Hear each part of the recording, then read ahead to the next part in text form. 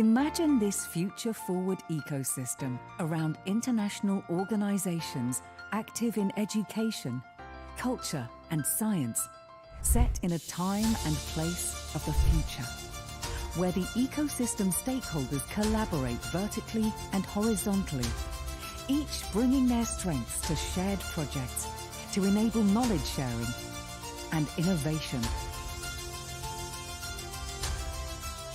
In this ecosystem, stakeholders are anchored in a desire to make the world a better place, where the past informs the present and where culture enriches our minds by offering beauty and depth. They're focused on sustainable solutions to educating children and adults of all ages and strive to enable tomorrow's scientific breakthroughs.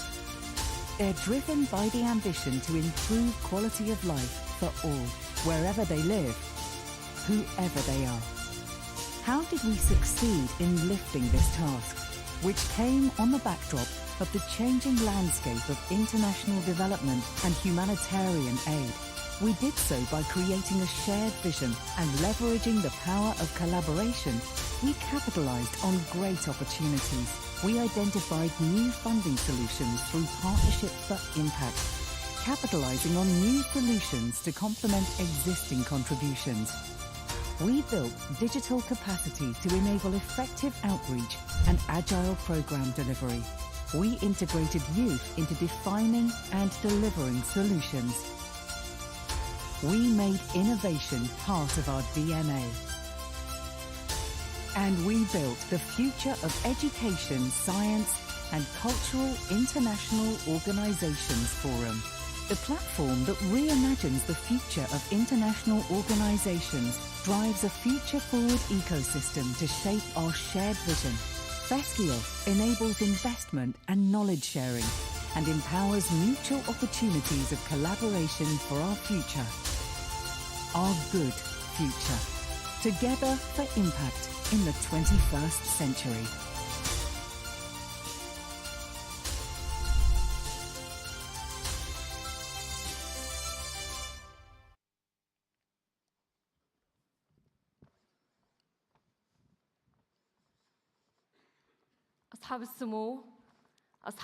Your Highnesses, Your Excellencies, distinguished guests, audience virtually, peace be upon you. Welcome to the conference of the future of the organizations of education, culture and science, presented to you by Alexo and the Saudi National Academy, SNC, for 2 days, and with more than 30 dialogue sessions and more than 75 speakers. Together, we'll discuss how we formulate a modern vision and to enhance means of cooperation between organizations, the first gathering of its kind, as we will walk together in this path to understand the changes of the 21st century. And since we are in CAPSARC, designed by the late Zaha Hadid, we promise you that we'll engage in inspiring discussions such as this astonishing architecture piece of art. Your Excellencies, ladies and gentlemen, Fatma Fahad, I'll be with you in presenting this conference and moderating some of its session alongside Rebecca McLaughlin. Your Royal Highness, dignitaries, ladies and gentlemen, the warmest of welcomes to this inaugural and important forum, the very first Future of Education, Science and Culture International Organization Forum. We are very proud to be coming to you live from the Saudi capital, Riyadh. And we are beaming and streaming right around the world. So to our international audience and viewers, marhaba, bonjour, hola, and good morning. This iconic venue in which we stand was designed by the late, great Zaha Hadid. It is, of course, a fitting place for our conversations today, with luminaries, with thought leaders, with visionaries from the fields of science, culture, and education. And we hope that you will join us in our endeavors to make the outcomes of this forum just as iconic as the venue in which we sit. So come with us, engage in conversation, follow us on social media, and make sure, as we wish to, that our endeavors to forge stronger than we already have in our existing ties, partnerships, knowledge sharing, investments, and collaboration will be realized. Fatma. That's right, Rebecca. Let's start the conversation, ladies and gentlemen, and let's roadmap the future of international and multilateral organizations along with future-forward ecosystems.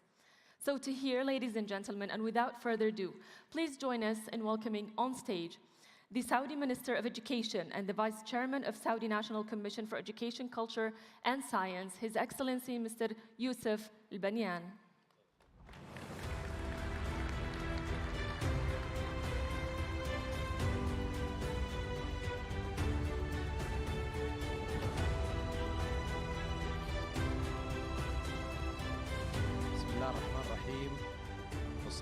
In the name of Allah, the most gracious, the most merciful, and peace be upon Prophet Muhammad, Your Highnesses, Your Excellencies, distinguished guests, ladies and gentlemen, peace be upon you. Here, from the Kingdom of Saudi Arabia, the land of culture and science, and the gathering of all civilizations, I welcome our distinguished guests in the conference of the future of the organizations of science culture, which is considered a great opportunity to set a roadmap for sustainable culture future, thriving communities benefiting from science and knowledge, and to formulate a joint vision as we all collaborate to exploit all the opportunities and to benefit from such opportunities. Distinguished guests, we are gathered here today in this conference, which is launched under the slogan, Together Towards Change in the 21st Century, which is also simultaneous with the Women Global Day in March of every year. And it is the day that we are proud of all the social achievement, the political achievement, as well as the economical, in addition to the social activities of the Saudi women. Ladies and gentlemen, my country, the Kingdom of Saudi Arabia, with the leadership of the custodian of the two holy mosques, King Salman bin Abdulaziz Al Saud, and His Highness, the loyal Crown Prince Mohammed bin Salman, with their vision supporting all the efforts to benefit from all the available opportunities from a global perspective to ensure that we achieve cohesion and to reach sustainable development and enhance the role of all sectors, be it educational, scientific, or any other sectors, as a main driver for any development process. As we are keen through this conference to enhance means of cooperation and sustainability among the international organization through discussions and dialogue, and presenting modern initiatives and building an international platform, incubating a system of multidisciplinary organization, and to formulate joint visions and to draw new paths of cooperation for sustainable partnerships. Allow me in conclusion to value the efforts of the international organizations in spreading the peace and launching the development enablers, education enablers, to ensure that we fulfill the sustainable development goals. And peace be upon you.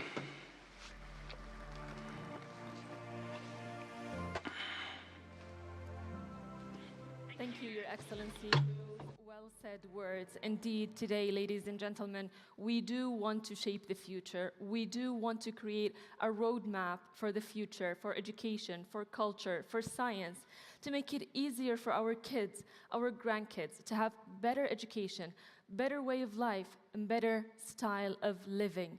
Now, when we have these conversations started today, it might take a while, but it's important that we are today starting the conversation on international level with multilateral organizations. And that's really important for us today to jumpstart. We are going to be discussing with main speakers, with key speakers today, key points and important points about culture, science, and education. We are going to be through more than 30 sessions throughout today and tomorrow. We're going to be discussing main topics in these fields, and over 50 or 75 speakers throughout today and tomorrow also. We're going to be talking, discussing, presenting, and coming up with inspiring ideas to improve this field.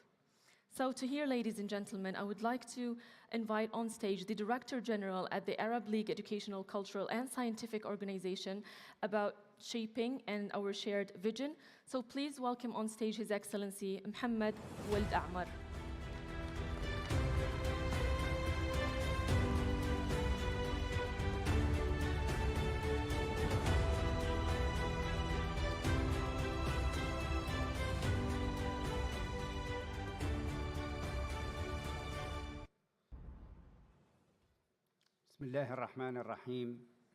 In the name of Allah, the most gracious, the most merciful, and peace be upon Prophet Muhammad and his companion, His Excellency Minister Al-Bnayan, the Minister of Education, Mr. Rakan Atong, the Deputy Minister of Culture,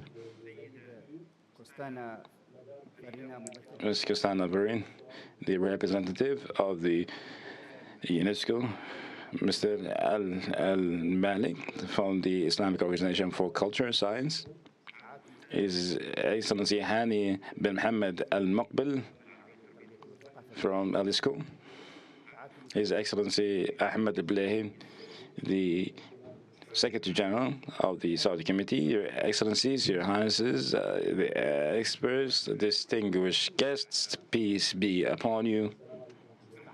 Allow me in the beginning to extend my thanks and gratitude to the Kingdom of Saudi Arabia, the land of benevolence and Arabian generosity, spearheaded by His Highness, the custodian of two holy mosques, King Salman bin Abdulaziz, and his loyal Crown Prince Mohammed bin Salman, may Allah preserve them, for all that the Kingdom of Saudi Arabia providing of support to the Alisco, for the generous sponsorship of the country to the experts and all that is provided to ensure the success of this unique global conference, the first of its kind globally. And also my thanks extend to His Highness Prince Badr, the Minister of Culture, as ensuring that all the programs are set appropriately, such as this conference, with the presence of the Alisco. I also extend my thanks and gratitude to the General Director of Alisco, Mr. Hani bin Mohammed Al-Muqbil, for his qualitative initiative since he came to this position in June of 2021, such as this initiative that should be highly acclaimed of and had foreseen the future, enabled the Alisco to further develop the partnership with the Arab and non-Arab countries, with the members of the executive board, and to convey this message to the international arena, to become an international platform of deliberation, of means of enhancing the cooperation to reach unified partnerships that will serve the future of humanity on all three fields. Your Highnesses, Your Excellencies, distinguished guests, the adoption of Kingdom Saudi Arabia to the initiative of Alexo, of the future of these organizations, and its quick and effective response and its acceptance to host this conference will truly enhance the role of Alexo to move forward toward more successes on both the international and the regional arena after its role was limited for the past 52 years on the Arabian level, as is truly believed of the different variables of the 21st century that exceed with better tools and instruments in all three sectors are view to the future as we are keen to benefit from all the opportunities and invest in such opportunities. Your Highnesses, Your Excellencies, distinguished guests, this conference does summarize the future, the past, and the present, the joint vision, the opportunities and cooperation, and to create a new system that expand the horizons of the different organizations working in the fields of culture, technology, and other sectors, enable 6 different sectors to participate: the communication sector, the IT sector, the private sector, the financial sector, the development banks, academia, the nonprofit organization, venture capital, and social investment. As we are confident, we do believe that the international community need to come together with the participation of all the stakeholders and develop good relationship amongst them. Distinguished guests, in the conclusion, I extend my thanks and gratitude to Prince Badr bin Abdullah bin Farhan Al Saud, the Minister of Culture, the Director of the Saudi Committee of Science, Culture and Education, and the organizing committee as they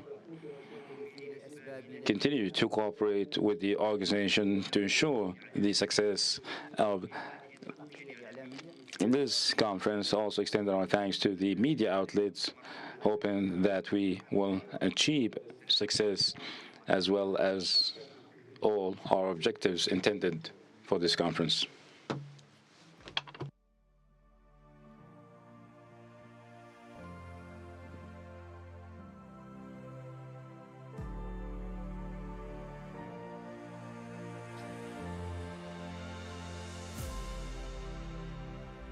Thank you, Your Excellency, for pointing out how shaping our shared vision will enhance the field of education, culture, and science, and create a better future for humanity in general. Now, ladies and gentlemen, as we mentioned, key speakers, pioneer speakers in these fields will be talking to us.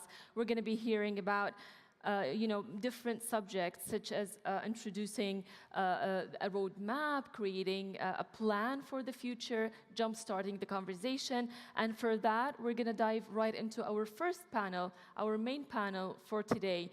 And moderating this panel will be my lovely colleague, Lara Habib, who will be up on stage in a moment, introducing her guests and her panelists.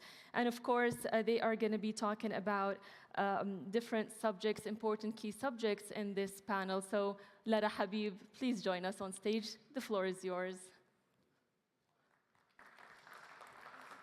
You're welcome.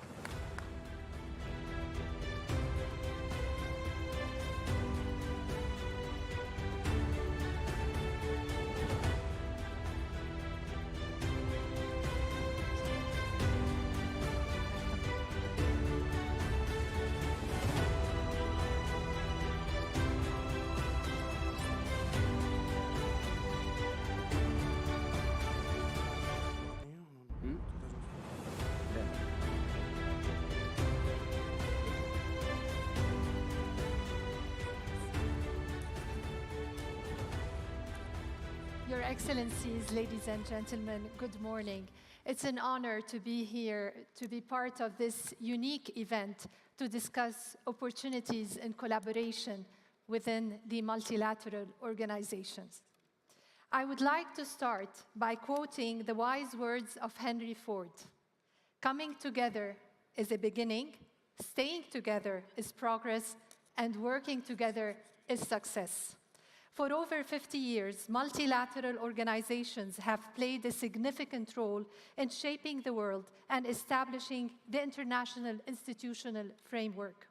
However, the pace of change in the world is accelerating, and the challenges we face are increasingly complex and interrelated.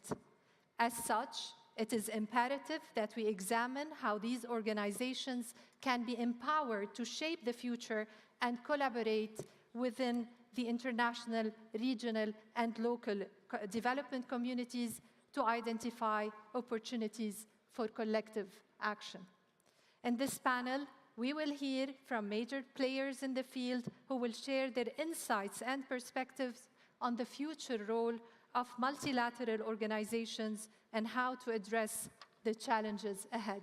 Please join me in welcoming Dr. Mohammed Wild Amar, Director General of the Arab League Educational, Cultural, and Scientific Organization, ALEXO, His Excellency Dr. Salim Al-Malik, Director General of the Islamic World Educational, Scientific, and Cultural Organization, ISEXO, and Ms. Costanza Farina, Director, Regional Bureau in Beirut and representative of UNESCO to Lebanon and Syria. Thank you all for being with us today.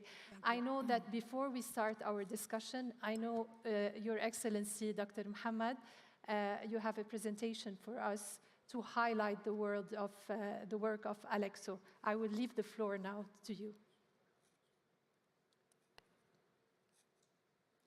Name of Allah, the most gracious, the most merciful. I'm glad to be here among the elite in their fields, both from the Arabian arena and the international arena, and it's a good opportunity to talk briefly about ALEXO, headquartered in Tunis, established in 1970. Specialize in all the matters related to culture, communication, and IT in the Arabian countries, and to coordinate all the policies of the Arabian countries in this field. Our main role to unify the intellect efforts in the Arabian countries, and also to work on to convey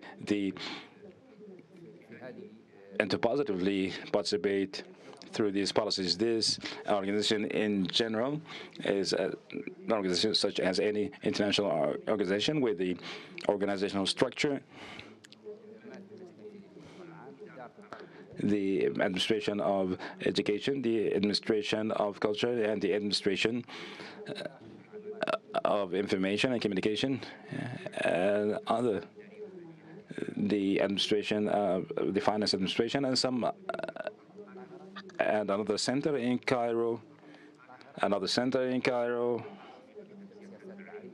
the Arabization policies, and another institution in Khartoum of Arabian language, graduating about 12,000 speakers of Arab language from the different countries of the world.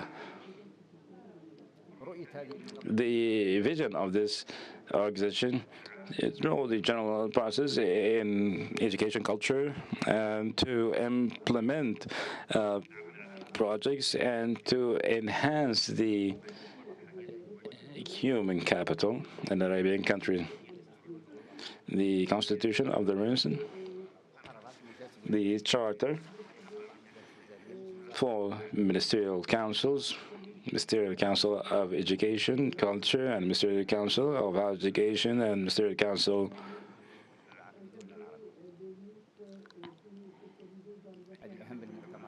most important conferences.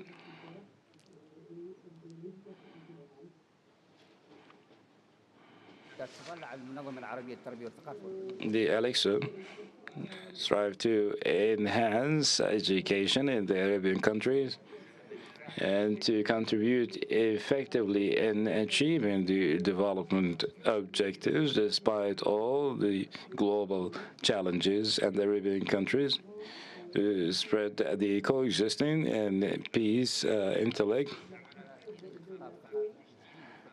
to renew the culture message despite the challenges and to enhance open dialogue with other cultures and the migrating Arabian intellect, as our environment should be an attracting environment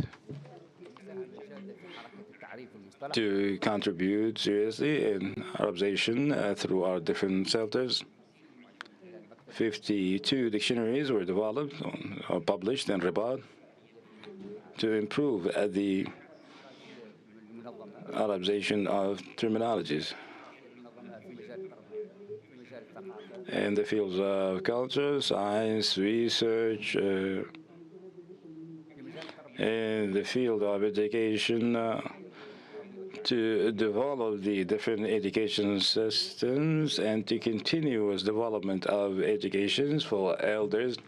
We understand the differences among the Arab countries to decrease illiteracy to lower percentages, while it is still high in other Arabian countries. Enhancing remote learning systems, specifically after the pandemic, to benefit from the pandemic by providing digital platform to care of the Arabian language, more openness to other languages,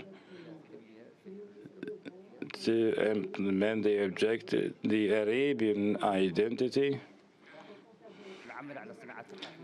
the culture industries, and establishing a joint culture Arabian market, and to provide support for the Arabian countries to register their historical sites with the international organizations, to preserve the culture of Palestine and Jerusalem, to preserve the historical cities in the Arabian region, in the scientific research, to transform knowledge into wealth. More than 1,500 experts in different disciplines, partnerships with the researchers to enhance the mechanism of nationalizing science, technology, and investing in the outputs of research. As the organization will launch this unique trial within the next few months, in addition to the partnership of the organization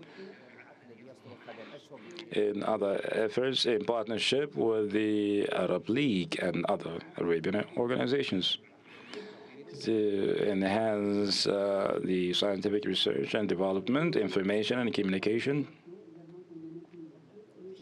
to foresee the renewable technology and to be deployed to serve education, science, and culture. The organization played a major role with unique trials in Comoro Islands, Lebanon, and other countries by providing devices, platforms, the technical support for the Arabian countries. Time doesn't allow me.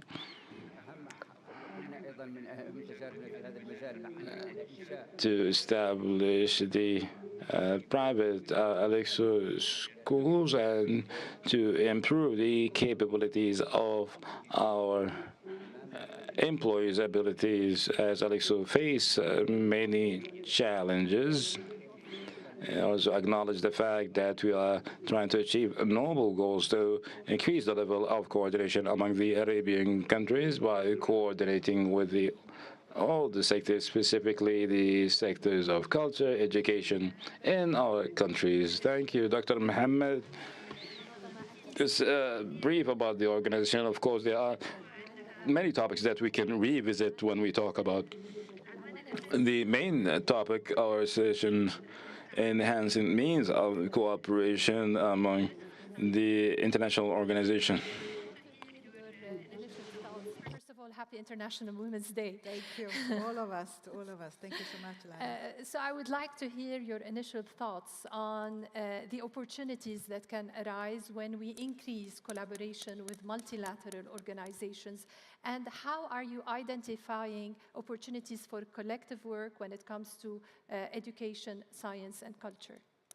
Thank you, Lara. Thank you very much. Good morning to all of you. Let me say that I'm extremely pleased and honored to be here today, and I wish to express my appreciation and gratitude to the organizers, to the two institutions organizing, particularly to His Highness Prince Badr bin Abdullah bin Farhan Al Saud, who is the Minister of Culture, and of course the chairman of the Saudi National Commission, and also His Excellency Dr. Mohammed Ould Ahmad, the Director General of Alexo. And I wish also to salute His Excellency Dr. Salim Al Malik, the Director General of UNESCO.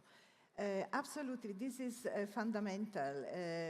International organizations have been playing a major role in the past. We shouldn't forget that, and actually this is the foundation for future collaboration, for new opportunities. We realize that the challenges we all face together as a humanity are huge, new, emerging. They evolve very rapidly, are transversal, are intersectoral, are supranational, like climate change. It impacts everybody. It doesn't impact only one country.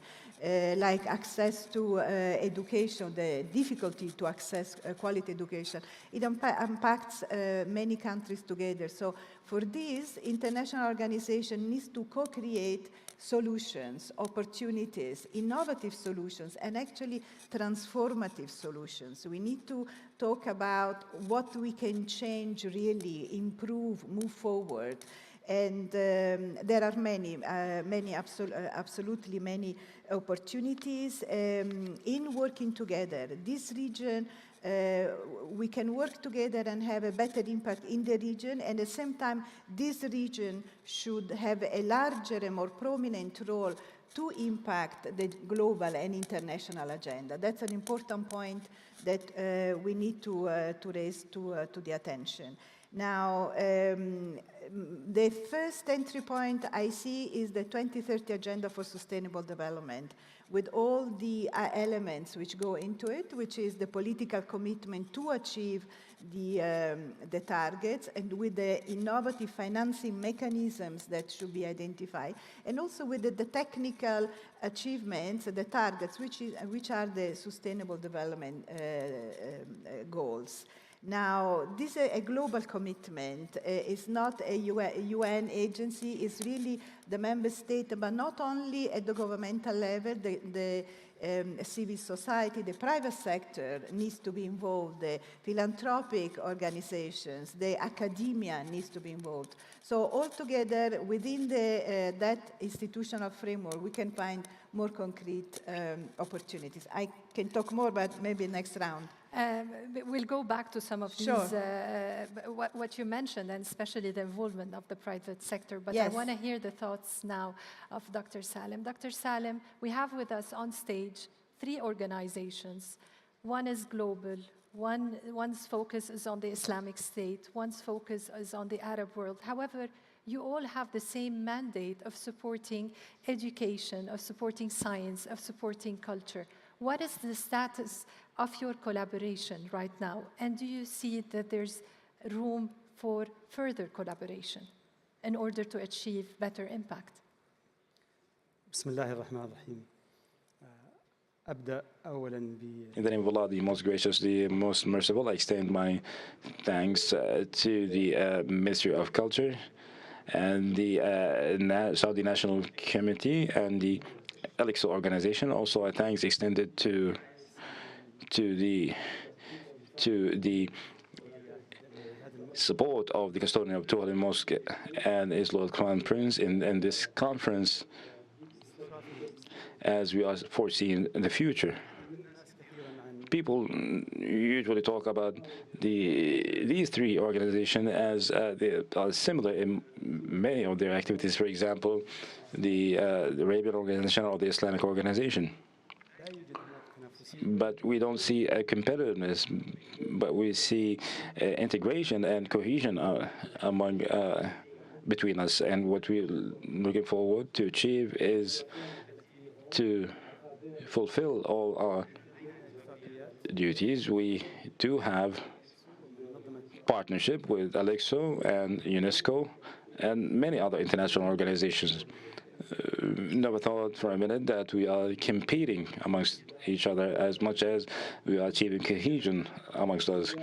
If there are any shortcomings, UNESCO will step in, or Alexo will step in, and if it's a grand project, we'll see all three organizations cooperating. And I always say that the collective effort among these organizations will increase the chances of success. But to work in silo or independently, projects will be delayed, and also the expertise is required of other international organizations in their disciplines. So we must achieve this coordination and collaboration amongst them. Can you give us some examples of successes in the past? Data share, for example, of the different sectors that you are concerned with. Are there periodic meetings that takes place between you? What are the successful examples that we should build on? The national committees in respective countries, it does have an oversight, or if you may review the efforts of these organizations, are there any shortcomings or any successes or successful efforts?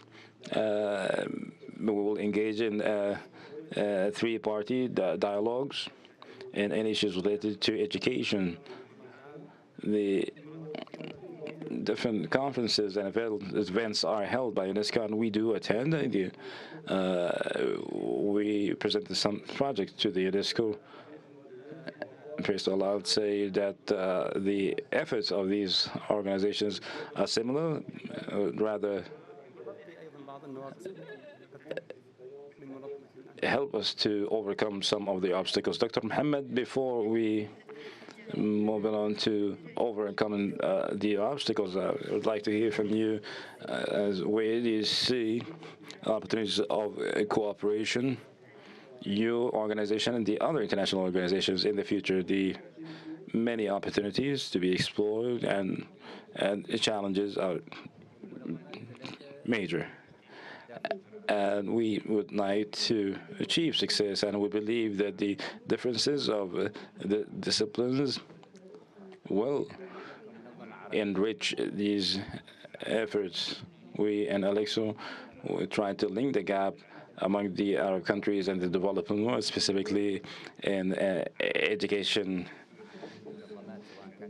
science, and culture. We work with all the international organizations in the framework of coordination, and Alexo soon will sign an agreement with the UNESCO, and this agreement will be after a deliberation with these entities to achieve the objectives. We continue to cooperate with UNESCO and different joint topics in these three disciplines in the Arabian countries and the global arena. Can you give us more details about these agreements in the field of coordinating efforts in culture and heritage, working closely with the UNESCO, the registration of the historical site, as we coordinate with the UNESCO, and administration of the Alexo in the field of education, certain policies.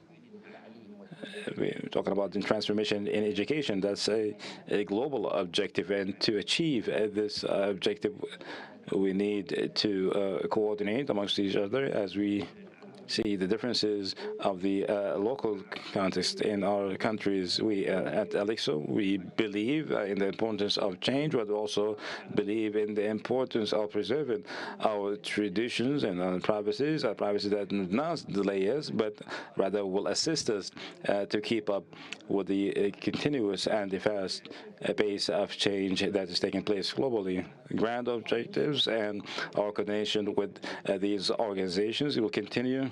The technology challenges not only touches the Arabian countries, but it's a global challenge. Education in the light of crisis, as we've seen in the past pandemic. In the previous years, during the pandemic, we tried to establish systems to meet all the needs during times of crises and emergencies. Now, with the challenges, the global challenges in these three fields, we are all aboard one ship, if you may, and we believe that the challenges remain as we all should continue to serve our collective objectives. We must coordinate our efforts, and today this is an opportunity to foresee the future. After 50 years of serving these three fields, we're able to achieve many objectives. These objectives weren't sufficient. Good opportunity to thank the Kingdom of Saudi Arabia to give us this opportunity, with gathering all three organizations to assess the previous phase, foreseeing the future, because we are facing grand challenges. And this moment, with the presence of all three organizations, we achieved a lot. Maybe did not achieve satisfaction, but as we foresee the future, with the transformation in education and the major challenges that we face as Arabian countries, crises, wars, affect us and affect the major sectors in our countries. Conveying this message to all, peace, security will not be attainable unless we achieve a development in these three sectors. Allocating budgets similar to those of defense ministries. That is the message you would like to convey. Peace and security can only be achieved if education, culture, and science given their rightful place. And of course, we want to create these opportunities. We want to remove the obstacles in the way. These multilateral organizations, they're large, they're complex organizations, and this means that decision-making goes through several layers, which makes decision-making less agile and more bureaucratic. Moving forward, how can we solve that? Well, the international organizations are actually intergovernmental, which means member states are the governing body. There is a governing structure. In fact, the policies are agreed and led by the member states. So it is very important that each member state plays fully the role to influence the choices. Now, this in terms of governing structure, and this is maybe one of the issues why it's not so automatic, let's say, the collaboration. The collaboration, from my point of view, should be thematic on key intersectoral challenges where we can bring different added values from our perspective. And this is what the Director General just mentioned, the agreement, and is being finalized between UNESCO and Alexo. And let me mention also something else, which is a very important element. I was talking about the Agenda 2030 for Sustainable Development, and of course, SDG 4 is the key goal for quality education, long life learning. Now, there has been, I understand the Director General mentioned also the Transforming Education Summit, which took place last year in New York with a number of partnerships. And this is one of the examples of the convening power of international organizations. So now that summit outcome needs to be translated at the regional and the national level. So there is a structure where Alexo plays a major role together with Morocco and Jordan from the Arab region and UNESCO in moving forward the work and the initiatives to ensure that every child has is offered quality education, and there are job opportunities, and there are and the skills of each learner are matching the labor market. So this is a concrete example on how on a strategic global priority, then international organizations can work together. And since I understand we were talking about culture, I have to mention something about culture, which is, of course, our collective passion, I understand. Now, everybody, one of the functions of UNESCO is the normative function. So there are a number of conventions that member states, again, agree. And this is the idea of setting standards where all member states and also other partners, not only government, are aiming at achieving for a better world for everybody. So the Convention 1972, without going too much into the details, but prepares, guarantees, safeguards natural and cultural heritage. And we are all very familiar with the UNESCO World Heritage List, and obviously Saudi Arabia has a number of sites on it.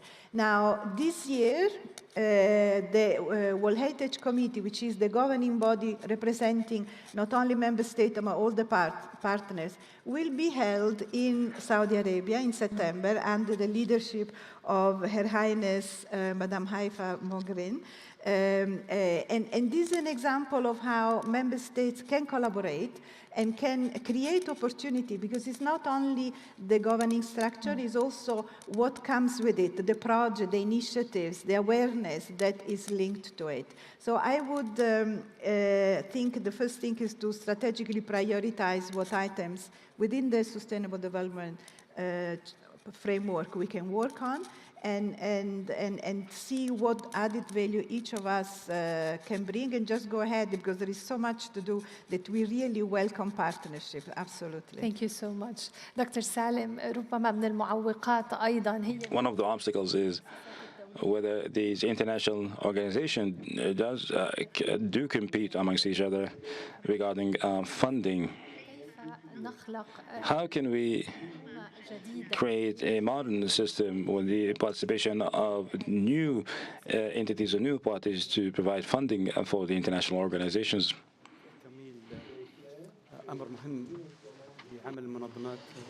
Yes, true.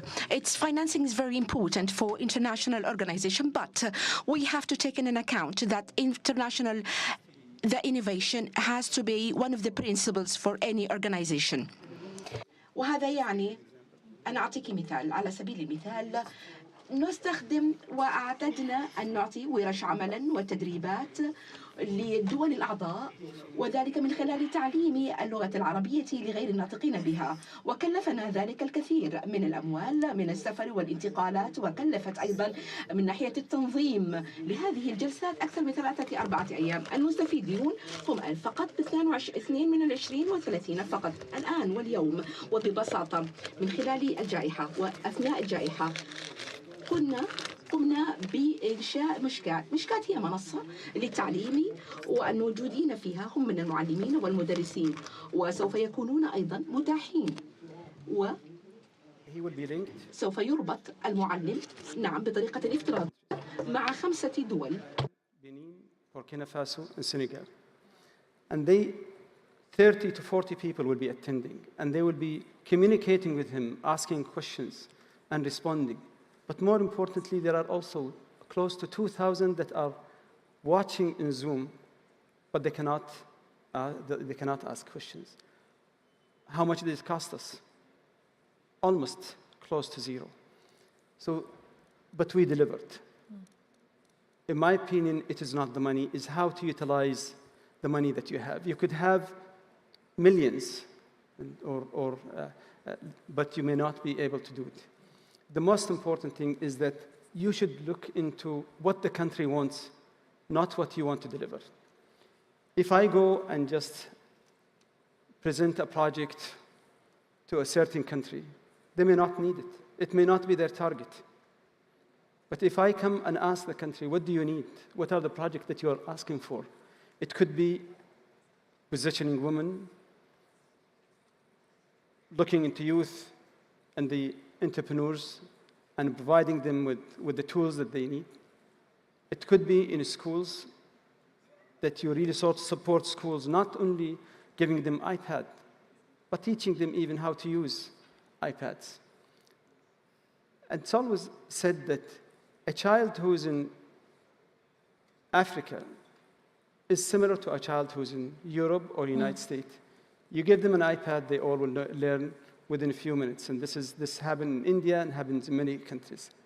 So it is not that just only the money, in my opinion, it's how to utilize that sort of money. Dr. Salim, because we have very few minutes left, so very briefly, very quickly, he mentioned technology and the role of technology.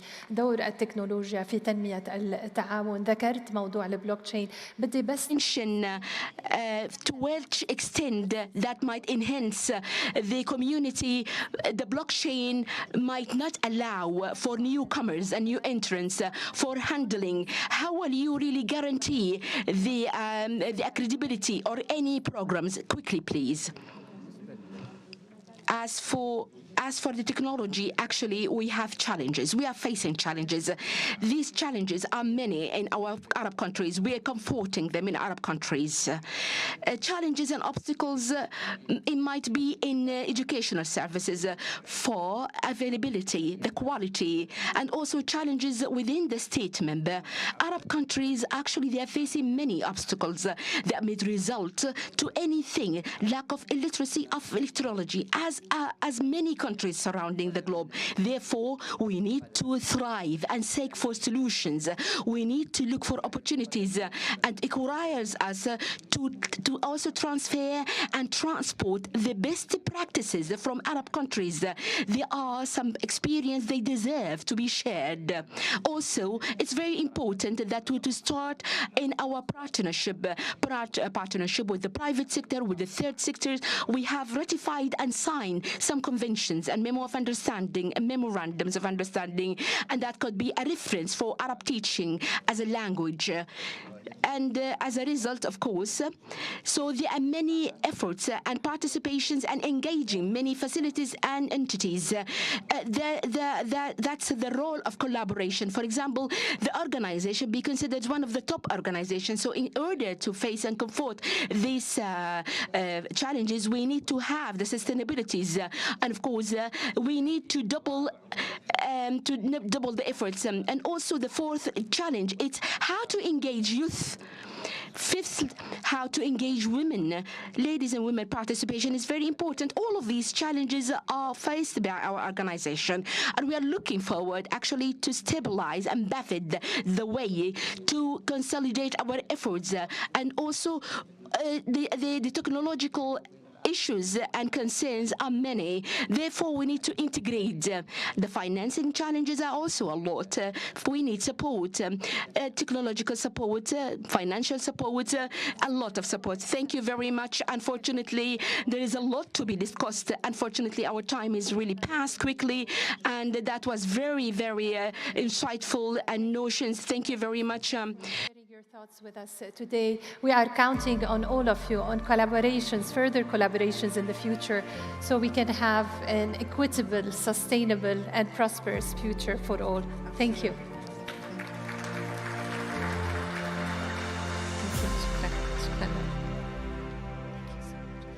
I would like now to leave the stage for His Excellency Dr. Mohammed Al-Jasser, Chairman of the Islamic Development Bank Group. Dr. Mohammed, the floor is yours.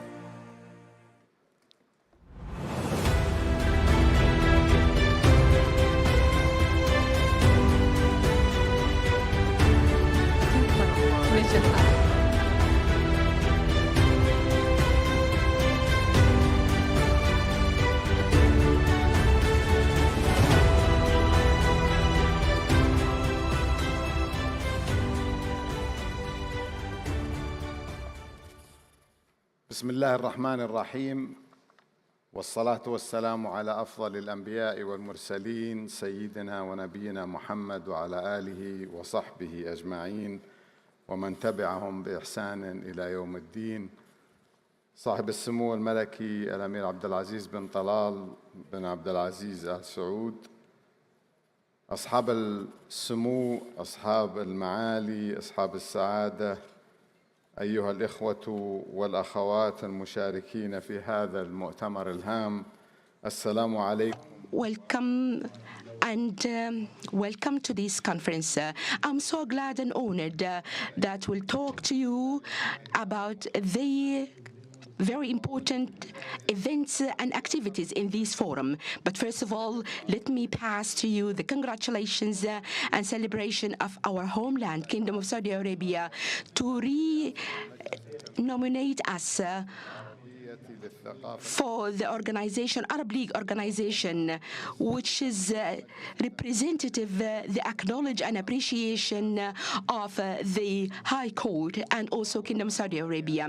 And I wanted to thank the organization team and committees for best selection, actually, of this theme, which comes also across the United Nations Sustainable Development Goal, which being condensed ready to go same alignment, to have the same thrive of the global world and adapting for the new workforce. And that might be taking place through education, science, and culture. And that also will tackle another point of it, which is enlarging the abilities for learning. There are many millions of children around the world. They are out of schools, being depriving away from education. For example, COVID-19 was laid by its shadow on these poor children who are deprived. Around 1 billion children are being deprived from education. Why? Because no lack of internet and lack of technology in development communities. In the Development Islamic Bank, we are thriving forward to adopt decisions and to find solutions, innovative solutions, in order to comfort the rapid challenges and to face the obstacles economically and financially. And the bank has increased with their accreditations more than 4 trillion, and that was between 1975 to 1984. So that was increased to $81.5 billion in the last decade, 2013-2022. And these accreditations and pounds are covered all and most of the state members in transportations, health sectors, and education and different utilities. The bank is emphasizing, since when founded, it's aiming to invest in education throughout different programs, initiatives, and initials. So we have founded more than 2,000 projects for education and rehabilitation projects in different state members with a total cost of $5 billion US dollars, including more than 1,120 schools and educational institutions were built.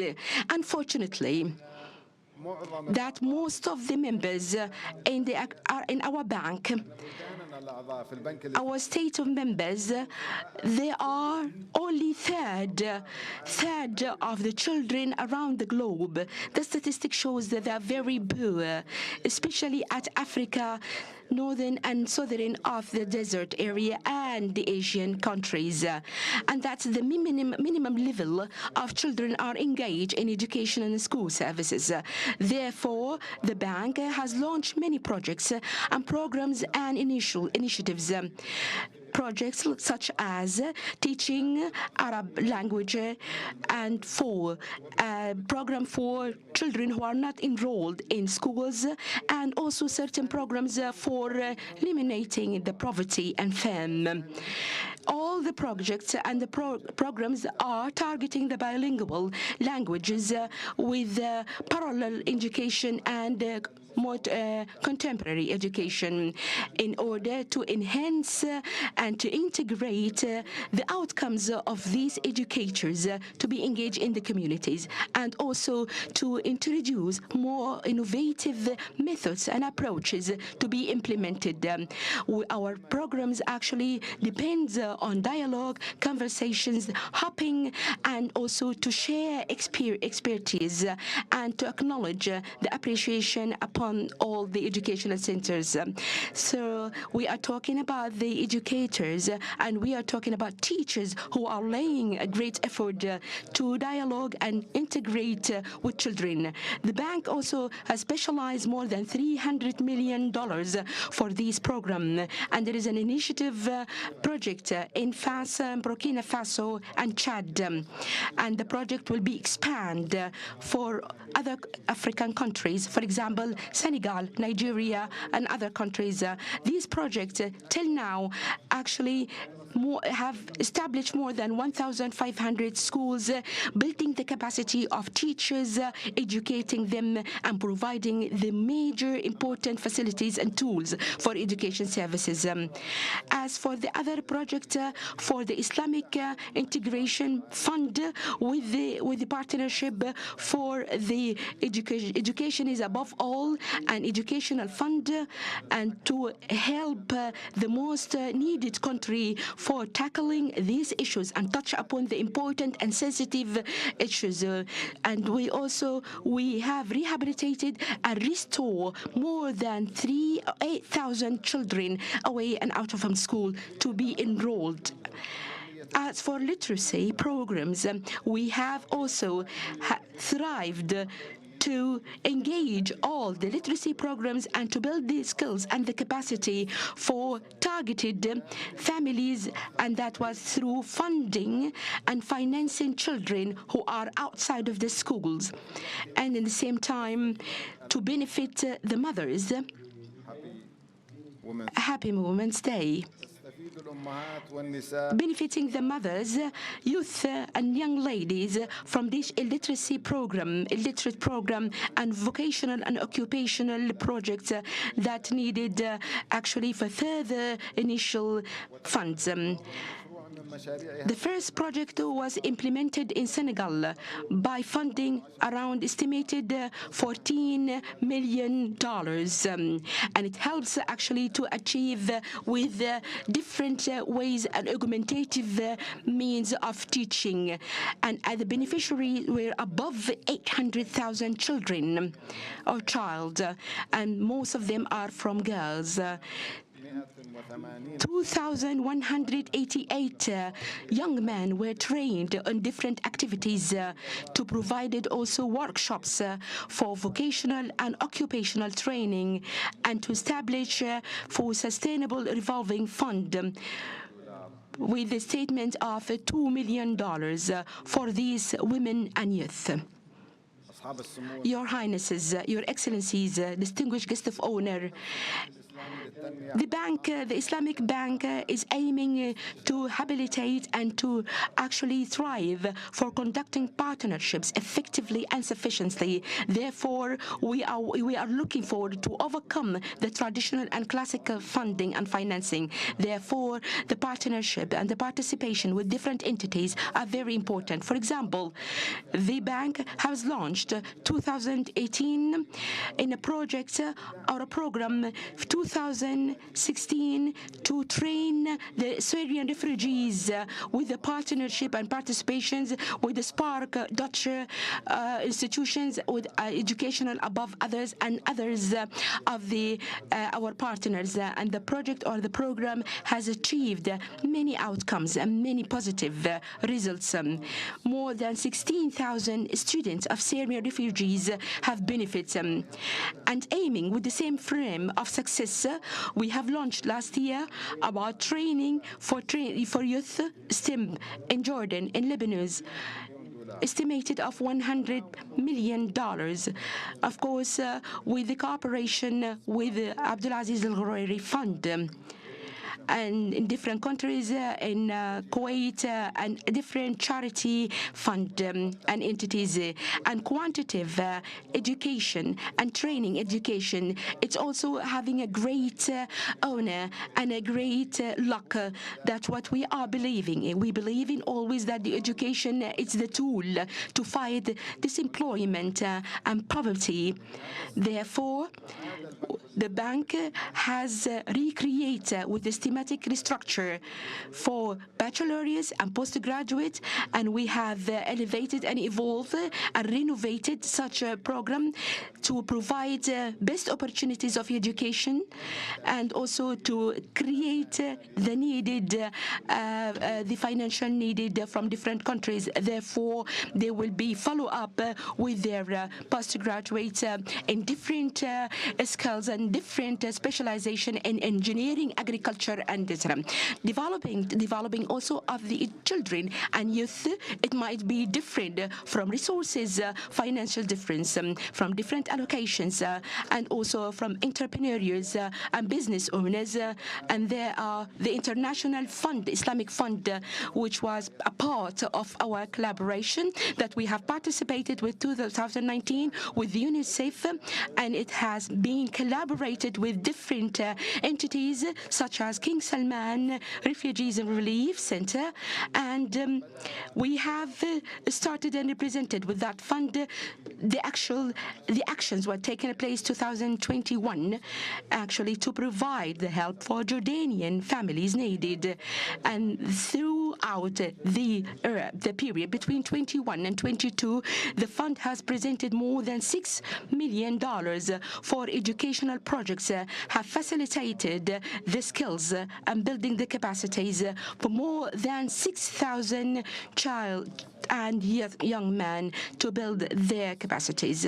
Your Excellencies, Your Highnesses, distinguished guests of honor, all of us believe that the education role has a great role in combating and comforting all the catastrophes and employing the sustainability in our societies and community. Therefore, we are thriving that the education will be a great element. We are executing and implementing many projects and for different levels, many different levels of education throughout the college, and that's through the King Abdulaziz projects. Therefore, in the same context, we believe that the wells are being taken. More than 500 schools being built for the most needed communities in Somalia. Therefore, these schools will also receive more than the children have been unstable. They're looking forward for a better future. And it's very important as well to build the human resource capacity. The bank is giving the priorities to invest on this domain and sector. In Indonesia, for example, the bank have supported more than 30 universities are related or being tagged to the government.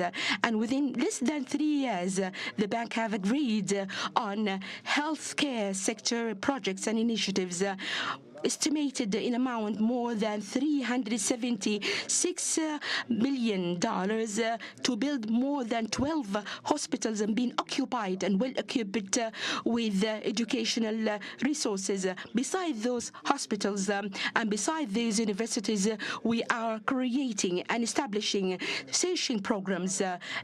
Beside, it will be included with different components, special components with workforce of the capacities for the health sectors. And the bank also have started Al Zarqa government hospital as it is as the educational hospital for training, and it will provide all the services for the community. And by the way, it served more than 2 million citizens in Azarga region.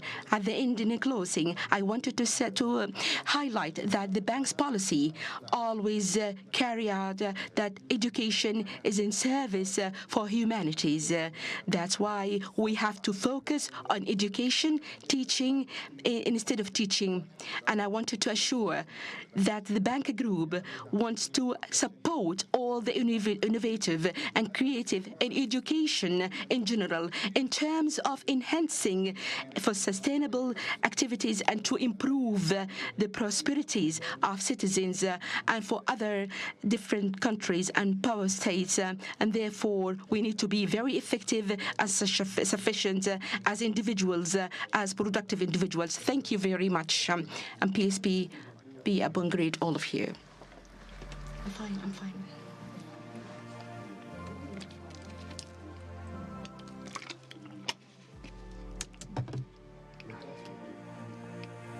Hello again, everybody.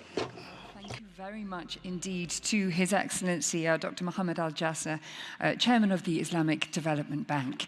We very much hope that you are enjoying the forums so far. We have a fantastic lineup of more guests, speakers and panel discussions for you this afternoon, and we very much look forward to you networking with our guests as well as contributing to our forum today.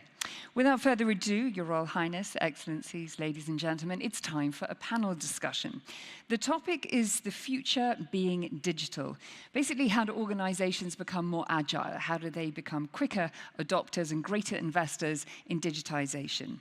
To lead the conversation and to introduce you to his distinguished panel of guests, I'm delighted to welcome to the stage Rudolf Leumeyer, here as a partner at Kearney. Please welcome him.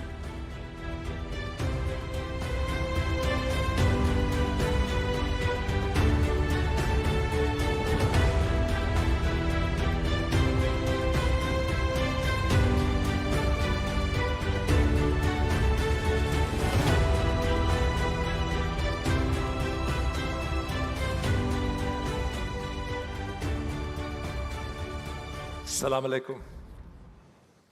It's a pleasure to be with you after the remarkable morning discussion that we've already had. The starting point for this panel is the simple fact that international organizations are arguably more critically important to the fate of this world and of the people on it than they have ever been.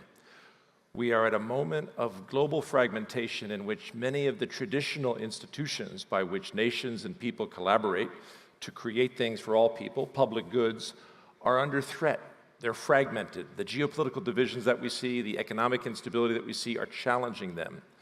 And in that context of fragmentation, international organizations represent crucially important connective tissue. And so it's vitally important that we strengthen them, that we bring to them the very best learnings from all sectors, including the private sector, to optimize their ability to deliver the public goods that they are mandated to deliver, to help them learn from the best to become the best. And in that spirit, we couldn't have a more remarkable panel than we have today to discuss those issues. To my immediate left, I'd like to introduce to you and please welcome her, Sarah Al-Husseini, the Head of Government Affairs and Public Policy for Saudi Arabia at Google. Please give her a warm round of applause. And we have Rob Thurner, founder and CEO of Burn the Sky, a globally leading digital learning platform. Rob, welcome. And with a special message to be sent via video, we have Dr. Marileza Oliveira, who's Director of the Division for Digital Inclusion at UNESCO. And now we have a video from her, and then she'll start us off. Please. Hello, everyone. I'm pleased to speak at this important event as its themes permeate the work we do in the communications and information sector of UNESCO. Over the last 2 or 3 years, the pace of digitalization has accelerated, with an additional 782 million people coming online since the onset of the COVID-19 pandemic. The internet has become a lifeline for connected individuals and communities, making societies more resilient. However, digitalization is not benefiting everyone equally. 2 main digital divides, unequal access to connectivity and unequal capacities and competencies to create value through digital technology, still prevent individuals, small businesses, poorer remote communities, and less developed countries from deriving the benefits afforded by digital technologies.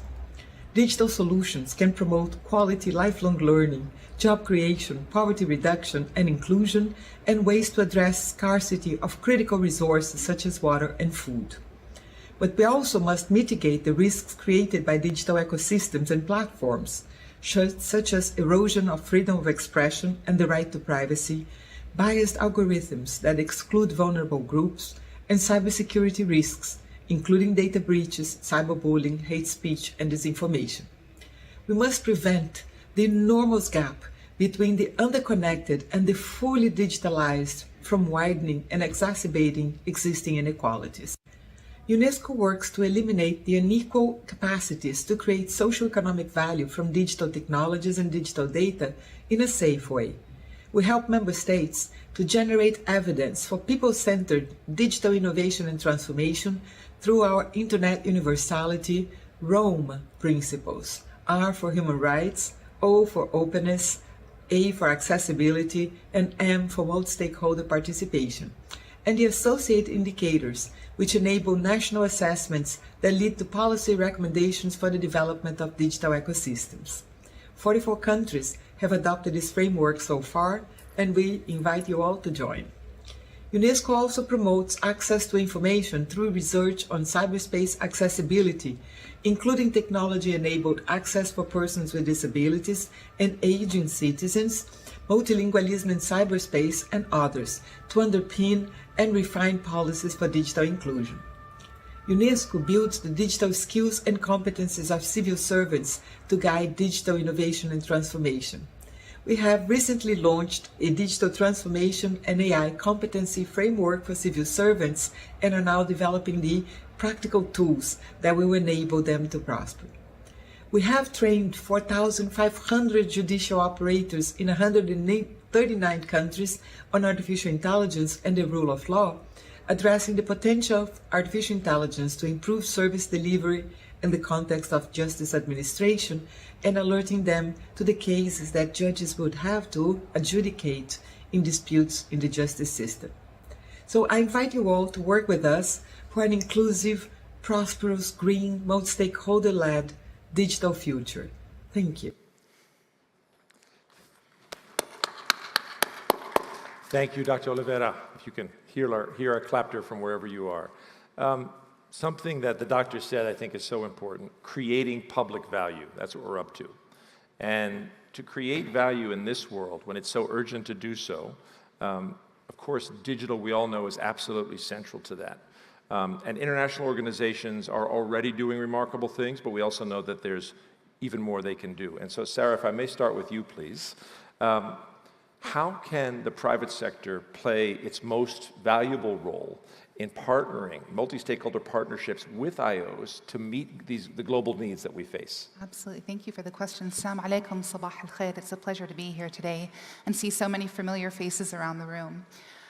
It really is a three-pronged approach, and so for companies like Google, engaging on different layers is very important. The first of which is a bottom-up approach. So we work in markets across the globe. We're able to see on the ground what the real need is and develop tools and solutions to then share these with international organizations and their member states. So for example, working with the World Food Programme and UN agencies on flood forecasting or wildfire tools to track what the social, physical, and economic impact is going to be on people on the ground, sharing these with the international organizations to help plan. So this is the bottom-up approach.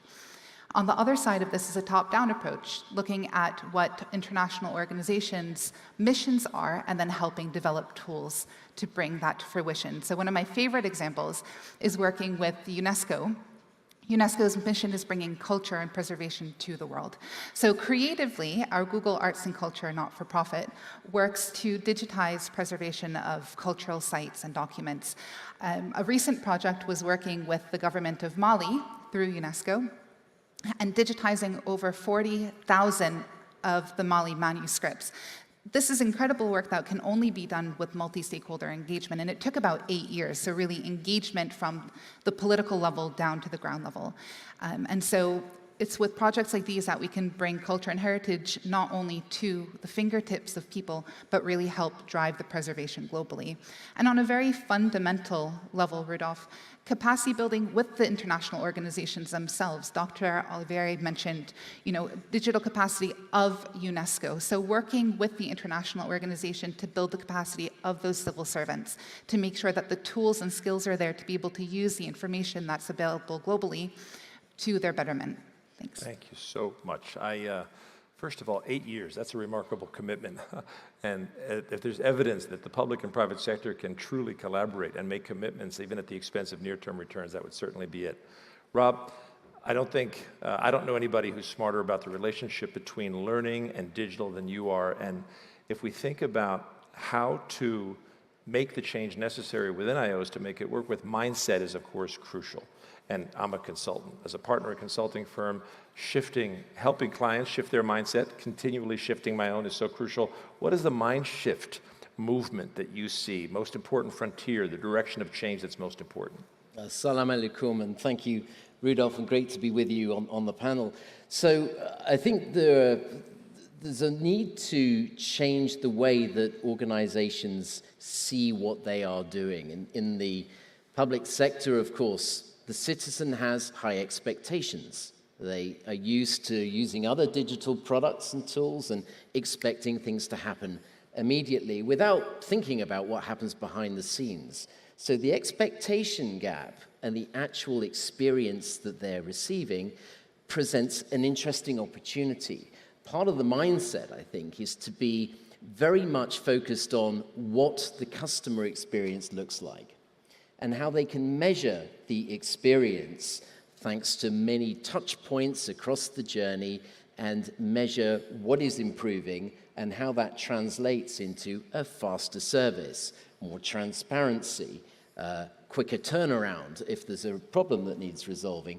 So focusing on the customer and the customer need and then building that into a customer experience journey map and taking actions at the end of it to improve in a demonstrable way. It's a win-win for the ministry. They can prove improvements in what they're doing to change that service, close the loop in real time, and of course for the user they're getting a better experience, which means they're more likely to recommend the service to others, which is an important part of our digital economy. Absolutely. And I mean, in that frontier of citizen service, citizen-centric delivery, something the private sector has to master. Private sector entities that don't master that equation fail. In government, we have a different position. We can survive longer even if we don't succeed. And so that relentless spirit of innovation, and maybe we can return to this idea, something, Rob, you've mentioned to me previously about the willingness to fail and experiment is so important. But let's take a specific use case of climate action. Sarah, we know that technology is much discussed as a means of accelerating the sustainable development agenda. In the case of climate action, what is Google's perspective on that? Yeah, absolutely. This is such a hot topic at the moment. Moving forward, it's going to continue to be. Sustainability has always been at the core of Google's values, and so we believe in leading by example and then scaling these examples for other companies and users to be able to put this good practice to use. So I'd like to share maybe a few figures and facts to start off with. So for the past 2 decades, Google has been working on decarbonization of its business, and in 2017, we became carbon neutral for our operations, and the first company of our size to 100% match our annual global electricity consumption, which was not a small feat. And so for our 3rd decade of climate action, our goal is to be net zero across the operation value chain by 2030. This is 20 years before the goals of the Paris Agreement. So hopefully, again, taking into consideration this leading by example and then pushing it forward to others. So we aim to achieve this by eliminating our entire carbon legacy, aiming to operate on carbon-free energy around the clock in our data centers, some of which are coming to the region soon in Saudi Arabia, Qatar, and Kuwait, which is very exciting. Investing in technologies to help our partners, and then investing in nature and text-based carbon removal strategies. So it's important for us to make sure that we're not only operating sustainably, but it's because it's good for the planet, but it's also good for business, so incentivizing businesses to follow suit. The two other pillars are supporting our partners, and we see this very much by bringing AI-powered tools to the market. So for example, Google worked with the Saudi Data and AI Authority and the Ministry of Environment, Water, and Agriculture, that is a mouthful, to bring the Google Earth Engine at the Global AI Summit last year, a fantastic event that we're looking forward to this year. This tool helps policymakers and decision makers anticipate what climate action is going to do to their local economies and then help people and communities on the ground prepare for it at a policy level. So again, leading by example by, as a company, helping decision makers and policymakers make good decisions for their communities. And then lastly is the scalability aspect. So making sure that users are able to take these decisions into their own hands. So in the MENA region, we've seen a big shift to diversifying economies, and especially in countries like Saudi Arabia, where tourism, near and dear to my heart, is a big, big part of this equation. So in MENA last year, we launched 3 different programs online on search. One, you're able to see the impact of flights that you're going to take, and so you'll be able to search for flights with the least carbon emissions to be able to make those choices. Eco-friendly stamps on hotels, so we work through international organizations like the UN World Tourism Organization and World Trade Organization to work with the private sector companies across the board to take what they're doing in an eco-sense and post it online so that users are aware of what they will be experiencing and what they're contributing to. And last really cool thing in an up-and-coming part of Saudi Arabia is the road trips, right? Driving from Jeddah to El Ala or to Neom. And so you'll be able to see the carbon emissions of that road trip and what the impact is going to be. So by scaling this, we're working with international organizations, with the private sector, and then with users to make informed decisions on climate action. Fantastic. I think something that recurred in what Sarah just said is this idea of scaling. And IOs, by their definition, to reach their maximum potential and to make the difference we need them to make, have to understand how to scale. But everybody's been involved in technology and in private sector and had a chance to grow up a bit in Silicon Valley knows there is an engineering and an art to scaling that is non-trivial. And building digital capabilities, of course, is crucial to all of that. So, Rob, if I can come back to you, please. So if we think about learning from other sectors and how IOs can learn from other sectors in that regard to build digital capabilities, what do you see as most important? Well, I think the key thing here is collaboration, and it's collaboration on a level of technology. So I'll start with that one. I first came to the kingdom 5 years ago to Jeddah and was doing some work with Elm. Now, Elm were creating at that stage some very sophisticated products, technology products, most obviously Absher, and they were wondering how they could use this technology and scale this across other departments, other ministries, and then ultimately to export this to third parties, to private sector organizations. So their scale experience was based on understanding, go back to the point about customer experience and new ways of developing a unified product that could then be integrated with other services. Saheti, Mujas, Najes, each of them products developed on top of the Absher technology. And this collaboration then gets you thinking about other sectors. Now, of course, in the public sector, there is no competition. So if the citizen has a bad experience, well, tough, they're stuck with it. But part of the learning, I think, comes from looking at sectors like financial services and telco, both of these rich in data, as indeed public sector organizations are.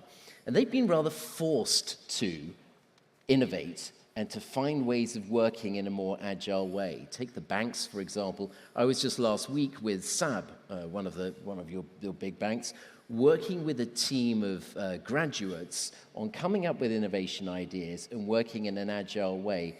All of these guys understood what it feels like to be in a startup in their early 20s. They have that mentality.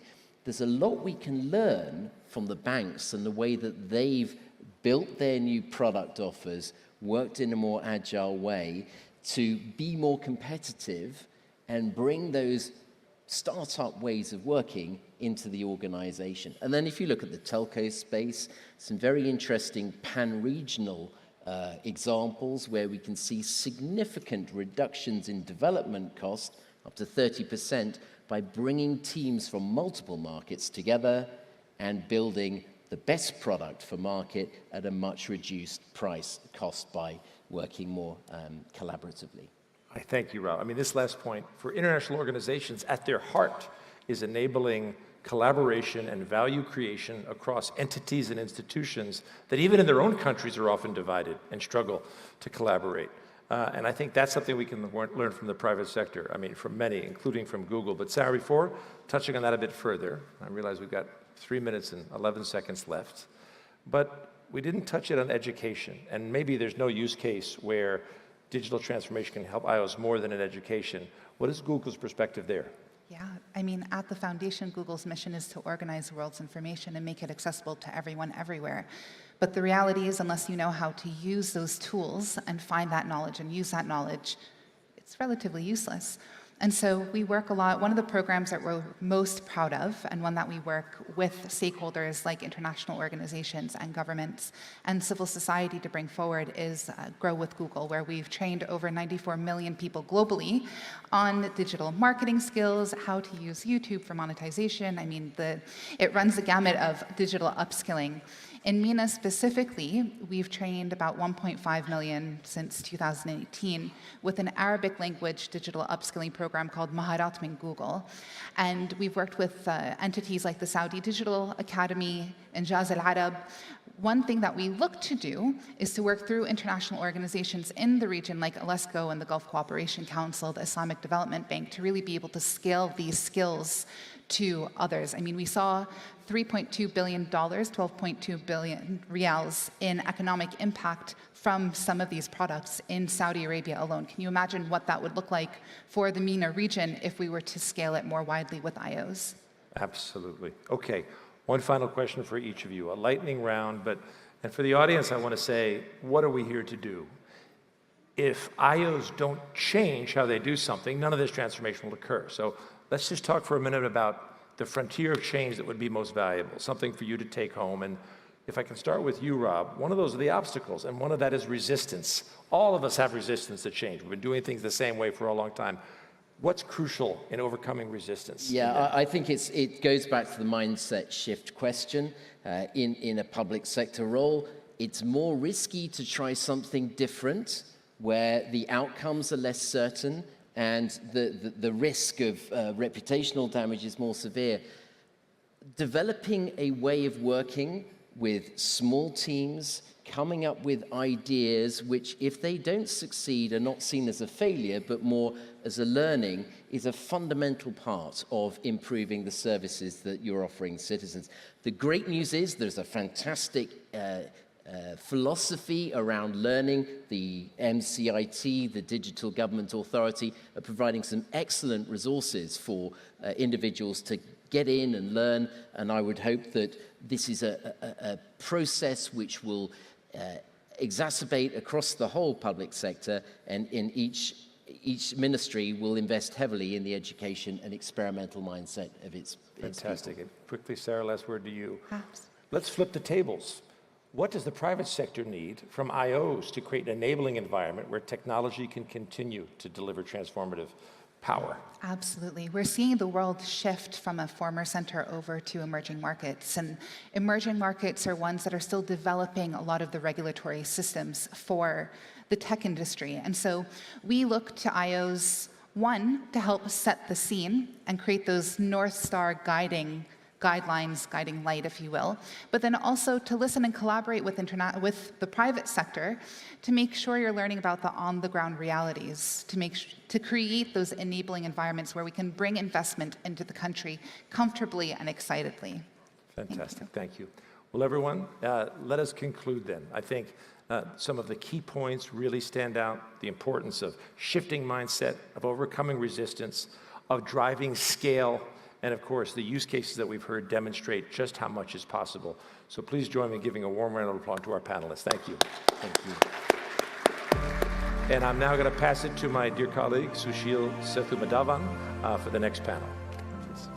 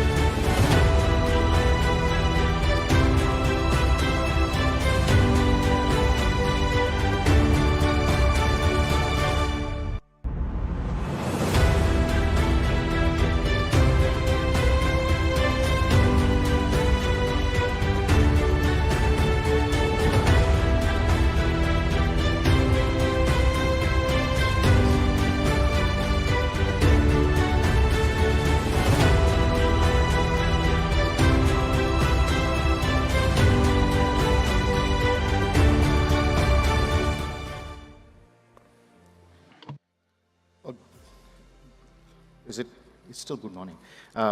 Good morning, everybody. Thank you for your attendance. I'm extremely delighted to be here in the presence of experts, and I say this seriously, and especially let me quickly introduce Her Highness Princess Haifa bint Abdulaziz, permanent delegate of the Kingdom of Saudi Arabia to UNESCO, Dr. Saeed Al-Wafal, Chief of Education Survey at the UNESCO Institute for Statistics, and Dr. Alan E. Goodman, the Chief Executive Officer for the Institute of International Education. It's not very often that I get a chance to be the little child standing at the shores of an ocean of knowledge on a specific topic. And I'm very passionate about sustainability, and I've been learning about the SDG over the past few months, and I'm really glad that I'm here to have this conversation with you. And maybe I would quickly start, and because no further introductions, we'll go right into my questions. Firstly, Your Highness, kicking off with you, if you could enlighten us on your perspective of SDGs overall and the highest priorities and the biggest gaps that we see right now. Well, thank you very much. But I need to say a little bit of introduction. Please. I want to congratulate again all the women here and all the men for the International Women's Day. Happy International Women's Day to everyone. Absolutely. If we look at the SDGs in general, the Sustainable Development Agenda in general, it came with a new way of thinking. A thinking that was not there in the Millennium Development Goals. It transformed the way we think. And it was ambitious, still ambitious, and creative one way or another. Mm-hmm. The 17 goals are highly interdependent, interrelated, and interconnected. In terms of everyday language, you cannot fight poverty if you don't have education. Actually, according to some studies, the poverty level can be reduced by 50% once you increase the education. Mm-hmm. And this interdependence and interrelationship, you cannot reduce poverty without investing in education and without having a healthy environment. So you see, this is the beauty of Sustainable Development Goals. Now we launched this beautiful Sustainable Development Goals, colorful Sustainable Development Goals. I used to call them my children, 17 children. And we started this amazing journey, and we're almost there. 2030 is around the corner. Yet the world faces a lot of challenges.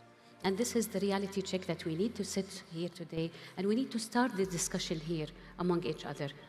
What are we doing now? Yes, we have these ambitious goals. We committed to these ambitious goals, but what are we going to do now? Too many things are happening now in the world. We have the geopolitical conflicts. We have the climate change. We had COVID. COVID changed the whole story. It showed us the gaps that we have. I mean, we have the artificial intelligence, we have the technological advancement, so many things that are happening. So if you allow me, I would just list a number of things that we need to consider now when we are looking and assessing our achievements vis-a-vis SDG. I'm not going to talk in detail in numbers, but I will leave this to my colleagues here, but I will talk about the overall picture of the SDGs. First of all, with regard to health, when we talk about COVID and the health perspective, it's a specific goal. And what is the readiness of the health systems? And this is something that we should look at. Readiness of health systems to adapt when pandemics hit. And this is very important. What is the role of open science and research in finding the right vaccination and having the international collaboration in this regard? And also there's a need to focus on mental health. We've seen as a result of COVID, a lot of people suffered from mental health cases that need to be paid attention to and need to be considered. Even though it is not written in the script of SDGs, we need also to focus on this. With regard to education, a lot can be said, and I will leave this to my colleagues here, but definitely readiness after crisis. If today a disaster hits, God forbid, can we go to schools tomorrow? In Saudi Arabia, when COVID hit, we were ready next day. Yes. The connectivity was all over. The students were able to go to virtual schools next day, but this is not the case worldwide. Are we ready? And this is a very important question. Another thing, who is here is using or has ever used ChatGPT? Guilty. Yeah, here you go. And now students are using this to write their own essays and their own, and it can be highly evaluated. Now the question is, how can we assess the outcomes of education? How can we assess the quality of education? And how can we really ensure that children in schools learn properly? And when we say properly, we say quality of education. With this evolution of AI, and more is going to come. Absolutely. So are our tests relevant? Are our evaluation relevant? And this is the question that we should ask ourselves. In addition, research, and it's already in goal 19, but I think R&D should be given more weight as we progress across SDGs. It is more of a cross-cutting thing. It's cross-cutting health, it's cross-cutting education, cross-cutting poverty, and I think investing more and more by government in research centers is very crucial into the achievement of SDGs. Now, there's a very humanitarian issue that I want to stress here. Refugees, the number of refugees since we started on SDGs increased until the latest, I'm sure there are more, until the latest increased by 35%. Now, there should be more focus on refugees because we want to leave no one behind, and those no ones are increasing. We need to focus more on that. The number of refugees is threatening to the achievement of SDGs and the welfare of human beings and our duty. Now we look at the region, in the Arab region, we have a highest number maybe of refugees here. What are we doing? Do we have proper schools built for them? Do girls go to school? Yes. Do we have enough educators? Do we have enough proper schools for these children and when they just turn into these camps? Some of the camps are for 4 and 5 and 6 years. So what are the qualities? What are the quality of education? Do we have literacy there? I am sure we do have literacy. We went back in some of the indicators in this regard. So I think this should be addressed honestly, openly, with clear numbers, statistics, even if we have to use biometric data. Let's use them, if it's for the good of refugees and for the advancement of human beings. I know I talk too much, just give me a little bit more. There's a lot I want to say about how can we refocus our work with SDGs, but definitely the capacity for data collection and monitoring is very important. Institutional capacity and individual capacity. So can you and I, if we work in the statistical commission in any country, can we collect proper data? That's number one. Number two, do we have the proper institutions to sustain this? And I'll give you an example, and we talked about it in the backstage here in the green room. I was talking to a fellow colleague in UNESCO, and he told me that in some of the reports, their numbers were staggeringly bad and not reflective of what is happening in their country. And when they dig deeper, they realize that the focal point that was followed up with has resigned from his post and did not hand over to the next person. So he was followed up with, and he could not provide the data. And the report was negative just because one person failed to hand over to the next person. Can you imagine? So how can we create proper institutional setting? How can we use technological advancements? Right. The websites, the interactive sites, I mean, I'm not an expert, but I'm sure there must be a way to increase that or increase the efficiency of that. And there must be clear investments, donations, funding to the statistical commissions. And I'm talking not only in the UN, also globally. So if we talk about official development assistance, some of them should go to the statistical commissions to be able to measure what we are doing. Where do we stand? How do we fare honestly and clearly? I will finish just at the country level. Yes.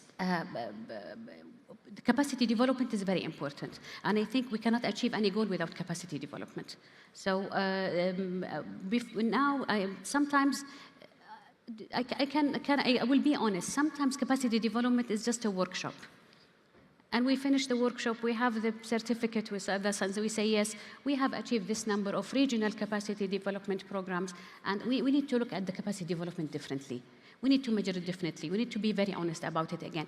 And the programs of capacity development should have a proper assessment to them.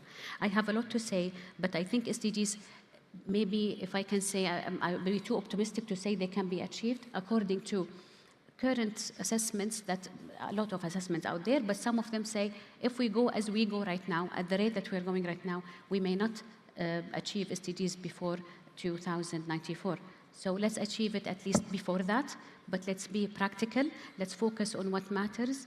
Everything matters, yes. You cannot cherry pick in SDGs, but let's focus on the dire humanitarian needs. That's number one. Number two is how to build strong institutions that can implement and carry the success forward. Now, I have a lot to say about data, but I will stop right now to give the room to my colleagues. And I know that Dr. Said also has a lot to say about data. I'll just quickly come to you, Dr. Said, about the potential trade-offs or the linkages between the SDGs, and if there's a tipping of balance towards education, as you see it. Bismillah ar-Rahman ar-Rahim. Assalamu alaikum. So, are we going to show the few notes about the data now or later? We could very well, I think. Yeah, we can. I think it's good that ready? we can, yes, because it will be very important to show the numbers. Absolutely. And how the numbers are telling us about the extent to which we are on track to achieve the goal that we have defined for ourselves, and what are the next steps, and what are the challenges, and also what was the impact of the COVID-19 on the education system that are still suffering and recovering from the pandemic, and what are the measures that could be put in place to put back not only the education system, but transform the education system to a better systems. So I will have a brief talk about data and show really what they are telling us about the situation. The focus, of course, will be more about SDG 4, but I will have a few words also about the COVID-19 pandemic, and also the monitoring of target 9.5 on research and development, and also on culture, which is target 11.4. So what was the impact of the COVID-19 on the education system? So some numbers to retain from this pandemic. So at the peak of the pandemic, there was 1.5 billion students and youth across the planet that have been affected by school and university closure at the peak of the crisis. We're not having access to education because of the crisis. And we estimate that between February 2020 and February 2022, schools were fully closed for an average of 20 weeks globally. And this number are even higher in the case of South Asia and Latin America and the Caribbean, where full school lasted more than 35 and 37 weeks respectively. The problem with the school closure is that it does not only affect the education, but we have also children that miss out other opportunities, like, for example, school feedings, like school-based health care and support, and peer interaction with others. So it was not just about the school, about learning, but it's also about other important factors as well. So we had already before the COVID-19 already a learning crisis, but this crisis has been exacerbated by the COVID-19 pandemic. So we estimate that in 2019, we had 50% of children globally that were not able to read and understand a simple text by age 10. So some simulation in 2022 show that this share will be even higher because of the school closure during the pandemic. It will rise to 64% as estimated. Now, let's go back to the monitoring of SDG 4. So I will briefly talk about the SDG 4 benchmarks, which is the mechanism that was developed by UNESCO in partnership specifically between the UNESCO Institute for Statistics and the Global Education Monitoring Report. It is the mechanism that was agreed internationally to assess the progress and to monitor the progress toward the achievement of SDG 4. So we had very important education event in 2022. So as we are still recovering from the COVID-19 pandemic, there was two very important meetings in 2022. The review of the SDG 4 by the high-level political forum in July 2022, and we had also the Transforming Education Summit in September 2022. And so it's very important that, and very timely, that in this context, countries have agreed to set benchmarks, target goals for themselves for 7 indicators. And these indicators were chosen not randomly, because these indicators are the ones that every education system needs for its own monitoring, for which data are available, and they are the easiest to, and we have already natural target and benchmark for these indicators.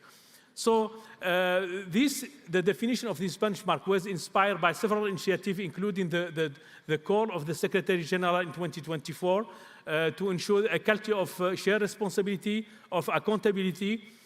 Also in the paragraph 28 of the Education 2030 Framework for Action, there was a reference also call on countries to establish appropriate intermediate benchmark for addressing the accountability, again, the same responsibility of countries. As I said, the national benchmark was developed in partnership with UNESCO Institute for Statistics and with the Global Education Monitoring Report. This is briefly, it was a long journey that started in 2019, and with the first report released this year in January, and in between a lot of consultation, meetings, work with countries, support with countries to develop the framework and actually implement it. So there are principles on which these benchmarks were defined. First of all, accountability, as I said, also fairness, because it's not fair to evaluate, assess countries that have different realities, different level of development with the same criteria. So the fairness in this, what this process brings is fairness. So each country is has its own starting point, and that is recognized by this process. So first of all, ambition. Ambition means what? It means that countries have to do better than they have been doing before if we are to meet our commitment. And also the ownership. So this is a process that countries themselves are responsible for and set up themselves. Finally, the benchmark is formative. It's about peer learning. So countries, this benchmark will enable countries to learn from each other in terms of policies, in terms of how they can move forward. So the 7 indicators are the one presented here. We have the out-of-school children. Yes. We have completion rate for all levels of education. We have learning proficiency in reading and mathematics. We have participation in early childhood, which is very important because we need to get the foundation solid to start build on them to develop education system. We have also gender gap, which is about equity, and we have teachers and financing, because without financial resource and human resources, we cannot achieve anything in education. So we have developed a gateway that that can be where all the data and the scorecard and benchmark information is recorded, and each country can find the information there. So as of now, we have, if we count countries that submitted benchmark, which means commitment on SDG 4, countries that have already benchmarked at the regional level in the region of CARICOM and the European Union, and countries that have already benchmarked in their national education plan, we have 90% of countries for which we have benchmark. We have commitment. Now we need to assess whether this commitment will be kept and if to what extent they are realistic or not. So these are the commitment for each indicator. So without entering too much in detail, we can see that for the traditional indicator on participation, like early childhood, reduction of out of school, percentage of trained teachers, completion of basic education, the targets are very high. But when it's come to learning, the things are more complicated because this is a more slow process. And require a lot of resources and a lot of expertise at the national level to develop this. So we have less ambitious things. So how the methodology was to set benchmark and assess the country progress was developed. So we have 2 things. We have national benchmark, which means what country committed to.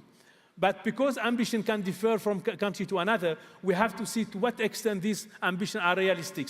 And this is why we have also feasible progress that was developed. So The first report that was just released in January 23 showed that, first of all, you can find countries of all level of progress in all categories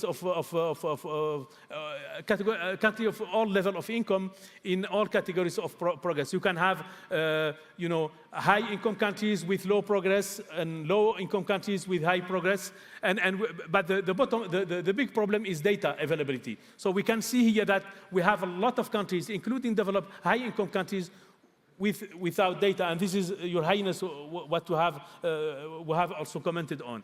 And so this is very important. So data are very important. And we see that also we have countries make progress until some level, and then they reach a bottleneck. The difficulties are more. And here we can illustrate this with the progress in the upper secondary completion rate. So we can see that as country increase to 50% completion rate, the progress is quite big. But when they reach this plateau, this 50%, then the progress rate starts decreasing. And you have to to improve policies. You have to invest more money to get things moving forward. And so we have also this chart which shows the difference between the gap between aspiration and performance. And so we see this in the outcome. We have countries with very low starting point that are making very high commitment that we know they cannot meet. And this is symptomatic of the fact that developing countries do not have enough experience with monitoring learning. So they don't know how much it takes to bring the learning in reading and mathematics to the next level. And so they have put very, very high benchmark that will be difficult to achieve. So the benchmark setting is not only about monitoring the progress. It should also be supporting countries with policies that will improve learning and participation to education. And this is what was done with this first report that was focused on early childhood education. We can see here that if countries work on legislation, if they work on regulation, and if they work on improved financing, we can have good results. And this is illustrated here by the improvement in the participation rate in early childhood education, because some countries have introduced more years of free education in this level. And so we can see the countries that have improved their participation rate. We need also financing to be there to improve policies. So we see that if countries improve the financing of early childhood from 0.5% to 0.5%, we have the participation rate that triple. So they have more than the same increase in the funding. And also regulation. Regulation is important. Regulation of schools, of early childhood center. This is very important also factor that could lead to, and this can apply to other level of education also as well. So we have also the new dimension that emerged from the Education Transforming Summit about green education, about digital transformation, and about also youth participation. And the high-level SDG high-level steering committee has called also to develop benchmark for this new area that were developed as a result of the Transforming Education Summit. So now, what are the key messages from this benchmark exercise? So first of all, the benchmark highlighted discrepancies between even setting the baseline, which is an indication that there are misunderstanding perhaps of the methodology and use of different data sources at country level. So there is a need to do capacity building to improve the understanding of the concept and definition at the international level. Dr. Said, if I may, I think, of course, there's a lot here to absorb, and there's a lot of data and metrics. And I think we'd probably be spending all day here if, with all the data that exists and also that does not exist. So I think I also want to bring Dr. Goodman into the conversation here, especially because with regards to the fact that we are now, I want to pick on a couple of points. You talked about developing nations, about marginalized communities. We are now met the 8 billion soul mark on the planet. Right? And there's clearly going to be a capacity and a quality gap there.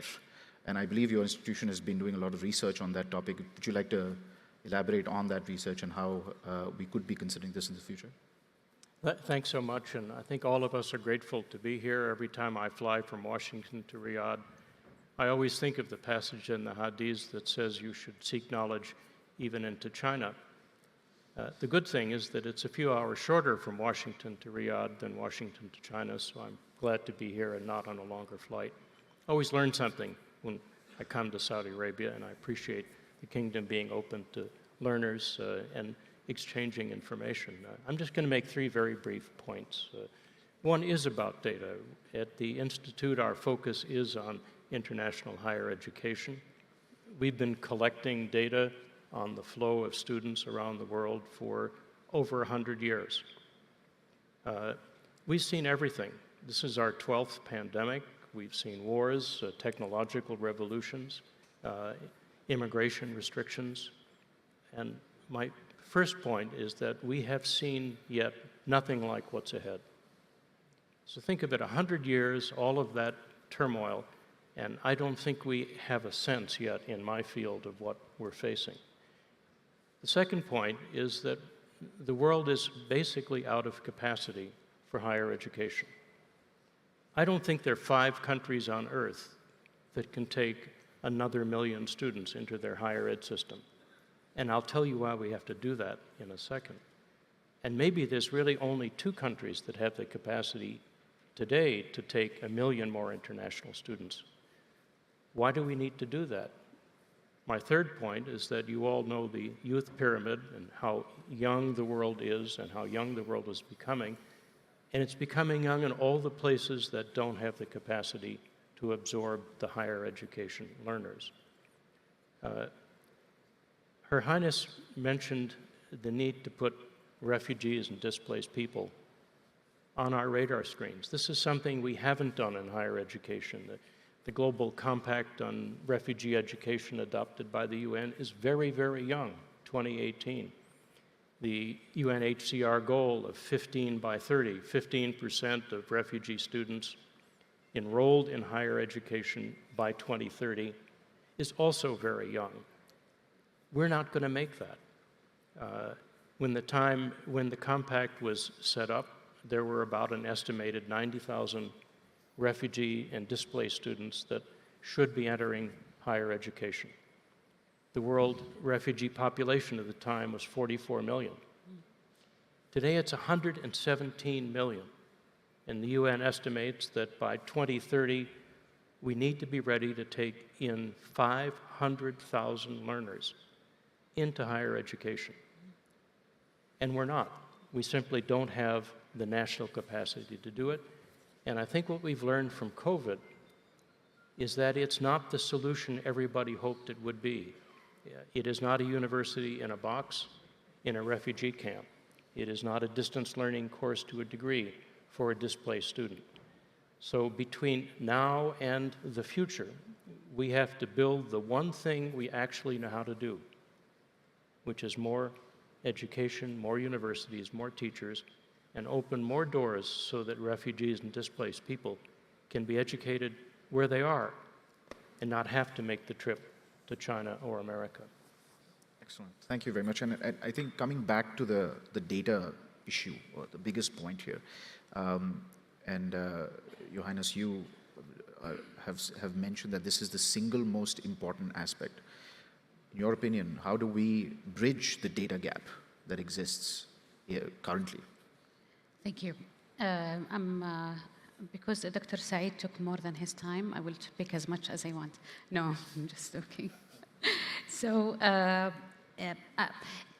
tell you what, as I said before, the most, and as was said by Dr. Saeed and almost everyone that you will hear now, the issue here is with data collection. So how can we build the capacities to ensure proper data collection, quality data collection, and timely data collection? This is a major issue. Investments, donations, official development assistance, funding within UN organizations. I'll give you an example. I was chairing in the PX Commission and the Executive Board, and there was a highly politically sensitive item discussed, and it took us a lot of time to adopt a decision. Once it was over, there was an item for UIS afterwards.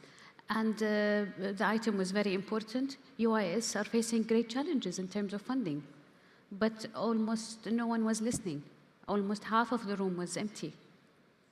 And it tells you not because member states, they don't want development, it's because maybe they don't realize the importance of that. They don't realize the importance of quality data. They don't realize the importance of investing in systems and in capacities to have proper data. And this is the issue. Now, this is a very important dimension. Another thing is how periodically we're collecting the data. I'm a permanent delegate. We receive reports and requests left and right every day. And we don't have quarters, different days, a certain cut-off date that all member states know, let's submit our data. It's about time. It's going to be September, for example, or April, or we need to have a cut-off data so that countries compete. I have another view also with regard to indices. Now, I know that maybe Dr. Said will not be a big fan of this, but I think we should start developing index for each goal. I know there's another index for SDGs by Jeffrey Sachs, and it's been debated and discussed a lot. But I'm talking about, when I talk to the decision makers, they will ask me a question: how far are we doing? How good are we doing in terms of SDG 4? In comparison to the region, in comparison to the G20 countries, in comparison to the world. And we have no way to measure that. Countries like to race, they like to compete. Let's give them the tool to do that. And I think we should invest in producing complex indices that can create some kind of competition among the goals and also between member states. Another thing is the importance of empowering the regional bodies and hubs. I'm talking about the regional offices here, like Ms. Constanza, for example, and I'm talking about this, I'm talking about the Arab League, I'm talking about the GCC Council. How can we build their capacity? How can we use the existing systems without spending more? There are already systems. And I remember Mr. Salim Malik was saying it's not about funding, it's about efficiency. And I agree with him. Because yes, why don't we use the existing systems that are there within the existing regional and bodies outside the UN organizations even. In general, data is the key. And if we cannot measure, as we go back to the starting point, we cannot manage. And we should think about things in a different way with regard to data, especially with regard to indices. But if you allow me looking at the overall picture, I missed one point that I want to raise that is very important and very crucial at this stage.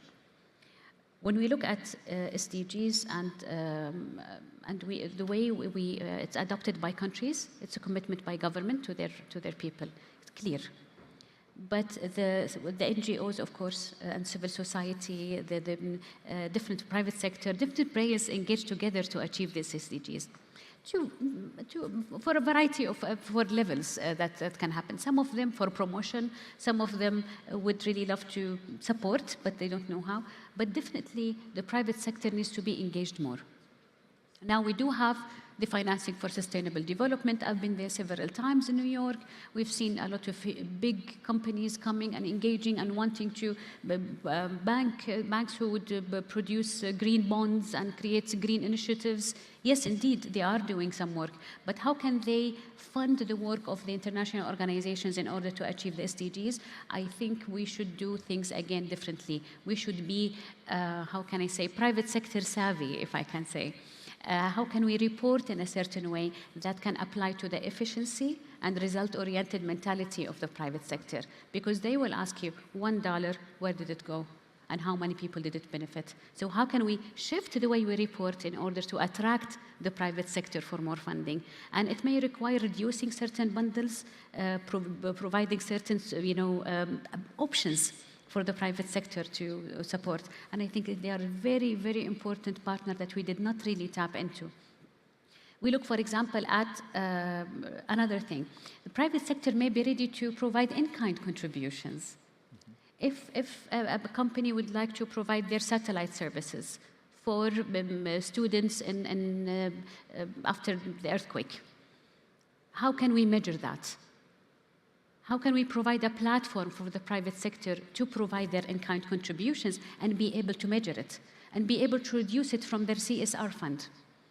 So we need to think differently to engage the private sector. We look at the UNESCO, for example, midterm strategic plan calls directly for the engagement of private sector. We need to engage them more. And I think they should play, they want to play a major role, but we need to also step up to the expectations of the efficiency and reporting that they require. One final thing I think that we should also focus on with regard to the development agenda SDGs, yes, there is a buy-in by government, but I think when we look at the, a bit, not the macro level, but if you go to the meso level maybe, where is the buy-in from government entities, how can we ensure that they own it, that they want to implement it, and there's a certain ownership to it. I think this also needs to be increased and supported by not only by government, by NGOs, by international organizations. It is ambitious, it is beautiful. We can do a lot, but we need to do it more efficiently. When I was asked to moderate the panel, I said, I'm going to do two things. I'm going to learn something, and I'm going to be on time. I've not achieved the second part, but I would like to maybe, if the organizers let me, have each of the panelists have a final parting word on how we think we can build a momentum of building sustainability in education. Dr. Goodman, with you, and then... Thank you. Each one take one is our model at the Institute.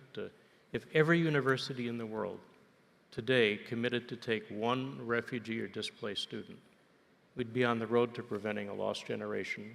And there's enormous power because they lift the next generation by the education they get. Thank you. Dr. Said? Yeah, I think we have other dimensions that we didn't have time to address here, like the interlinkages between SDGs. What are the trade-offs? What are the synergies?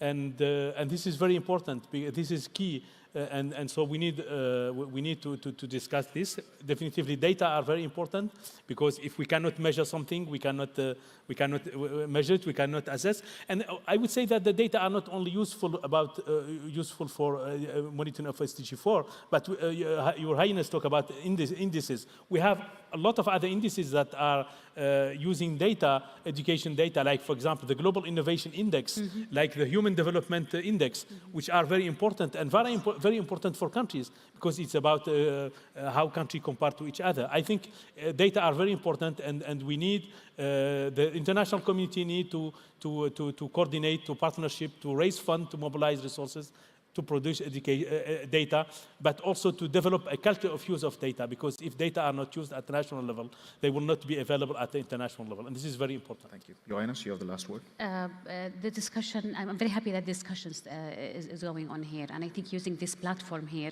to create this kind of discussion and debate around these issues is very crucial at this point, especially in this forum. When we talk about the global and the regional and the Cisco, Elixo, UNESCO, we talk about different players, government entities, ambassadors that are coming here. It's good to start the discussion now. The discussion is only going to continue. And this discussion and the results that we're going to achieve should feed in to the aspiration to the next development agenda beyond 2030. I mean, I must say that this is as passionate as this conversation was here on the stage. It was equally passionate in the green room, and I'm looking forward to going back and continuing this conversation potentially. But I appreciate and thank each and every one of you for attending and listening to us. And I'm sure you learned as much as I did. So thank you, everyone. Thank you for the opportunity.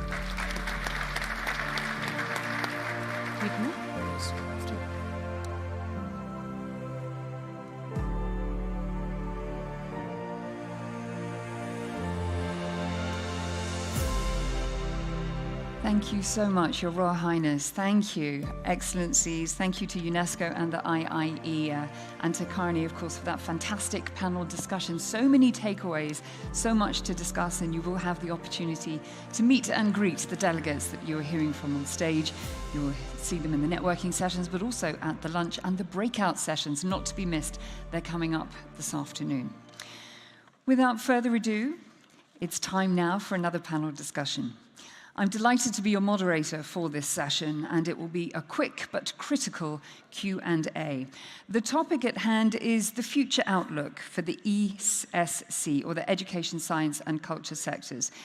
We're looking for our esteemed panel of guests that you'll meet shortly to provide a snapshot of where we currently stand, domestically, regionally, and internationally, and also how can we future-proof these sectors? Where do we go from here? So without further ado, please give them a warm round of applause as they make their way to their seats. Thank you.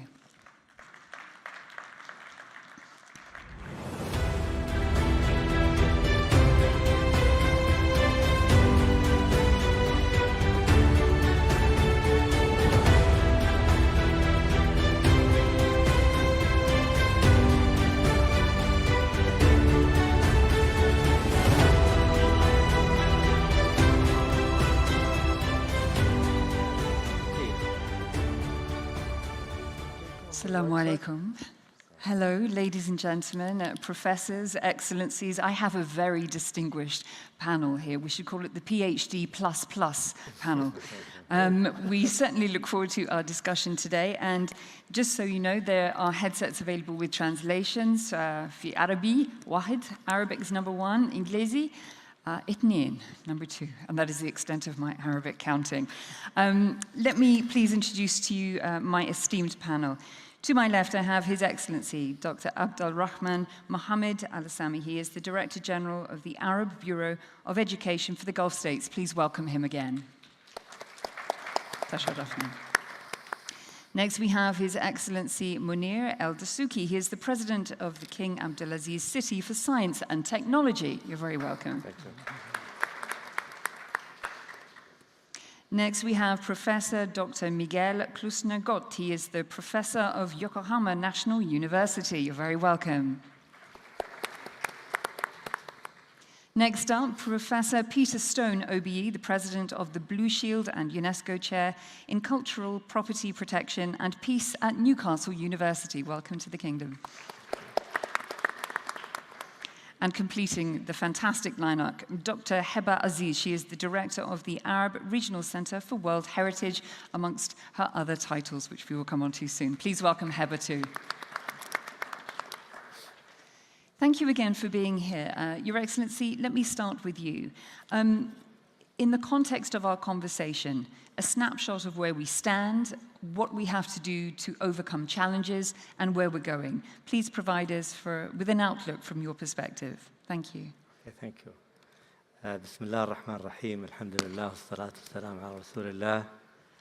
بداية باسم الحقيقة مكتب التربية العربي لدول الخليج أكرر الحقيقة جزيل الشكر والتقدير إلى وزارة الثقافة على تنظيم هذا المؤتمر الذي يعنى في مستقبل المنظمات الإقليمية والدولية المتخصصة في مجال التربية والثقافة والعلوم.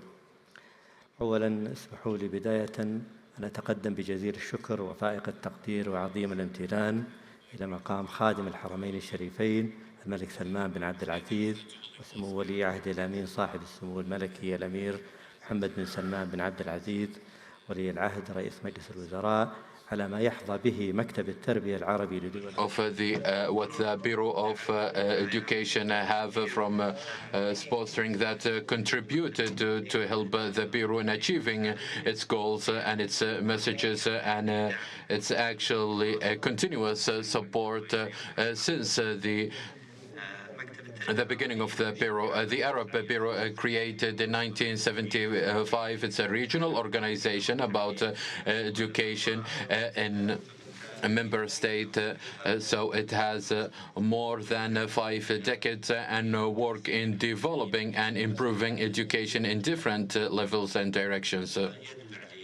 And the Bureau Education has a center for research in Kuwait and in Qatar, the Educational Training Bureau, and in United Arab Emirates, the Arab Education Center. And one of the big achievements that the Bureau of Education proud of is creating the Arab Gulf universities that has a lot of students in member states and other colleges like the Medicine College and the higher study colleges and educational colleges. The Bureau is also share with the organization the same roles and responsibilities, but we are, as my colleague said in the first session, that these efforts integrated between each other, and we have a cooperation between the Arab League and the Islamic League, and also we have international connections with international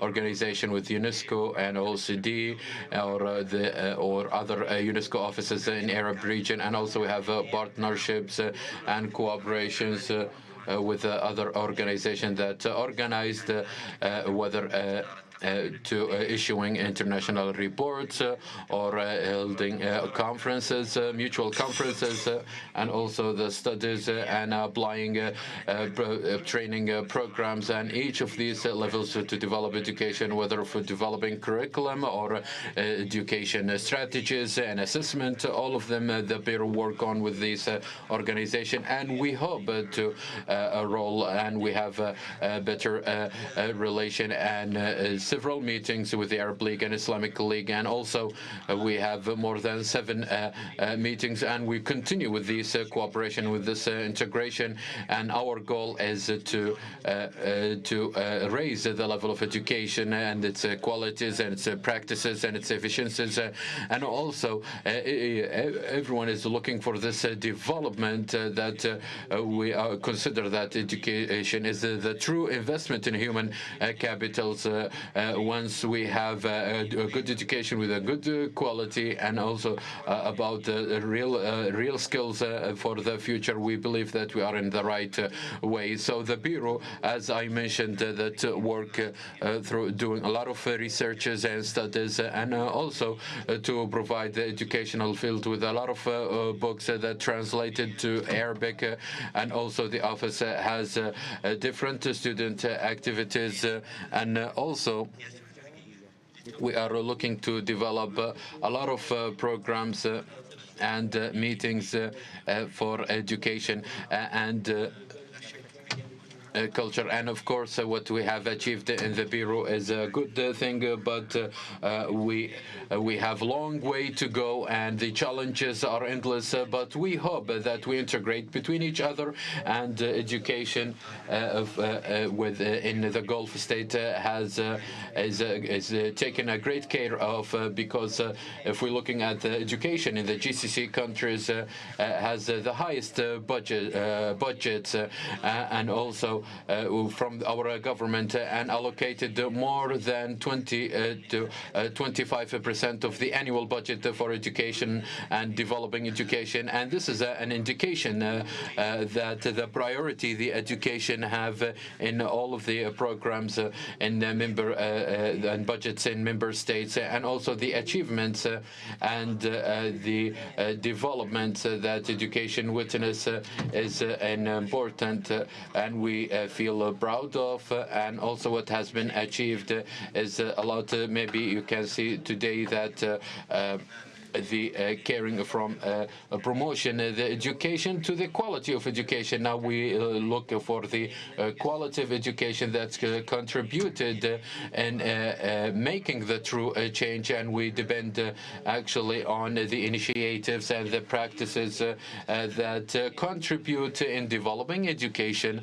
Of course, the Bureau has an international status, and also contributed, whether in the steering committee or also a member of the International Monitoring Committee, and we issued a lot of report about the education status in the member states, and also we participated in a lot of organization for after to assess education after COVID. There are a lot of efforts, so maybe the time will not be enough to mention all of the activities, but I'm very glad that this conference focusing on this relation and the importance of integration and cooperation and experience exchange between member states, because there are a lot of opportunities that we should invest in increasing the cooperation and integration between organizations which contribute to enhance and developing education, whether if it's in general education or higher education, or this This is only an overview of to answer your question. Thank you. Shukran jazilan. Thank you, Your Excellency. Yes, so much important. شكرا جزيلا. بالنسبة لنا أن نعرف ما الذي نرآه الآن بالنسبة للاستثمار في النفس البشرية حقيقة مهم جدا. What would you say in terms of science and technology are the biggest achievements to date, and what are you most excited to look forward to in the years ahead? Thank you, Rebecca. First of all, I'd like to start by thanking the organizers and His Highness, the Minister of Culture, for inviting me to be part of this esteemed panel. I was chatting with my colleague before we entered on the pandemic and how the kingdom reacted to it. And if you look back during those dark times that thankfully are behind us today, science, technology, and innovation is what carried the world through. So those that were unfortunate to be unconnected, half the world at the time was unconnected, were left behind to some extent. The same goes for education. In the kingdom, 6 million students were learning online. That's due to the great infrastructure that we have in Saudi Arabia. But the kingdom, long before the pandemic, has investing in education and science and technology. We've been sending students to study abroad for a long time. My parents actually studied abroad both of them, my mom and dad, for their specialties. I studied abroad for my graduate education. If we look at the younger generations following today, even from the high school level, last year alone in Atlanta in ISEF, the International Science and Engineering Fair, both finalists and winners were Saudis. The finalist on all of the countries was a Saudi, and the winner was a Saudi. But even in November, in the Robotics Olympiad in Germany, the winner was a Saudi team. So in terms of the basic foundations of science, we've been investing for decades. What's exciting today is how that's translating into innovation. And there are major changes that are happening in the kingdom as part of the transformations in Vision 2030. So the organization I lead, which you introduced, King Abdulaziz City for Science and Technology, is almost 46 years old. It was established in 1977. And at the time, it was leading the science community in Saudi Arabia, including both the funding agency, the national labs, the policymaker for science. One of the transformation results that happened in Vision 2030 was when His Royal Highness the Crown Prince became the chairman of my organization, CAXT, and got a deeper look at the innovation ecosystem in the kingdom. I'm sharing this story transparently. We realized that we have room for improvement when it comes to translating science to impact, lab to market, the innovation ecosystem of what we're doing. And His Royal Highness took some major decisions to restructure the ecosystem at the time. One of them was to create an upper council for research, development, and innovation as a subcommittee from the Council of Ministers that he personally leads. So this brings together center of government alignment when it comes to planning that gives guidance to the scientific community in Saudi Arabia, but it also ensures that we have continuity of funding, one of the challenges we had in the past to drive the research community. Another change that took place was there's a new organization that was created called the Research, Development, and Innovation Authority. This is a spin-off of King Abdulaziz City for Science and Technology to separate the funding agency from execution. So today, funding is managed by RDIA, and that way we have a policymaker, somebody that's tracking the strategy for innovation in the kingdom, making sure that the funding is all there and in a planned and structured way that does not engage in execution as our national labs do. These were some of the drastic, I would say, major changes. But the one I'm personally excited about is the policy for innovation that the kingdom announced directly from His Royal Highness Prince Mohammed bin Salman on June 30th. And there was a key announcement that was made to increase the GDP spent as a commitment in the kingdom for R&D from what it is today, average of 0.5% to 2.5% by 2040. That's a 5 times increase, which is a major change. So for the research community, for the science community, this is a very exciting time. We're expecting to see a lot of impact coming out of the great scientific achievements that used to happen in the kingdom, other than our talent competing globally and performing top results. If you look at the metrics that rank scientists, for example, there was a report from Stanford that looks at the top 2% impact factor in every citation index. We have around 1,000 of those scientists that are ranked at the top 2% in their domain in the kingdom today. That places the kingdom globally at the 14th ranking in terms of the quality of the scientists. So not just the quantity in the region, we lead in terms of research output, in terms of patents, but our quality is also getting up there. What we really needed to invest in is building the ecosystem, how to link the lab to market, and this is something that has a dedicated strategy that will be announced in the near future that details the policy that the Crown Prince announced, where the 4 priority areas that the Kingdom announced will be implemented, how that implementation would take place, and how exactly we're building the ecosystem that would do this. And this has a major contribution from the private sector. That 2.5% is not primarily government. Today, it's primarily government. We expect the private sector role to grow significantly in the research community, and we're going to put the right metrics and incentives to do that. Maybe I'll stop here just to not take all the time from my colleagues. Thank you, Rebecca. More time. And it's very inspiring, and just hearing how far we've come in such a relatively short space of time. But as you say, the private sector must come together with public incentives, policy, everything aligned. It will make for a beautiful future. But thank you, Dr. Munir. Professor Miguel, let me come to you. Moving to the geosphere, biodiversity, life sciences, as is your expertise. Within the frame of our forum and our conversation, what have been the biggest leaps forward in recent times, and what are you most excited about looking on the horizon? Yeah, thank you very much, and Assalamu alaikum, and Ohayo gozaimasu, and thank you for the Minister for inviting me to this important event. Concerning the question that you just raised, I would like to introduce you to some programs from UNESCO, implemented from UNESCO for more than 50 years, that concerns the S in UNESCO, the science part of UNESCO. Programs that are really action-oriented. There's the first one, the Natural World Heritage. I think it was mentioned several times, and I think my colleagues will later elaborate on that. But then the Man and the Biosphere program with the biosphere reserves, and the Geoparks program. So these are 3 programs from UNESCO that are conceived by the member states more than 50 years ago, and the Geoparks program some 7 years ago, that really concern the integrated nature conservation, sustainable development. When you see the old concepts of conservation, it was like a glass jar. You put in nature, you protect, you don't touch. But of course, we find out this doesn't work. If you want really conservation, if you want really protection of the nature for the future, you must have an integrated approach with human beings. First of all, we must get clear, human beings are part of nature. There is not nature and us. This is us, we are together. So if you want to protect, you have also to take into consideration the aspects of development, and of development, of course, sustainable development. So these 2 concepts I want to present to you. Biosphere reserves are sites that have a core area, like a park, a national park, a sanctuary, really protected, a buffer zone, buffering about this area, and then the transition or development area. And for my feeling, and I was directing this program in the last 4 years, it's the most important part, because this is really where you integrate the work, where you put the ownership of the people in the protection of the sites. Just to give you some figures, there are right now 738 biosphere reserves in 134 countries of the world.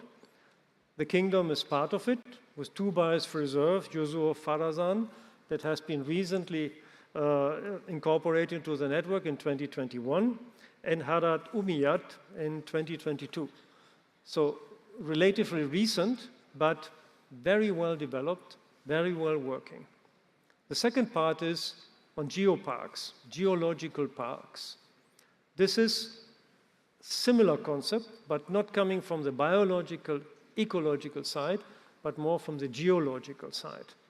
Again, it goes with protection without really imposing a core area protected by national law, and the integration of the people in the way of living their geological heritage. So when you take the 3 concepts of World Heritage, outstanding natural value, integration of biodiversity conservation with development and ownership of people, and the geological heritage, I think you cover the natural parts of the world. What is UNESCO doing in that is, of course, the Secretariat in Paris, but also worldwide in the 40 other agencies, 40 other offices that exist from UNESCO. Geoparks in the kingdom is coming. I think it has a big potential to develop, and it has also a big potential to develop in the country, in the region, and global. But maybe we come later back to it. This was just a short introduction to the program. Thank you. Geoparks are coming. When? Can you give me a date, a potential date? Soon? Excuse me? Geoparks are coming to the kingdom, you said. Yeah, working on the designation of sites. You know, designation of sites is sensitive because it's really in a country where an area is determined. There's, of course, no loss of sovereignty. There is no UN man coming or woman coming and telling the country what to do. The country is deciding what's going on. The UNESCO programs develop, in inverted commas, the philosophy, how it should be working, how it should be implementing. And of course, I think we heard it already in the morning, these programs are developed by consensus. Yeah.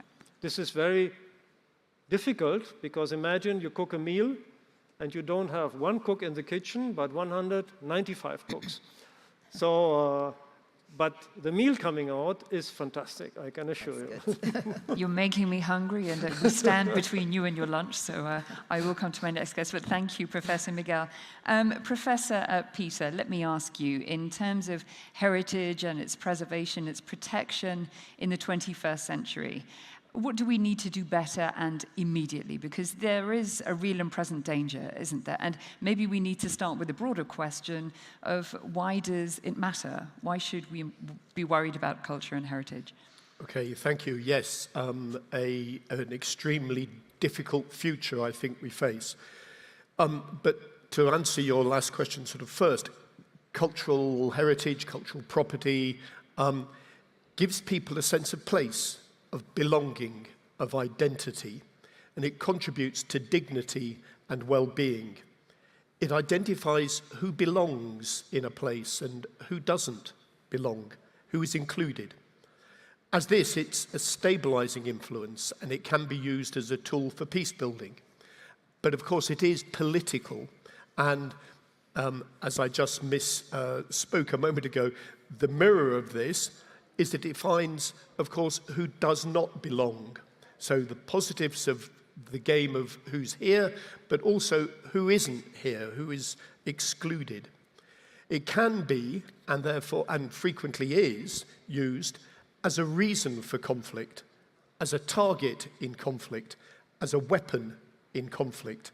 And we must understand that cultural property, the term used in the 1954 convention, most relevant, or heritage, can be a force for good, but equally it can be a force for evil. And we must address both if we are to understand the future and how this is going to pan out. This is not a new idea. It has been around for at least the last 2,500 years. In 6th century BC China, Sun Shao argued that the destruction of cultural property in a country becomes the first reason for the next conflict. It was very well understood by the international community in the late 1940s and early 1950s. That community traumatized by living through 2 world wars. The First World War with the failure of royal families in Europe to avoid conflict. And so the League of Nations was created. But the League of Nations failed to really get momentum. Its largest was 58 countries, and it failed to stop the Second World War. And towards the end of the Second World War, that community came together and asked what was missing from the League of Nations that made it fail. And the key element that they came up with, and this is of course, grossly oversimplistic, but the key element that they came up with that the League hadn't had was culture, and humanity's culture in its diverse, different incarnations. The first draft of the Genocide Convention that eventually passed in 1948 had two forms of genocide in it. Barbarism, genocide against people, but a second genocide, vandalism. Vandalism, genocide against their cultural property, their heritage, which nearly always preceded barbarism and could be used as the canary in the mine to show the danger of barbarism just about to appear. And it was seen in the Nuremberg trials where senior Nazis were convicted of crimes not only against what the drafters of the 48 Convention would have called barbarism, but also vandalism, crimes against property. And also it's seen there in the Universal Declaration of Human Rights with Article 27 there.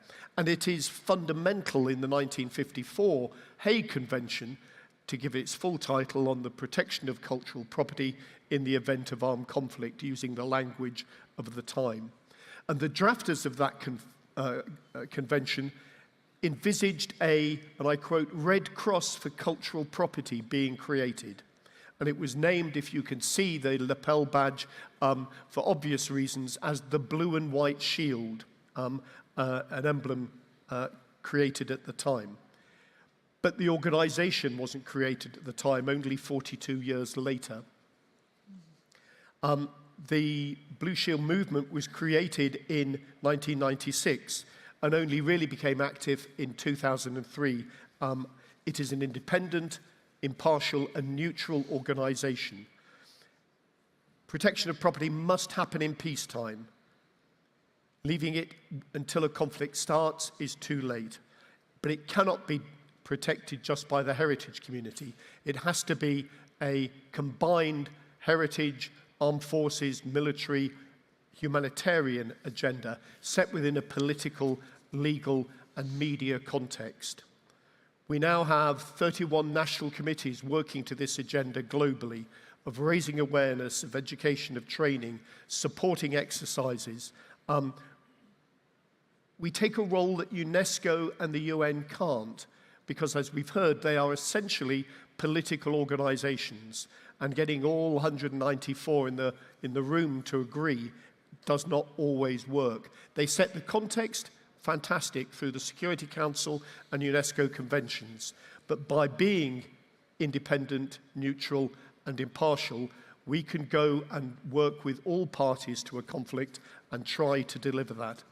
The challenges of the 21st century are enormous.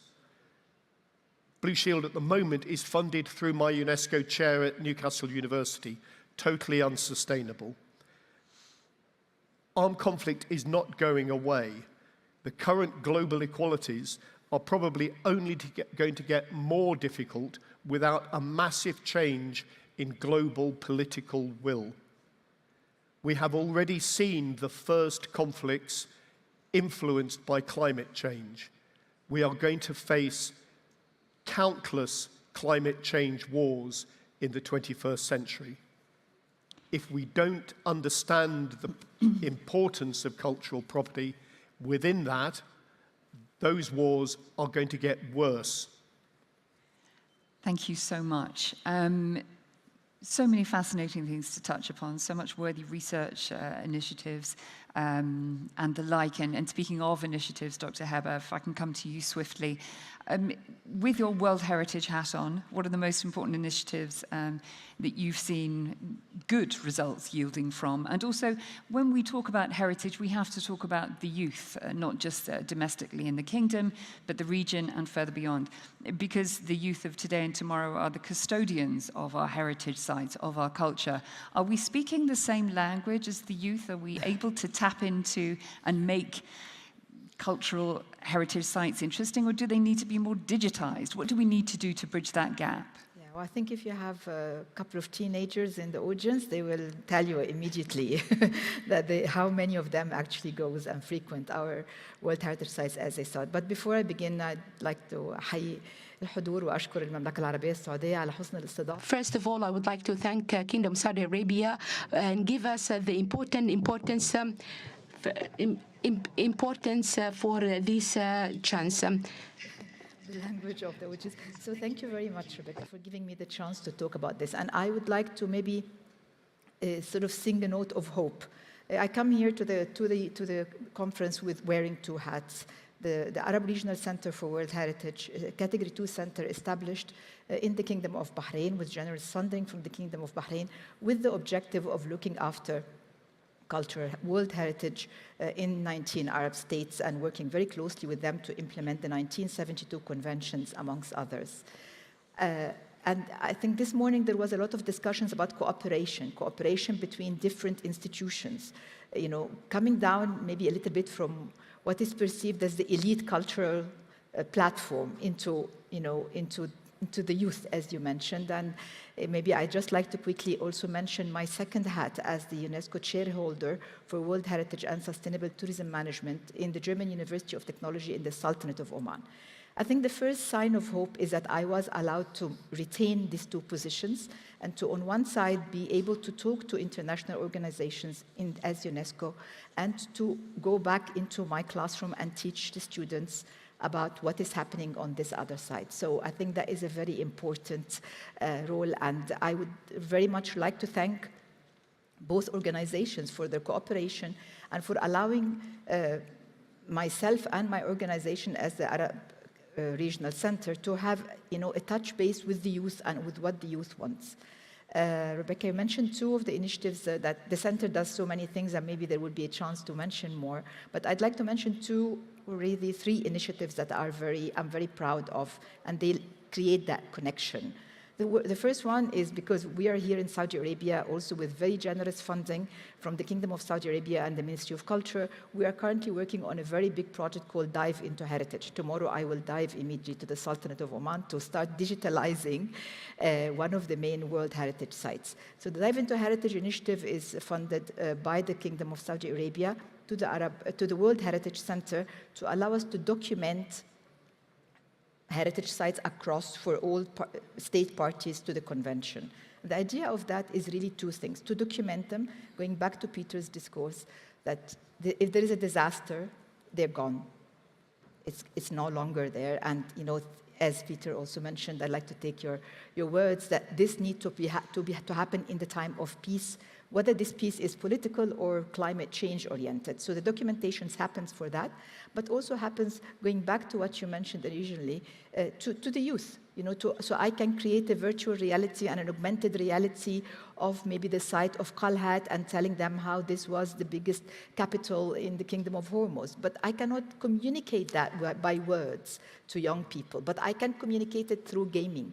Actually, just quickly to mention, we initiated a big competition to celebrate the 50th anniversary of the 1972 convention, a gaming competition, again, for parents of teenagers. I'm sure you know Minecraft. And we initiated a competition from the Arab Regional Center, asking the youth who play Minecraft all the time to build, instead of building dungeons and weird things, but to build World Heritage sites and to create a game in these World Heritage sites. And you can't imagine how many how many did not know what we're talking about, World Heritage Sites, what do you mean? And how many, we had 300 entries from across the Arab world with young people trying to build World Heritage Sites using the gaming technology. So that was really very interesting.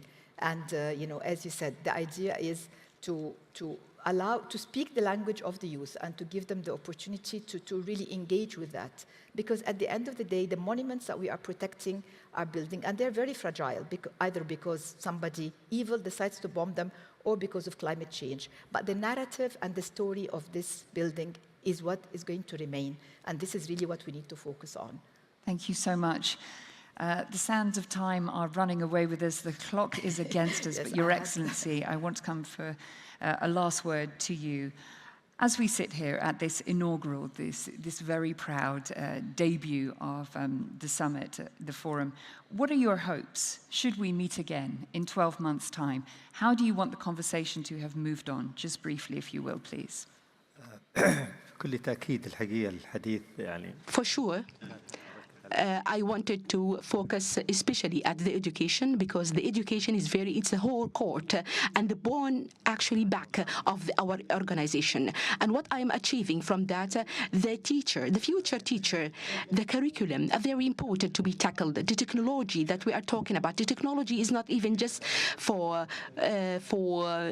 only for the intelligence, for example, the artificial intelligence and the machine learning. There is a great responsibility, a great effort.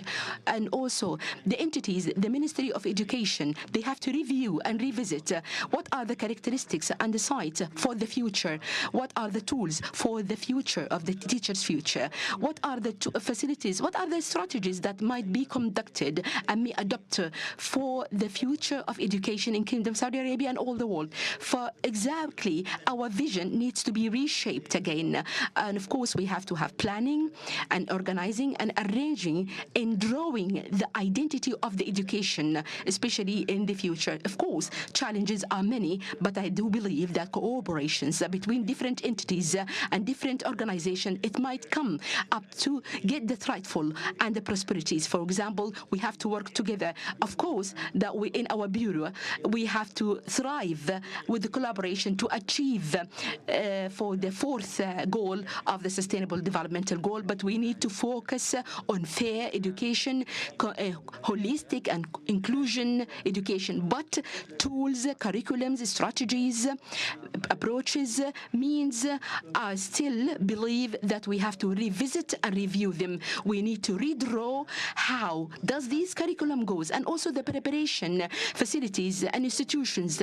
They need to be understand the standards, the criteria. They need to arrange their curriculums, and under these rapid changes, we have to sit down a bit and rethink. And the importance of thinking is to embed and also how to implement and how to grab, decide, and to be with the home compatibility. Thank you so much. Shukran. Collaboration, digital partnerships, keep talking and keep knowledge sharing. Some of the headlines to have come from my outstanding guests on this panel. Please join me in thanking them as they return to their seats. Thank you. Thank you, gentlemen. Sorry we didn't have more time. Shukran jazeelan. Thank you so much. Thank you.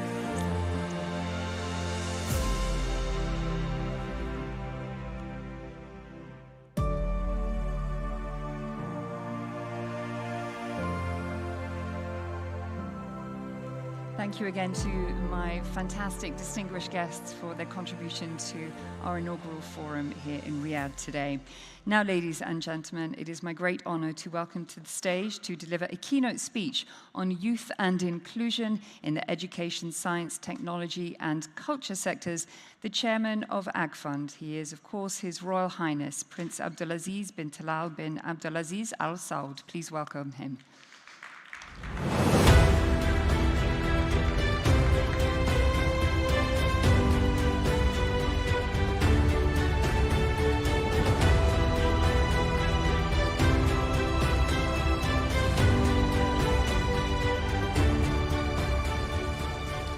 Bismillah ar-Rahman ar-Rahim. In the name of Allah, the most gracious, the most merciful.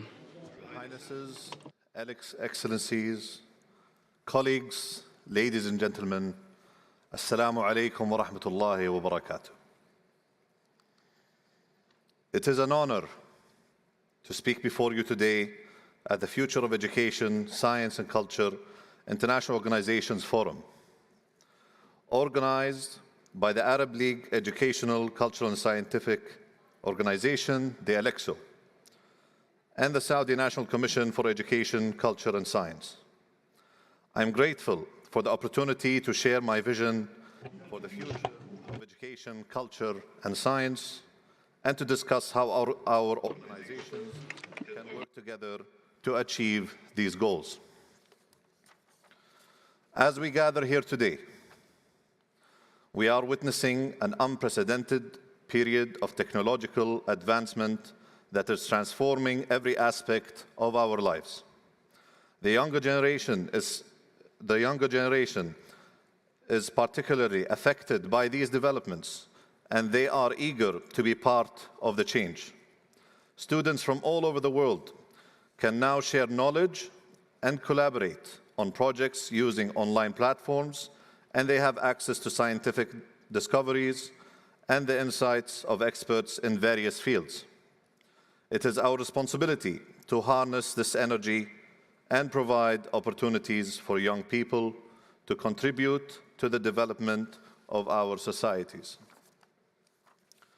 We are at a crucial moment in history where we need to build partnerships between developmental organizations and technology companies. We must develop workable plans of action that bridge the digital divide and provide access to technology for all communities. This will allow us to use the power of technology to enhance education, culture, and science, and ensure that all societies benefit from its capabilities.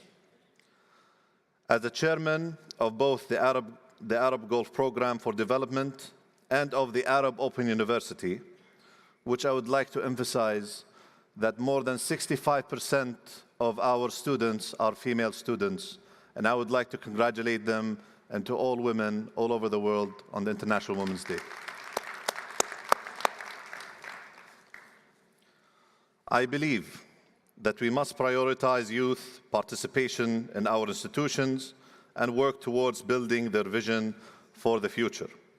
This goal requires giving young people the platform to unleash their energy and make their contributions clear.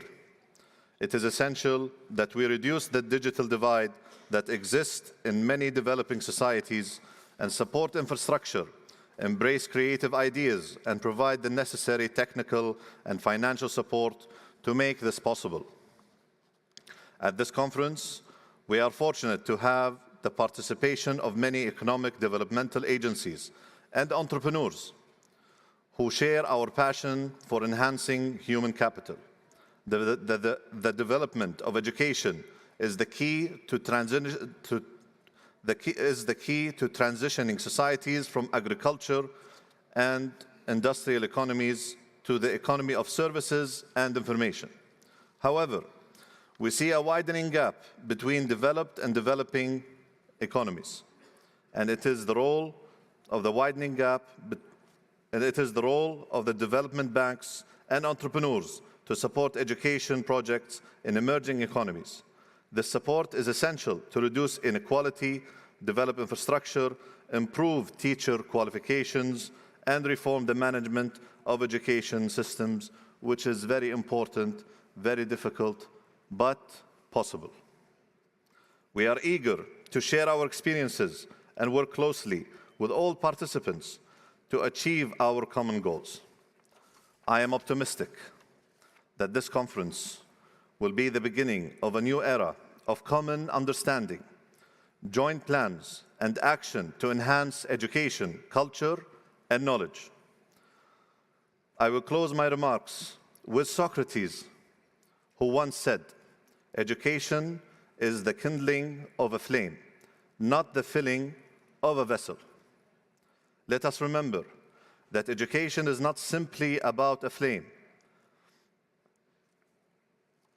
Let us remember that the education is not simply about filling young minds with information, but rather igniting their curiosity and passion for lifelong learning. It is our duty to provide the tools and resources necessary for young people to explore their interests and develop their skills so that they may become active participants in shaping the future of our societies.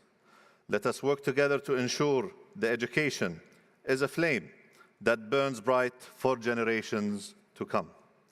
Something I would like to emphasize on, that Saudi Arabia to us is now a role model.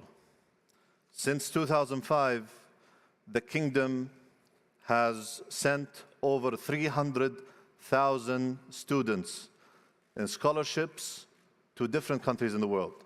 the US, Europe, Canada, Australia, China, Japan, and elsewhere.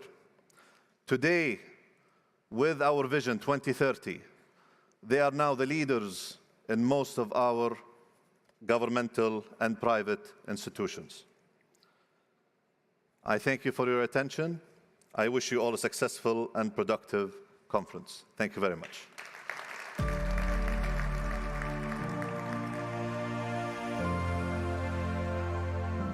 Thank you.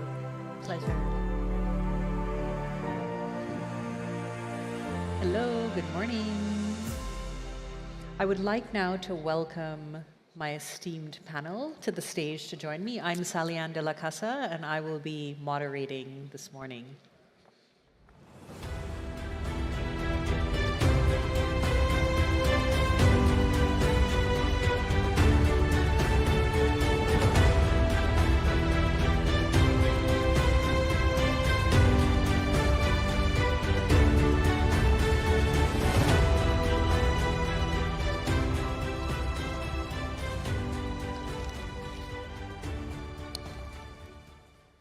So this panel this morning is on a topic that is really dear to me: youth, inclusion, technology, culture, education, STEM. And why is this important globally and to all of us here in the room? Just to give you a couple of quick statistics. Over 60% of the Saudi population is under 30.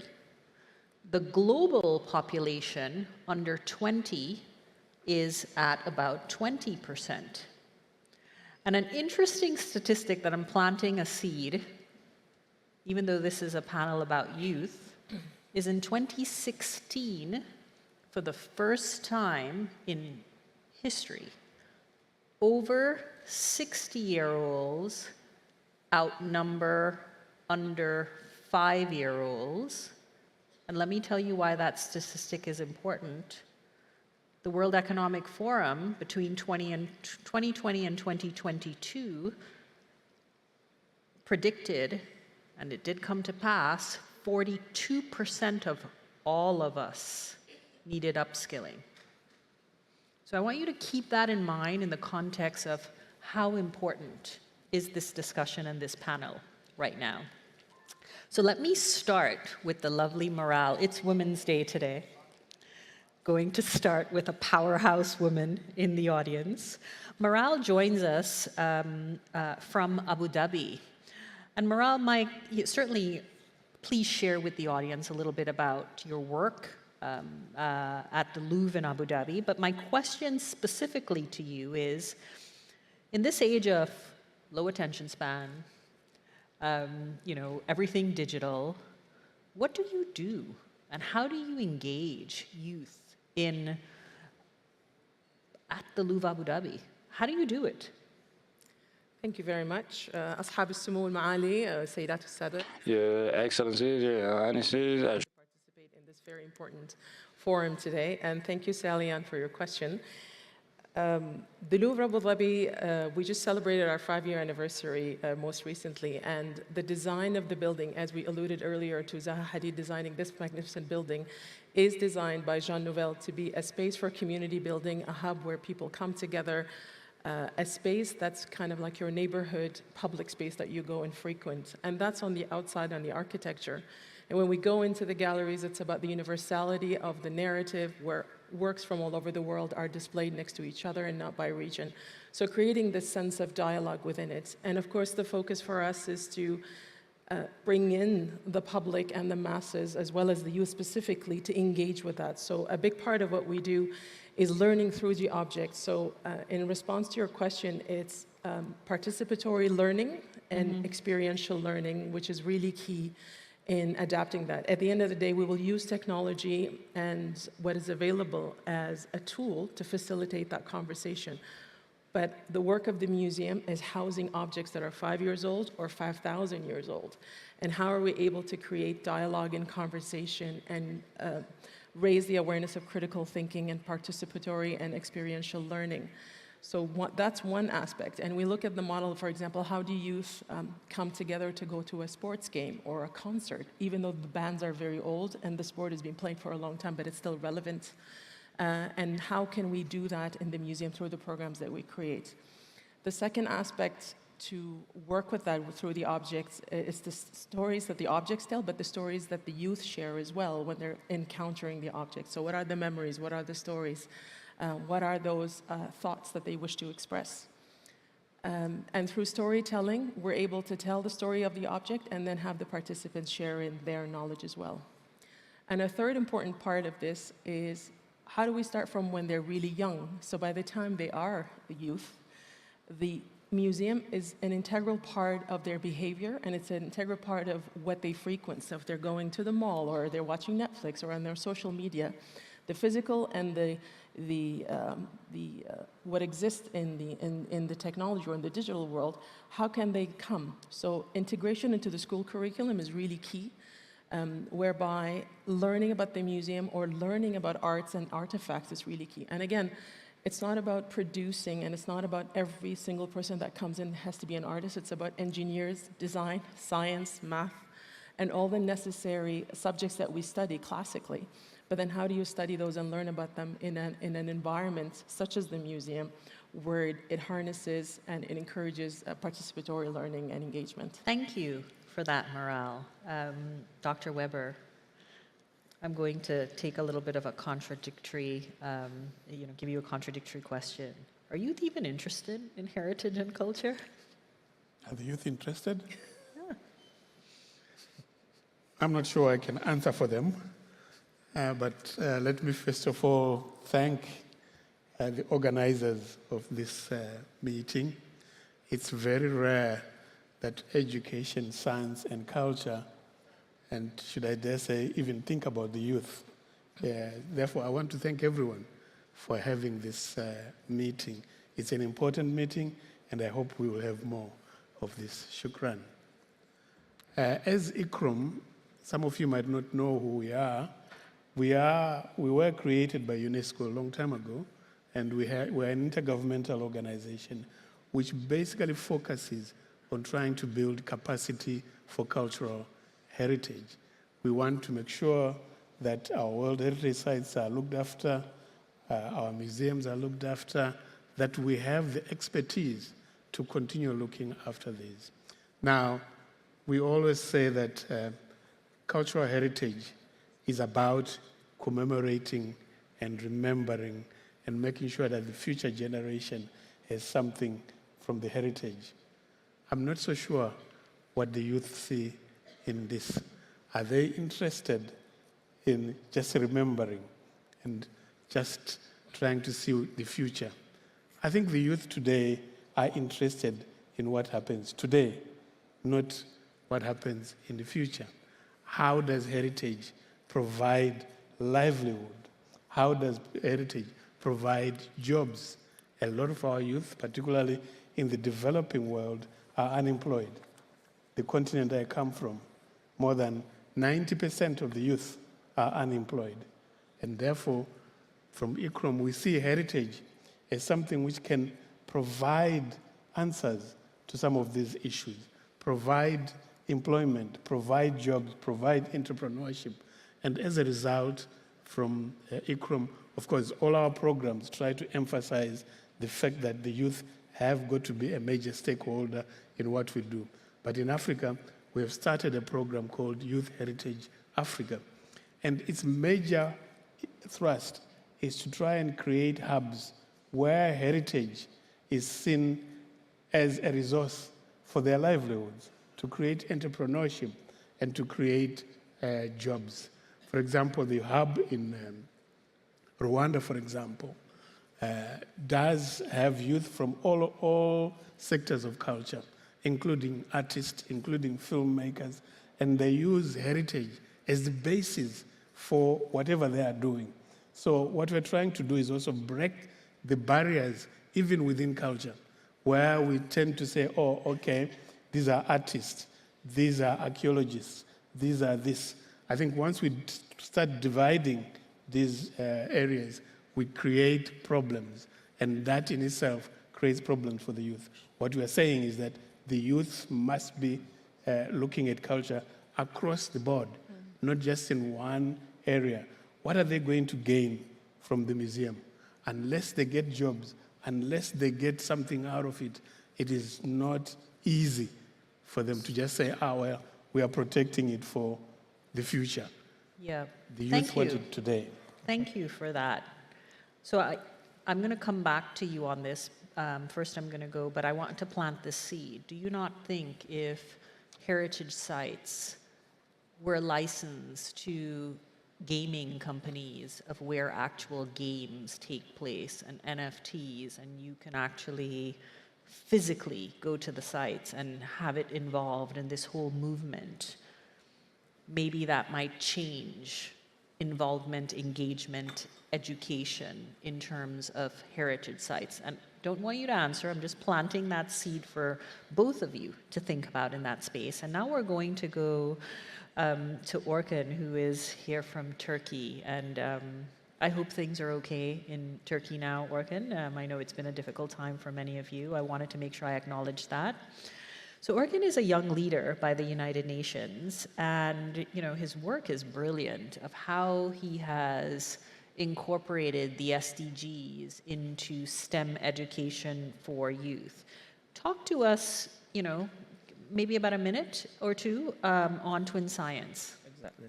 Thank you very much for having me here. It's a pleasure to be here with amazing people. This is my second time to Riyadh, but I will be really happy to come more and more to this amazing city. About your question about Turkey, we are recovering the situation. This is the devastating earthquake, of course. At the end, I would like to share some comments on that side, but thanks for your kind wishes and hearty support on that side. I would like to share something at the end, if possible. About youth empowerment and what I am doing with our company, Twin Science, I think I can share some statistics maybe about emphasizing why important, especially for the youth empowerment. We are the first generation aware about the global crisis we are facing in, the climate action, the clean water problem. There are several coming, but we are the last one who can change something via our hands as well, because we don't have any time.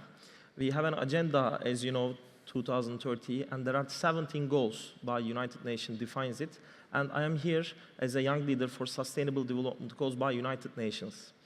What we are doing with our initiative is we are empowering children with STEM skills, but not only teaching them science, technology, engineering, math, but also we let them learn about sustainable and environmental topics we should learn in the world.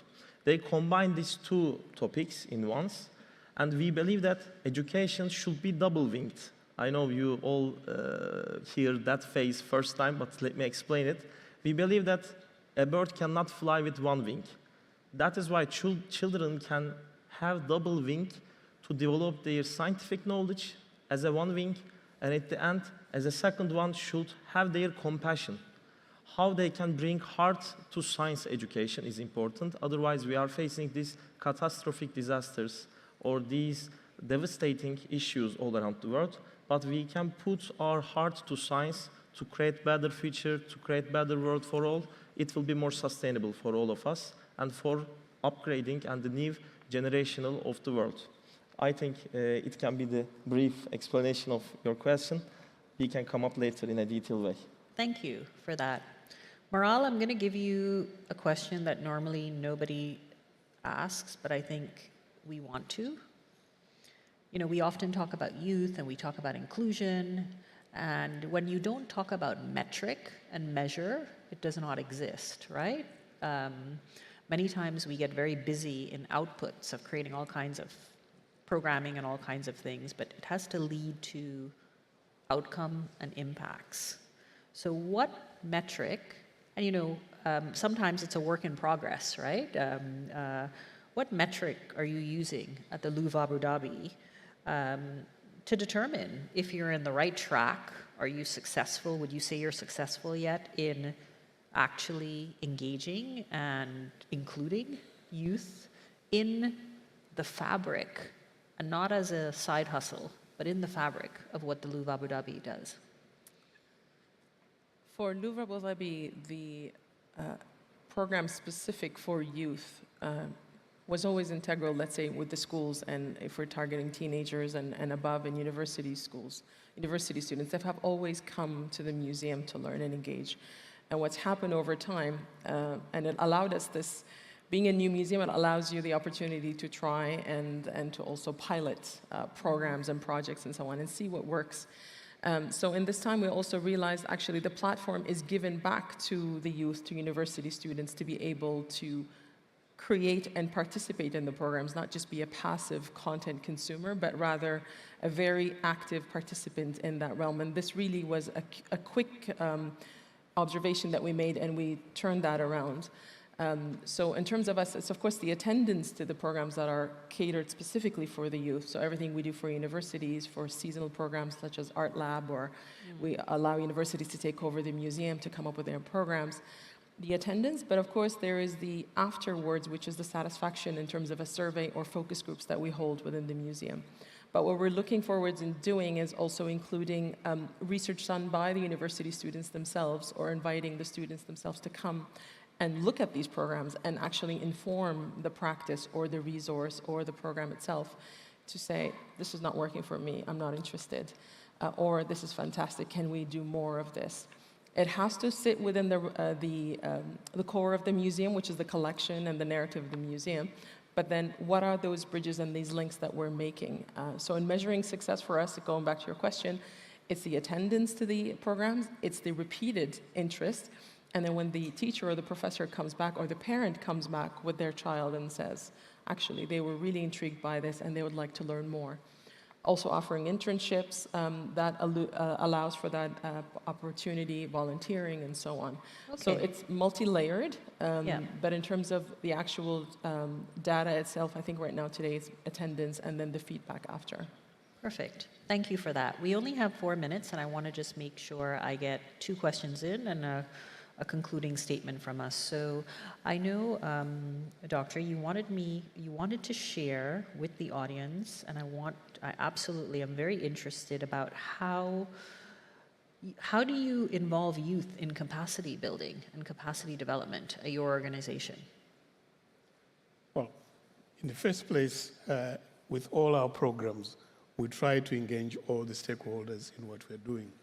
ICCROM has got this policy of people-centered approaches to whatever we do, because we believe that if we are going to preserve cultural heritage, you need everyone in there. It's not just the experts who can protect cultural heritage, and more so the youth. Like what I indicated to you, that in the Youth Heritage Africa program, basically it is based on the youth, engaging them not just in terms of, let's say, protecting the site, but to say to them, what do you want to see here? How do you want to get benefit from this site? It is not us going to them and telling them, protect this and do this. It is them who have to give us what they feel is their heritage and how they're going to benefit from it. If I might just say that, in particular in Southern Africa, the youth have coined a phrase, which is nothing about us without us. In other words, you can't come and say, do this. They have to be the ones determining the heritage and what benefits they're going to get from there. Technically, we forgot we should have one of a youth up here, or maybe age has no youth, and we really are youth up here also, right? That's why I said when you asked me about how the youth would react, I said, well, I don't know whether I can answer them because I'm probably twice the age of youth. I'm going to take the position youth has no age, so we're officially youth up here too, right? Orkam, I'm going to ask you a very quick question, and then we're going to wrap up. If you had to look at what you were doing and you had to bring in Web3 technology, what would you do? What would you choose in terms of how you're delivering right now? Exactly. When it comes to age, by the way, I would like to share that A mentor of mine, Professor Dr. Gergraz, always says that the more get older, the more get wiser instead of getting age. So it's a hearty quotation, I think. Yeah. Getting older instead of getting wiser. I'm, let's say, honored and inspiring your words as well.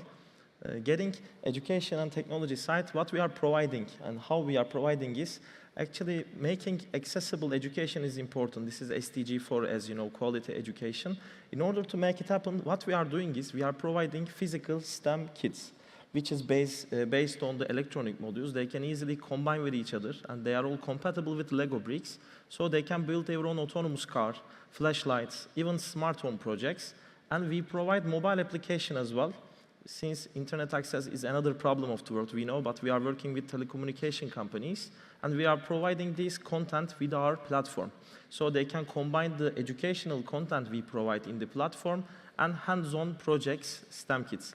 This too is important, and we are doing it through teachers' presence. It is also very important because teachers who are to know the right way to teach children. Of course, we are giving the guidance to them, but when it comes to technology, STEM, artificial intelligence, coding, robotics, these are the new worlds of trend. So we need to be sure about that. Teacher also should be aware about that. Perfect. I have to cut you off because we have the last 10 seconds. So one word from all of our panelists. How do we engage? And how do we include youth? One word. What would be your one word? The youth must decide. That's not one word. You must decide. Maral. Empowerment agency. Selflessness. Selflessness. Thank you wholeheartedly to our audience. Thank you to our panelists for engaging. And thank you, Fessiof, for today. Yes. Thank you. Thank you. It's hard to give one word.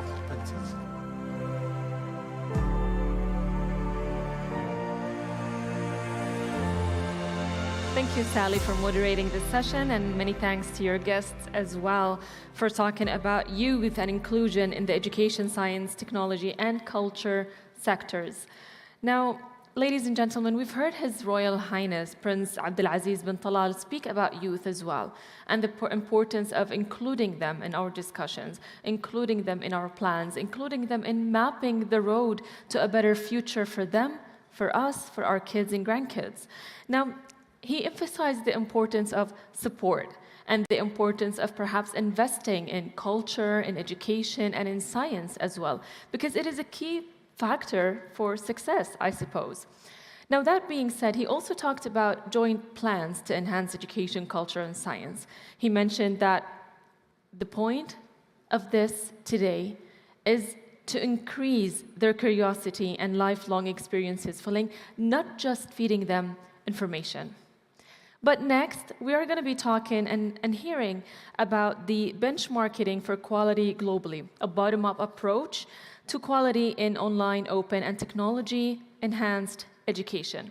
And for that, please put your hands together and welcome on stage Torin Jalsvik, Secretary General, International Council for Open and Distance Education.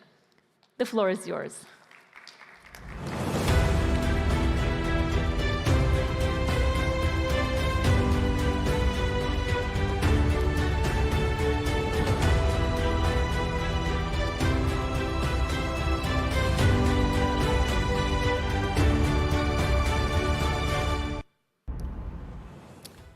Thank you very much for the invitation and the opportunity to present a case of successful and innovative partnerships in education. The case that I am presenting is about quality enhancement of open and online education at a global level, named Benchmarking for Quality Globally. And may I have the presentation up on the screen, please? So, the problem to solve is as follows. I only have 5 minutes, so I'll jump straight to it. Equitable and inclusive access to education and lifelong learning is key to achieve Sustainable Development Agenda. We all know this. And the Sustainable Development Goal number 4 can only be reached through scalable and flexible learning solutions brought by open, flexible, and distance learning provisions. and quality must be assured. But many countries still do not have comprehensive qualification frameworks or accreditation systems that cover all types of provisions, such as online, open, and technology-enhanced education. My organization, the International Council for Open and Distance Education, our role is to bring education to all through our members and partners. We are mobilizing our members to achieve the potential of open, flexible, and distance learning created in their local and regional contexts. And this can be done through partnerships, projects, networks, and specific working groups and task forces. And the case I'm presenting to you today, is the benchmarking framework. The full name is the Benchmarking Framework for Online Open, Smart, and Technology-Enhanced Higher Education. It is a completely open consortium for higher education institutions, but also for international associations and quality assurance agencies globally. This initiative was initiated by the Hamdan bin Mohammed Smart University in Dubai, and ICDE is a main partner. It has many members, I will come back to those, and these members have collaboratively developed a framework for benchmarking quality on an institutional level. So these members are committed to principles of transparency, through trust, openness, and sharing of data. And here you see the members listed. The number is continuously growing.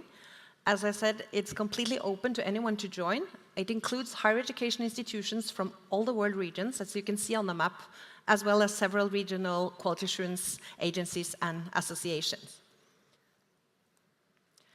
I'll just go very quickly through this. The benchmarking framework exists of 6 dimensions. You can see them on this slide. In addition to these dimensions, under these dimensions, there's 37 indicators to which the member universities can benchmark themselves, selecting the dimensions and indicators that are most relevant to them. As you can see, the dimensions are quite broad and also includes dimensions such as diversity and inclusiveness, as well as outcome and impact on society, in addition to the internal, more internal institutional quality dimensions. The benchmarking framework is embedded on the website and includes 2 layers. One that is openly available to all. You can check it out on the website later. And one that is available to the participating members only, including the detailed data and institutional score on the dimensions and indicators. So, to sum up, the consortium and members' community is growing, with members aiming for a shared understanding and common criteria for quality of online open and technology-enhanced education across borders and continents. And an evaluation framework that fully reflects the work of the providers. And thirdly, the sharing of best practices and continuous improvement. The idea is that this framework is a living resource, subject to continuous improvement and updates. It shifts focus from quality assurance to quality enhancement, which is a more iterative approach.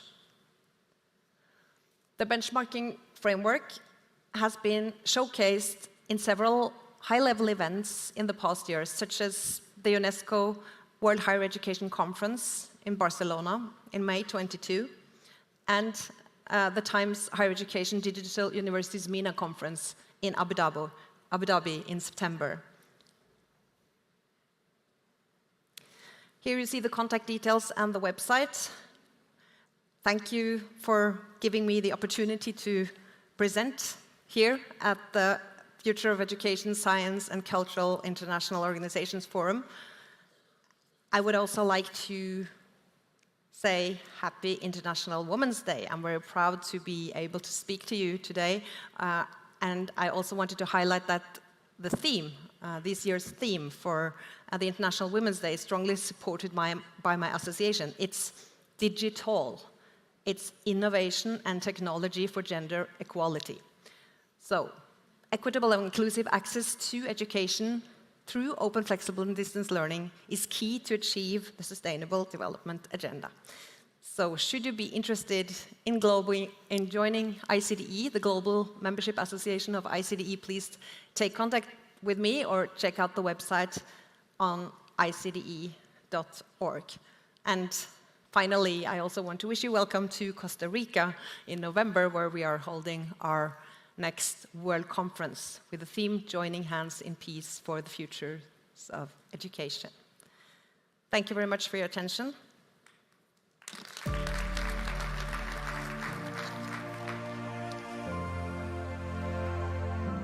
Thank you, Torun.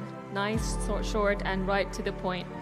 Ladies and gentlemen, now we will dive right through our next topic and next speaker, who will be talking to us about responding to increasing impacts, resilience, and adaptability.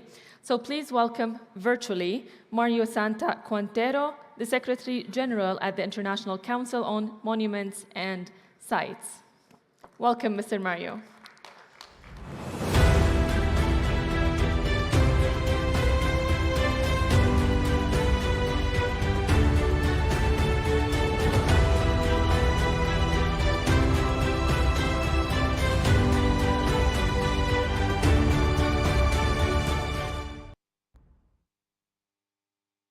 Thank you very much for giving me this opportunity to talk to you from Paris in France, and I really regret I cannot be there with you as we are holding our ICOMOS board meetings this week.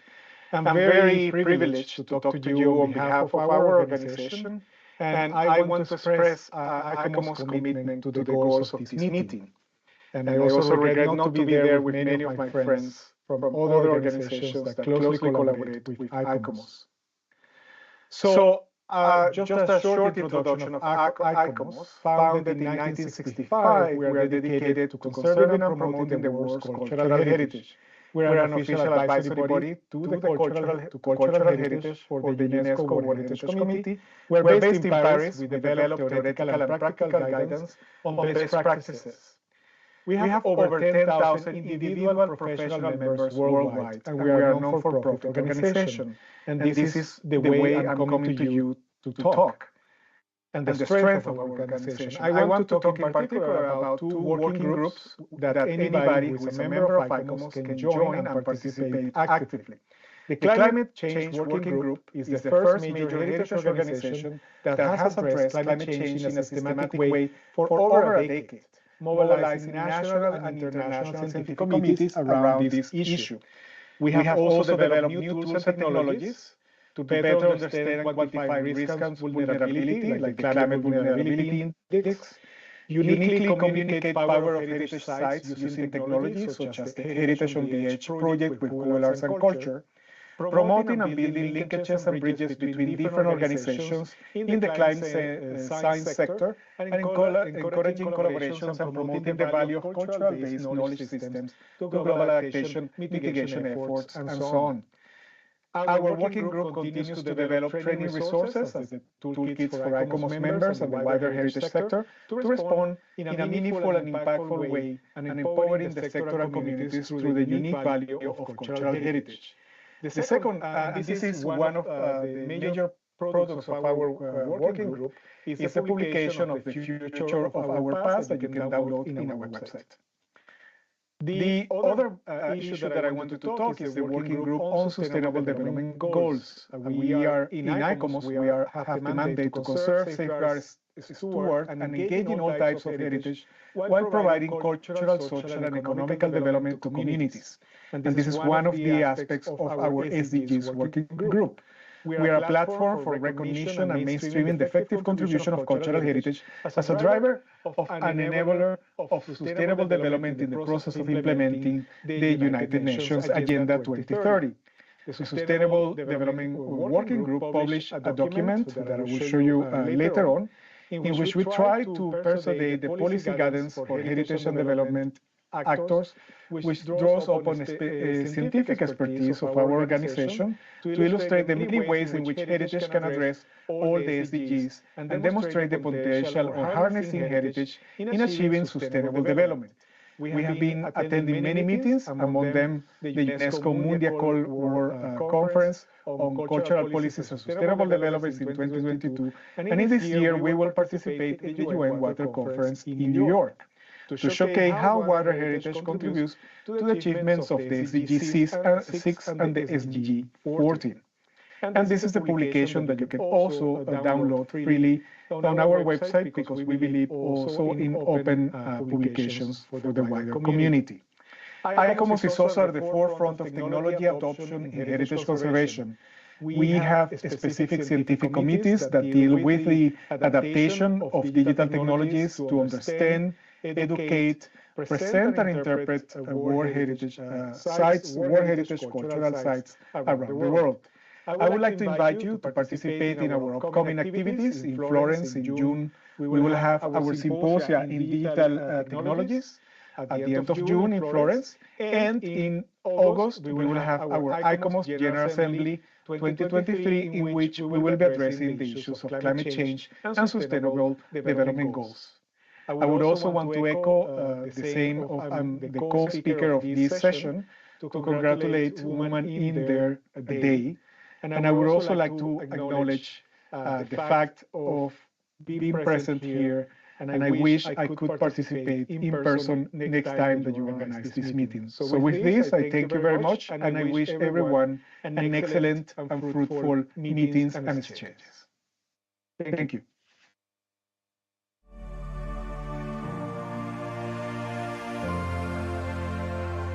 Thank you very much to Mario, and we do hope to see you here with us in person next time. Ladies and gentlemen, I think we are overdue for lunch, don't you think?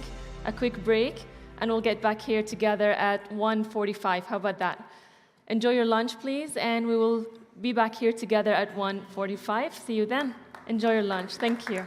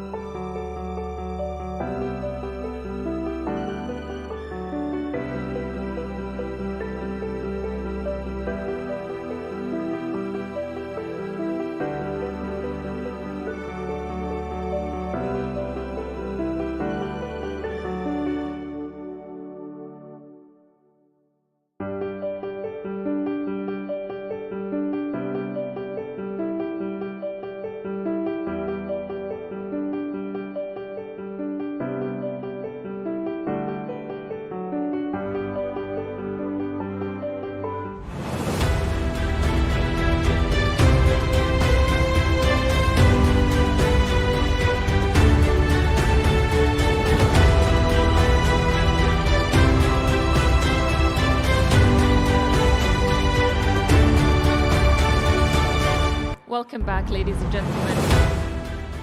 I hope you enjoyed your lunch break and had time to connect, communicate, and exchange ideas and thoughts about what we are here today. And our goal is enhancing the educational, cultural, and scientific fields around the world and having the conversation starting today.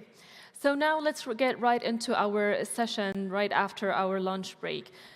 We are going to be talking about the program delivery and agility in organizations.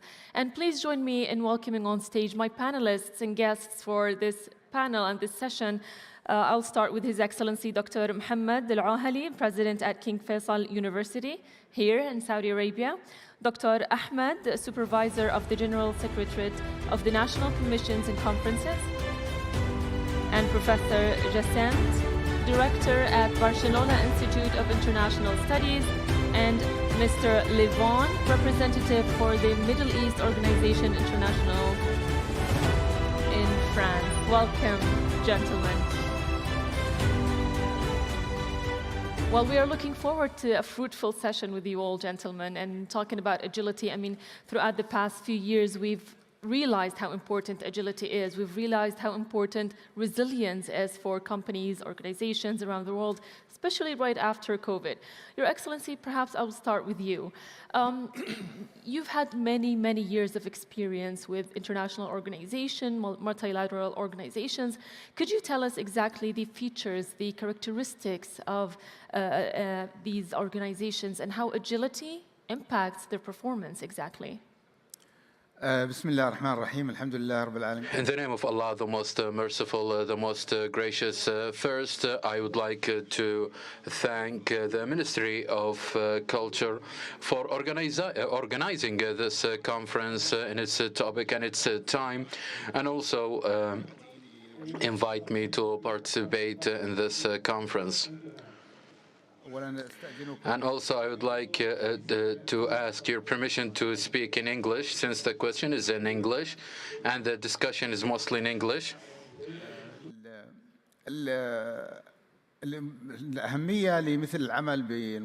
So, the importance of working in such conferences and organizations, it will be important that we know its features and also its nature, because it has different features and also different functions. And also the second mandate is that to attending such conferences and the audience and the customers are very wide, and it require different considerations other than working with a regional, with any organization with one regional dimension. So such organizations and such a conference, I believe it will represent an important role to know these organizations, and also the functions or the roles that these organizations doing regard culture and education and science, which are very important and has different dimension, looking for different levels. As the speaker said in the morning, that it's one of the important of the developmental pillars, and it has also social, political, economic features that impact societies and also civilizations. This, of course, reflects the importance of such meetings and such conference. Thank you, Dr. Ahmed. I wanted to talk to you about how do you see agility? How do you define it and describe it to have organizational agility from your point of view? بسم الله الرحمن الرحيم. أنا في الحقيقة سأستفيد. I am actually, I will take the permission from Excellency Dr. Mohammed Al-Ahali to speak in English, because we started with English, and I will speak in English. I believe that organizational agility is extremely important for the institutions. It's the ability to rapidly change and adapt to the new trends, to the new needs, to the emerging priorities, and rebuild the internal mechanisms, rebuild the format of the institution, according to these changes. It's also the talent to identify these emerging trends, because it is not only to adapt to what they are when they happen, but we need to be proactive. We need to be prospective in our agility, and not to wait until we have given realities and then we think how we can adapt to them. So I think that there is a balance that should be taken between the, if I can say, addressing the realities as they are, and also anticipating these realities and see how we can already build the appropriate tools in order to deal with these new trends. COVID, as you said, gave us an example that without agility, institutions cannot even survive, because we saw three types of institutions in that context. Institutions that unfortunately disappeared, institutions that changed, and institutions that emerged. Okay, so here we are within this context that the agility enables the institutions, enables the leadership, and enables the constituency to better benefit from the services. And it Without also, agility, we cannot have innovation, we cannot have creativity, we cannot have diversity. And that's a really important point, Doctor, you bring up, to have creativity even within your staff in the organization. Yeah. And that's exactly what I want to ask you, Mr. Jassant, or Professor Jassant. Staff members are important to create agility within an organization. There's a survey that you have conducted lately. Could you tell us more about that? Sure, sure. Well, I fully agree about the importance of agility, and this is basically something that is important, a characteristic that is important that staff members of international organizations will be fully aware of this. No? Professor, could you speak up, please? Yes, sorry. I think I said that it's a very important agility. But I want to talk about this survey that I conducted in the context of a research project funded by the European Union on the future of global governance to analyze trends in the development of international organizations all over the world. And we selected a sample of 25 different international organizations in different areas, including trade, finance, environment, and other areas as well. And we sent a survey to staff members of these organizations. We got about 1,000 respondents. And we asked them about their opinion about the different aspects, including how they prospects for the organization, which are the principal difficulties they find in moving forward their goals, also about the global governance more in general, which are the more important issues they face. And I just want to remark two things. One, they identified two different dimensions. On the one side, more internal, and then more external problems for the development of international organizations. As the internal, basically what they find is a large majority, or a large number of them, identified that one of the major problems is organizational efficiency. And a second problem is effectiveness, policy effectiveness. So these are the two major concerns, problems that across many different sectors, many international organizations, staff members, pointed out as a very important problems. There are other issues that are also concerned of these people with the view, but that less relevant. And on the external side, what they identify is as a major problem the changes in geopolitics and changes in preferences of states that are members of international organizations, and how this can affect the activity that staff members do in the international organization. Wonderful. Thank you, Professor. To you, Mr. Levon. Now, from your experience and the journey you've had, how would you describe implementing agility into your organization transformation? Could you tell us more about that experience? Merci beaucoup pour cette question. D'abord, j'aimerais remercier les autorités saoudiennes et l'Alexo d'avoir organisé cet événement qui est important et très prometteur pour le futur. First, I would like to thank the Kingdom for this conference, and also I would like to present the thanks of the General Secretary for the organizers, and also I would like to thank all of those who participated in organizing this conference, and also the translation to the French, and also to speak in French as well. So also I represent my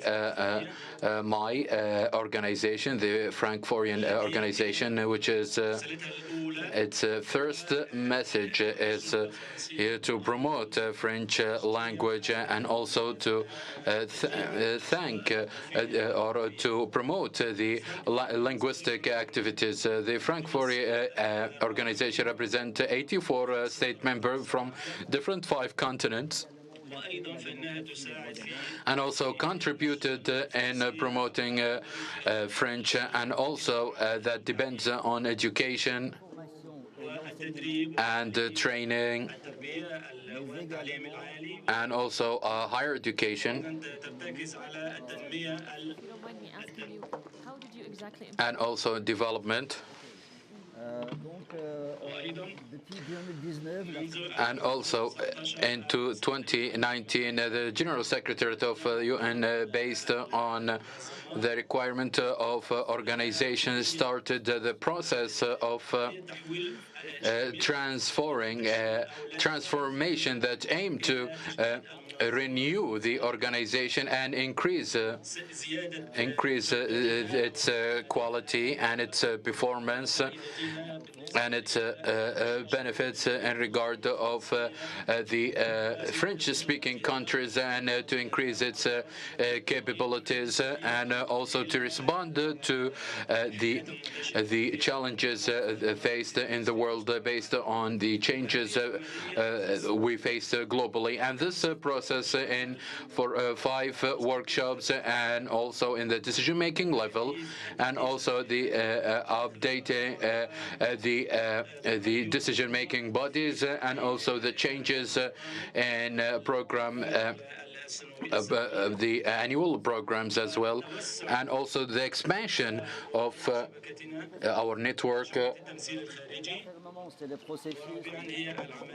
And the 4th, which is a process for exchanging information, and also the 5th one, the staff members. Yes, absolutely. I'll give you the chance, Your Excellency. So understood from you, Mr. Levon, that agility must be applied to every and each sector of the organization, not just one part of it. Please go ahead, Your Excellency. If I can add something, l'agilité, la résilience, ce n'est pas aussi, c'est pas un savoir-être, mais aussi un savoir-faire pour les organisations internationales. Wonderful. Thank you, Your Excellency. I'm going to say just nobody going to argue the importance and the significance of agility. إذا الحديث عن أهمية المرونة، يجب أن ننظر إلى أهمية أو طبيعة هذه المنظمات. هذا كان سؤالي التالي لك: هل تطبيق المرونة يختلف إذا كان قطاع خاص أو إذا كان قطاع دولي أو قطاع عام؟ هذا سؤال مهم. أعتقد بأن الأهمية أو خصائص المهمة لطبيعة المنظمات بأنها يجب أن نعمل للمرونة، أن يكون هنالك مرونة، ولكن في هذه المنظمات يجب أن تكون مرونة محسوبة، لأن من حيث التنبؤ لأي مخاطر، وأيضا هنالك خطة لتقليل هذه المخاطر التي قد تؤثر على المرونة. لماذا أقول ذلك؟ لأن نوع هذه المنظمات التي نتحدث عنها في الإسكو وإسسكو ويونسكو، فإن كلها لديها وظائف مختلفة ومجالات مختلفة، وأيضا متعددة الجنسيات، منظمات متعددة الجنسيات في مختلف المجتمعات، ولا يمكننا قياسها مثل ما نقيس القطاع الخاص. القطاع الخاص لديهم أرباح، لديهم أرقام، بإمكانهم إعادة الحساب إذا كان هنالك أي خطأ، ولكن نحن هنا نتعامل مع العديد من الدول بمختلف القطاعات، ويجب أن يكون هنالك حسابات دقيقة. نعم، هذا قد يؤثر، وهذا هو ما أريد أن أسألك دكتور أحمد، ربما من واقع خبراتك السابقة بفهمك في هذا المجال وبالمرونة وأهمية المرونة، هل بإمكانك أن تخبرنا ما هي التحديات التي تواجه هذه المنظمات وكيف تتغلب عليها؟ إذن أعتقد بأن المرونة هو ليس أمرا هينا، بما أن المنظمات الدولية مهتمة بها، فبإمكاننا أن نقوم بتحديد 4 أو 5 تحديات. الأولى هي ما الذي نطلق عليها هو عمر البناء لهذه المؤسسة، وأن هذا العمر لا يجب أن يتم مزجه أو سوء فهم. بعضا من المنظمات لديها القدرة من أجل تطبيق هذه المرونة، وبعض المؤسسات جديدة ولكن لديهم هم قديمين في أنشطتهم وفي الممارسات التي لديهم وليس لديهم مرونة، ولذلك هنالك عمرا هيكلي وهو مهم. الأمر التالي هو التحول الاستراتيجي أو متلازمة التحول الاستراتيجي. اليوم أغلب المؤسسات تؤمن بأنه لا يوجد أي تغيرات أو أي إصلاحات أو أي خطوات إيجابية بإمكان اتخاذها بدون التحول الاستراتيجي، فإن التحول الاستراتيجي يأخذ وقتا طويلا ويتطلب تفكيرا كثيرا والعديد وأشخاص كثر والعديد من جهات المصلحة. إذن كيف نقوم بممارسة هذه المرونة في مثل هذه العملية؟ وهذا أمر صعب جدا، ولذلك قد لا يكون فقط التحديات هي ما يتعارض. والأمر الثالث أو التحدي الثالث الذي بإمكاننا أن نفكر به هو القيادة المؤسسية أو القيادات لهذه المنظمات. لدينا الوثائق، لدينا المجلس، لدينا الجمعية، لدينا اللجنة التنفيذية، لدينا المسؤوليات والأدوار، ولذلك لدينا منظومة كاملة للمراجع، وأحيانا الالتزام بهذه المراجع قد تساعدنا كيف نصبح سريعين في الاستجابة، وأيضا حينما يكون لدينا كل هذه المراجع. وأيضا التحدي أو آخر تحدي ربما هو الصورة النمطية، فإن المرونة في بعض الروايات أو خصوصا هؤلاء الذين لا يريدون يمارسوها فإنهم يصفوها كأنها أمر شديد الخطورة وأيضا شديد التكلفة وأيضا ربما غير أكيدة. إذن إنكار أهمية المرونة يجعلهم يشعرون بهذا. شكرا لك دكتور الآنس. بروفيسور جسانت، أريد أن أطرح عليك سؤالا فيما يتعلق بنسبة الموظفين في التحديات أو المشاكل التي تواجهها منظماتهم.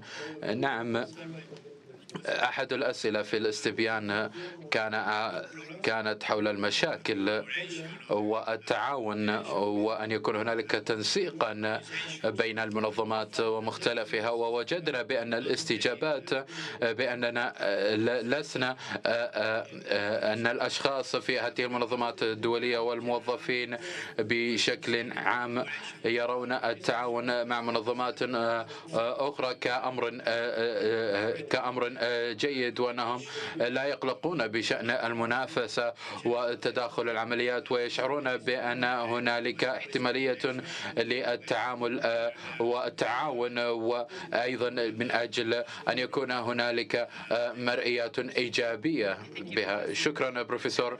السيد لوفون، أريد أن أسألك عن التحديات التي تواجهها خلال عملية التحول وتنفيذ المرونة في منظمتك. Effectivement, donc, quand en 2019, notre programmation a été adoptée, la crise du COVID problem or the pandemic in 2019 allowed this organization to adapt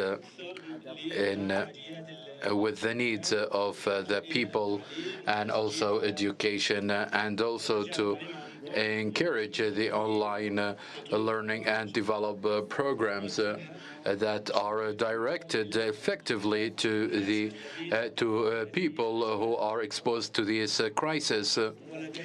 And also they have very bad results.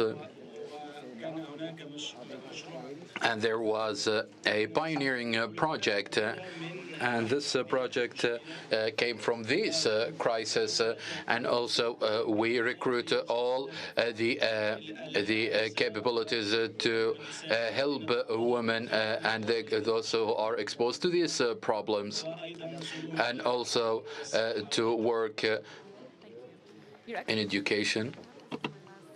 Questions for all my guests this evening. I wanted to ask you about the importance of this conference today, the importance of starting the conversation today and having one vision and one goal set for this field around the world. أعتقد I believe we thank the Ministry of Culture for organizing this important conference, as I mentioned, because it's of importance not only for time, and also it's a theme because we face a lot of global challenges, and we want to take the initiative, and we want to cooperate with these organizations. And I believe that having such conferences in different roles define important issues. One of them is defining the essential issues that the world face, and also the second thing is to make sure of the integration. It's not about competitiveness, but also to benefit from the best practices and sharing experiences, which is a very important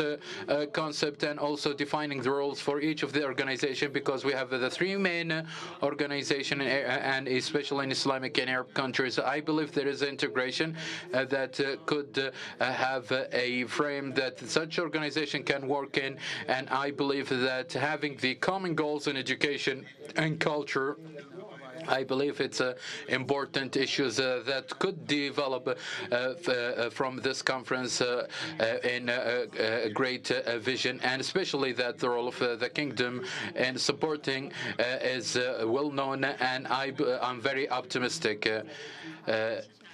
Said how Saudi Arabia's role in implementing that is really great. ودعم مثل هذه المبادرات التي تعين على التكامل وأيضا الاستفادة من خاصة لصالح الإنسانية. What you mentioned, Your Excellency, about that we are here today to put our hands together and not compete. Absolutely. Thank you, Your Excellency. Dr. Ahmed, you mentioned those who are skeptical, perhaps, and afraid of agility. What do you say to them? Thank you very much. What we can say, actually, is that we need to review our mechanisms of delivery. We need to review our decision-making systems. We need to review our services identification. And we need, of course, to keep the balance between speed and stability, because that's the main challenge. How can you convince your constituency, your staff, maybe your hierarchy, that this speed in which you are going still guarantees a stability, a sustainable identity for the institution, and that you are really capable of keeping this balance between speed, stability, and sustainability. Thank you, Doctor. Professor, any last messages you would like to deliver before we end our session? Yeah, thank you. Well, first of all, thank you for invitation to the organizers. I am learning a lot here, and also it's a great opportunity to think about this feature of international organizations in this domain. I will add one thing just in the direction of the previous speakers. That's about the issue of the evolution of international organizations and how in many cases they expand mandates formally or informally. And they, for the reason, they need to collaborate more and to articulate more complex instruments. And it requires a lot of interaction. And meetings like this are a great opportunity to provide these contacts and provide how to learn one to another, and also to implement these policy instruments from international organizations directly to the field. Clear. Thank you, Professor. Mr. Levon, last words. Merci. Chaque organisation internationale qui est aussi aujourd'hui a participé à notre... I believe that participating in this conference has its own benefit, which is specialized in education and science. And this organization has additional value that all the organizations, international organization, must showcase its excellences and also to harmonize their efforts. Thank you, my dear guests, for a fruitful and lovely session. I hope all of you enjoyed this session and talking about agility and the importance of it. Thank you, my dear guests. You may be seated. So, Your Excellency Dr. Mohammed Al-Ahali, President at King Faisal University here in Saudi Arabia, Dr. Ahmed Oldba, Supervisor of the General Secretariat of the National Commissions and Conferences, Professor Jacint, Director at Barcelona Institute of International Studies, and Mr. Levon, Representative for the Middle East, Organization International from France. Thank you all for joining me in this session, and I hope, my dear audience, you have enjoyed this session that we talked about. Now, we've learned after COVID, just like my guests have mentioned, the importance of agility, resilience. Only the companies who had agility were able to bounce back and were able to continue. And those who were quick in implementing agility as well, they were the ones who were able to stand on, become stronger, and even build stronger plans for the future with agility and resilience. I would like to now introduce the next panel and introduce the moderator first, Rawan Radwan, journalist at Arab News, who will then be introducing her speakers as well. Welcome, Rawan.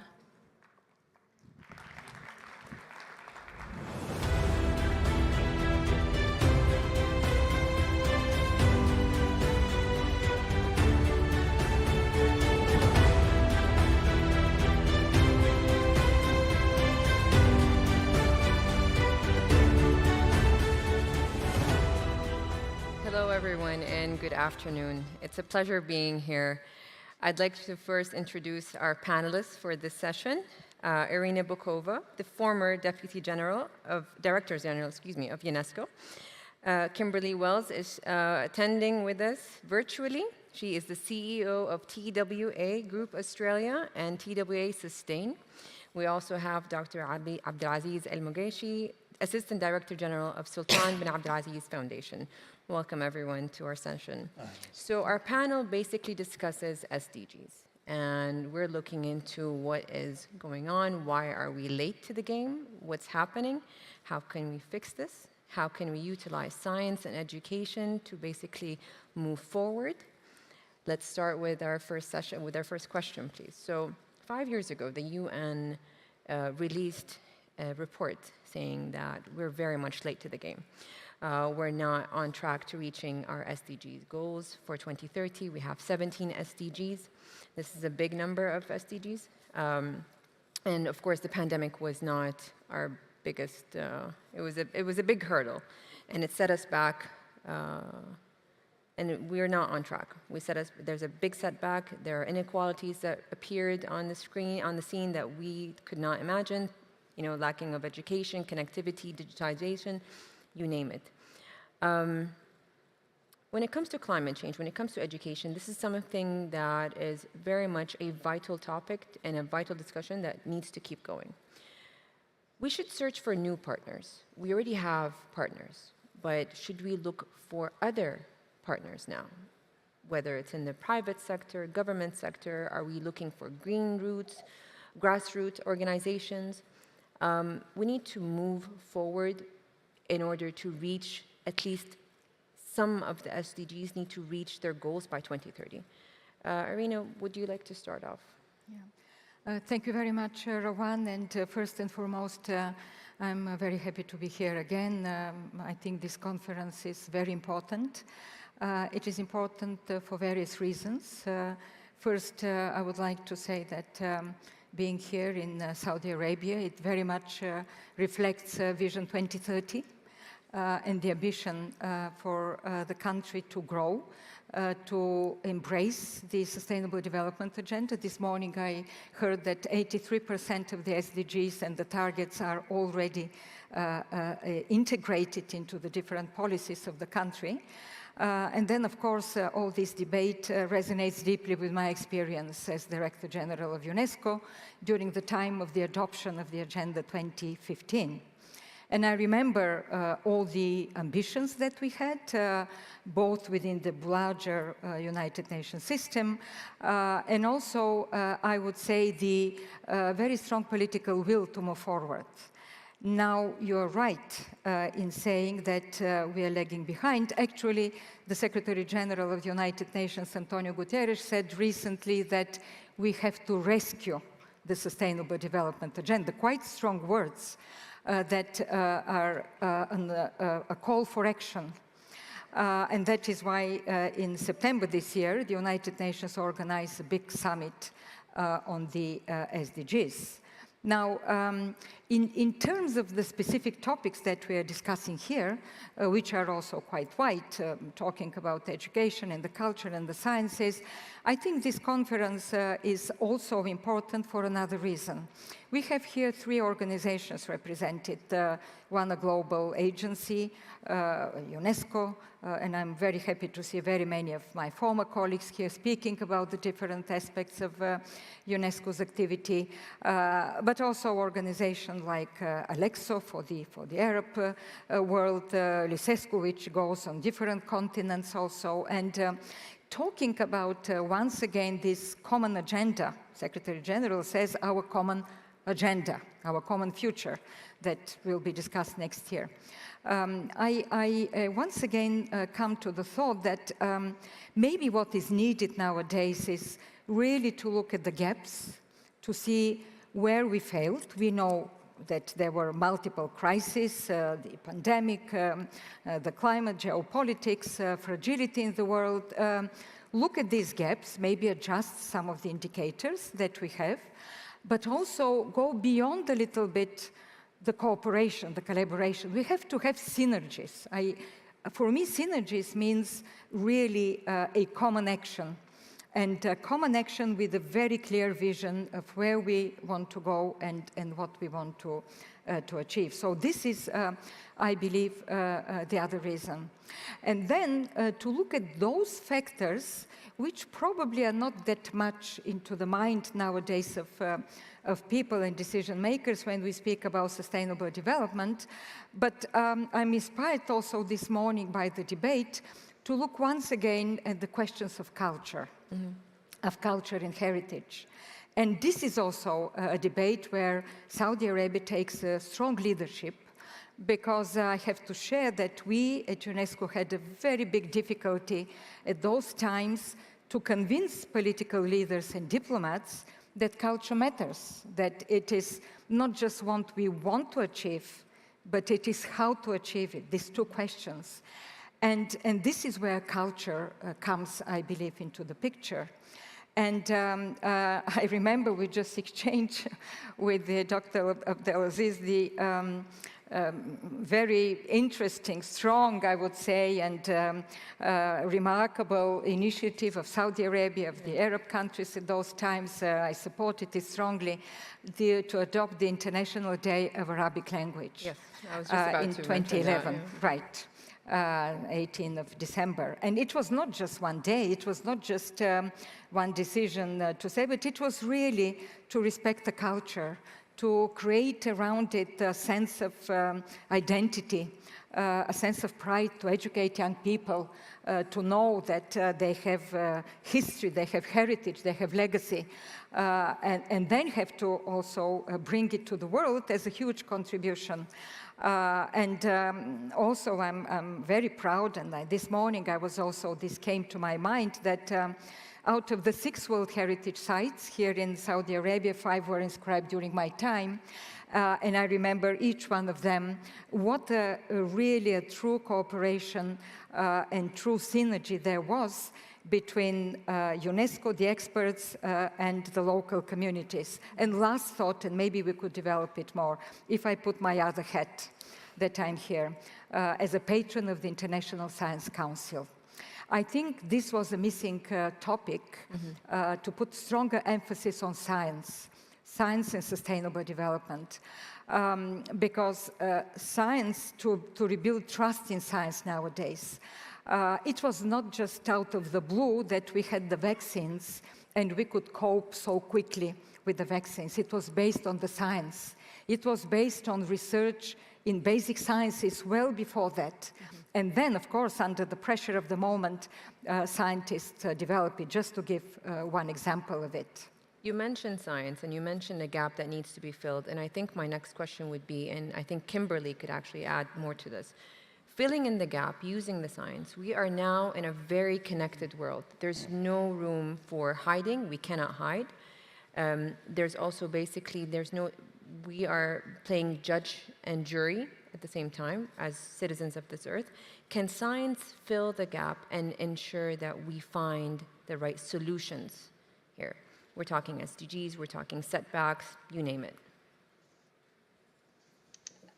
I think digestible science.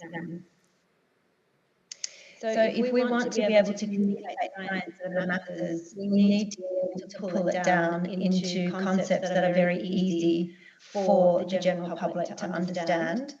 And for a period of time, science has been locked away inside the laboratories, and it hasn't translated well into the mainstream.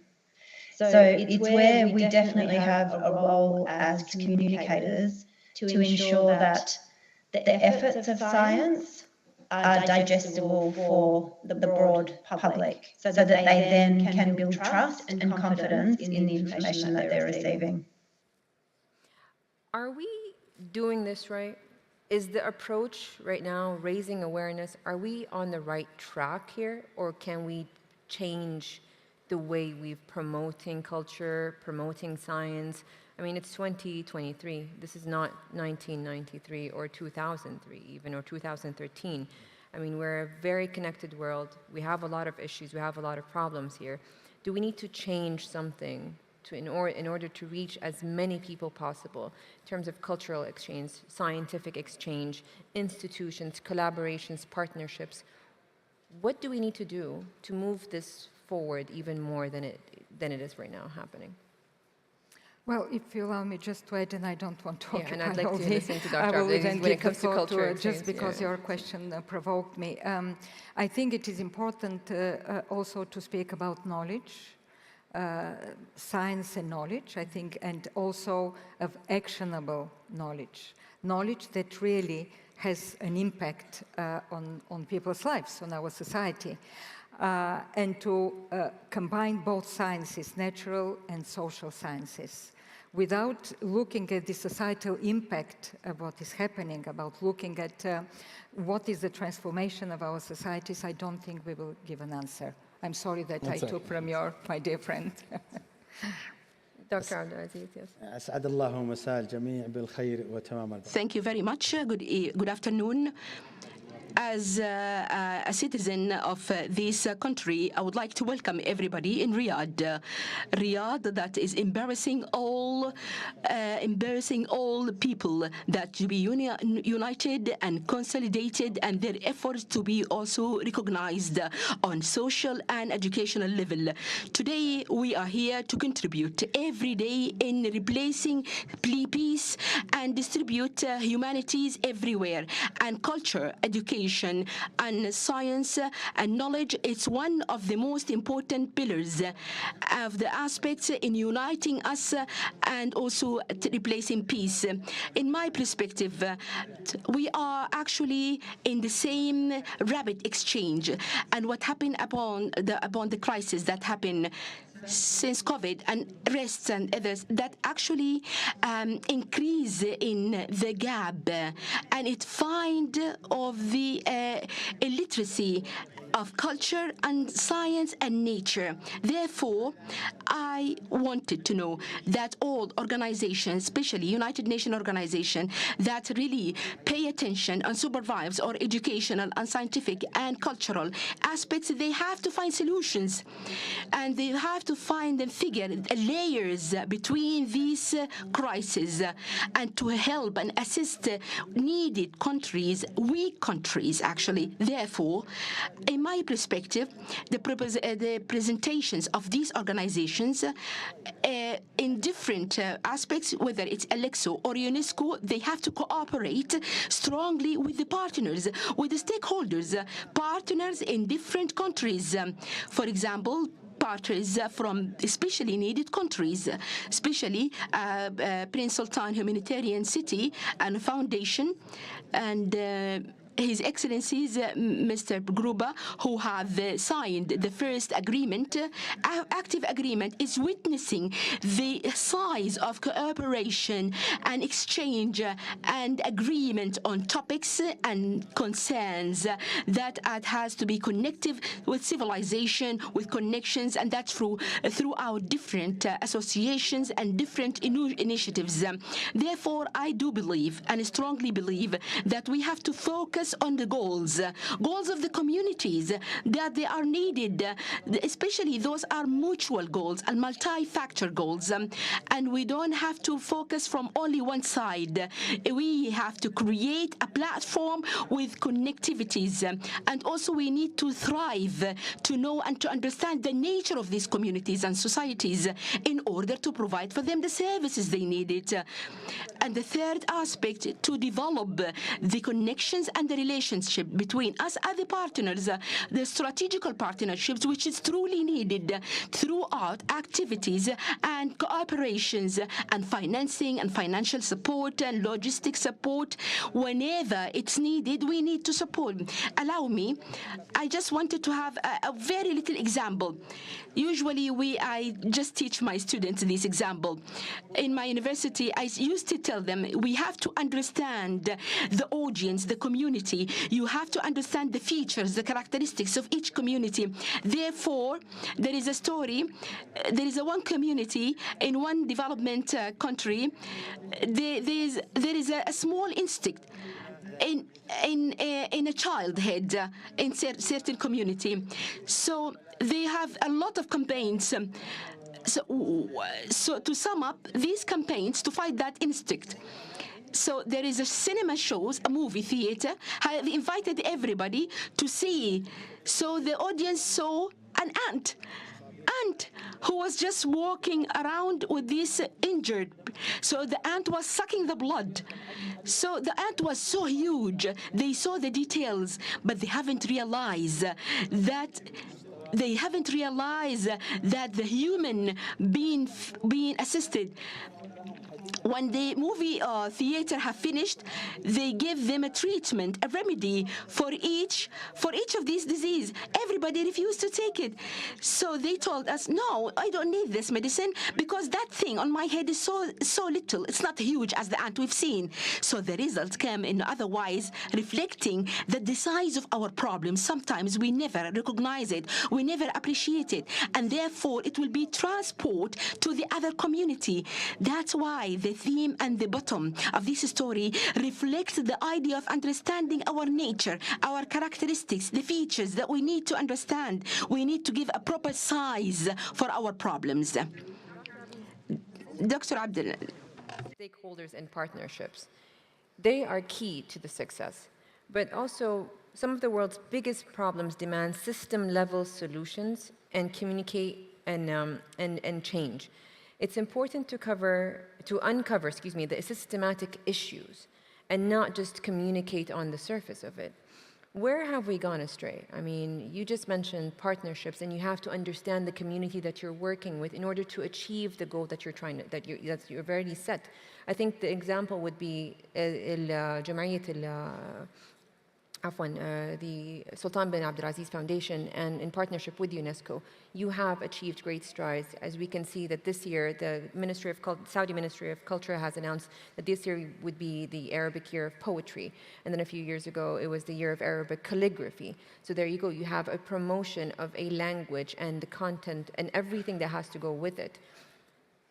Where can science fix this? Kimberly, Irina, Dr. Abdulaziz, how can science and knowledge and culture fix this? If you would allow me, I always concentrate more على أهمية أن يكون هناك importance of emerging together of the organization between the partnership and our UNESCO's experiment was very important and it's very unique. One of the most important things that it reflects that success that we are partners with each thing, with everything. Some organizations, they are very boring. They have very systematic, even in recognition. They don't really acknowledge. So maybe they go to the partner as just like as a facilitator or as a recommendation, but you don't feel any importance of mingling with those organizations. Therefore, when I say lack of goal, so Prince Sultan bin Abdulaziz Foundation, with the cooperation with the UNESCO's, actually they implement and execute with these kind of activities. We focus more from other languages into Arabic language. And from one of these ramifications and aspects, we might come with the results. We might be representative. And we also represent most of the Arab countries and all the countries. And also, we focus on one of the programs on Arab Latin. We have aimed and launched them. Latin who are there, were very far in a different continent. We approach them. We have designed for them certain programs and we've launched certain activities like cultural, educational activities. And we also launch and impress the Arabic identity. What was the reason behind it? Actually, the purpose of it, like to benefit the Arab culture and the civilization, and also the strengthening of the the strengthening of the relationship between the two partners, whether if it's creative partnership and whether if it's this foundation, NGO or non-NGO, so otherwise like in a political organization.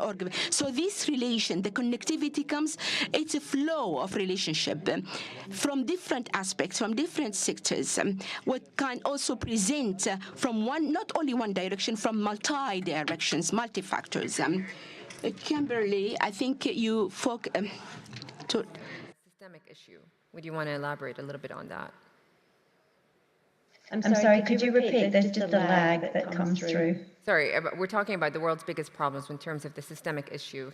I think we spoke about this earlier, and you had something to say about this specifically, especially when it comes to the exchange of culture, information, and knowledge, and how to basically. Yeah, I mean, I think. One of the things that we've seen in different markets all over the world is the way that certainly private organisation is coming together in service of the 2030 agenda.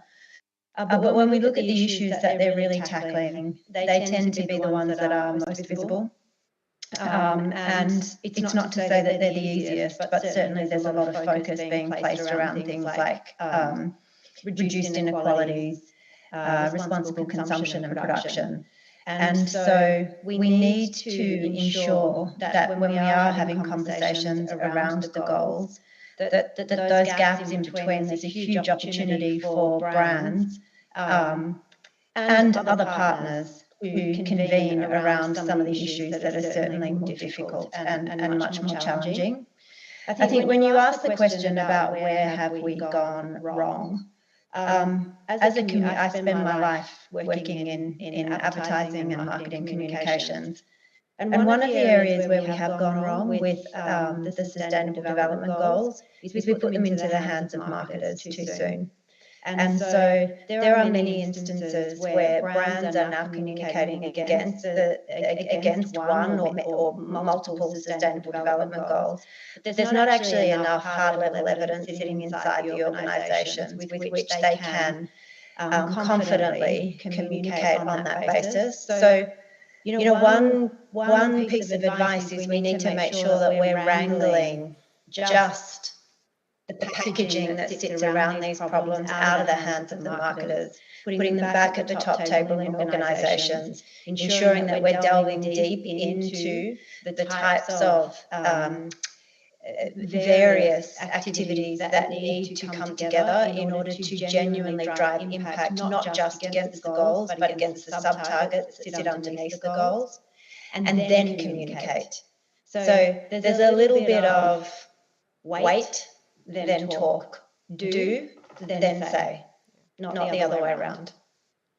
Well, sounds about right. And to conclude this session, I'd like to ask you all, why do you believe that this forum is an important forum?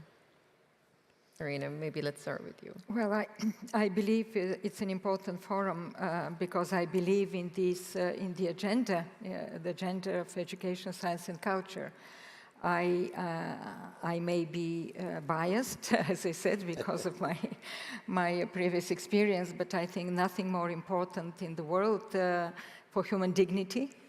I think we are speaking about human dignity, and without human dignity, we cannot solve other problems. And then, of course, to look at sustainability and to look from this size to every single opportunity and risk.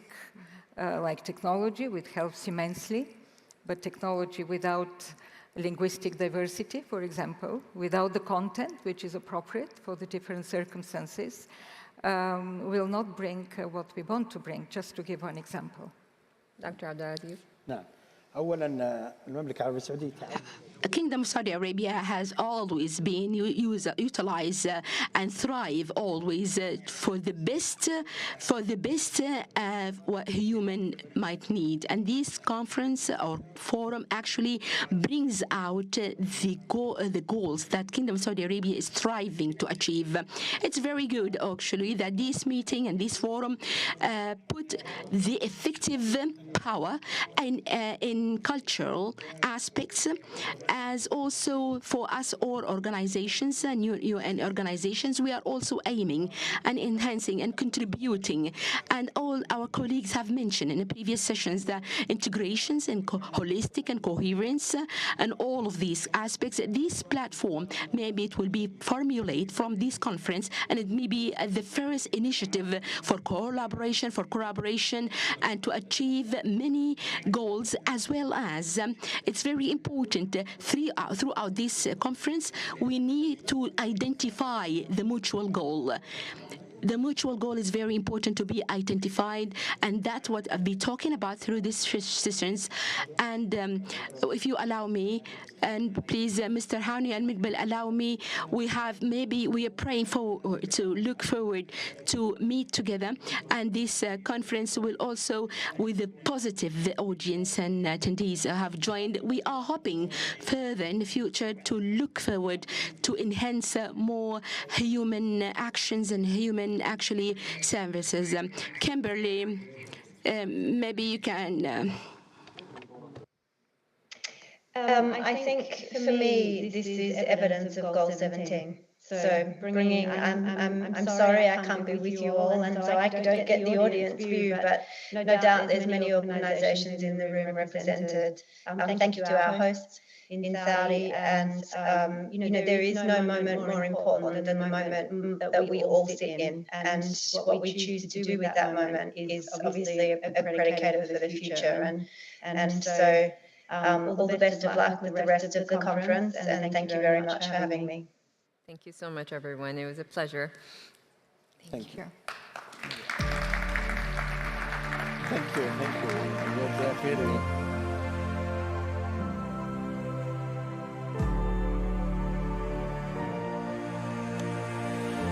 Thank you to all of our guests and to Rowan and of course to Kimberly. It's fast approaching midnight in Sydney, so we do thank her for her participation in our very global forum here today.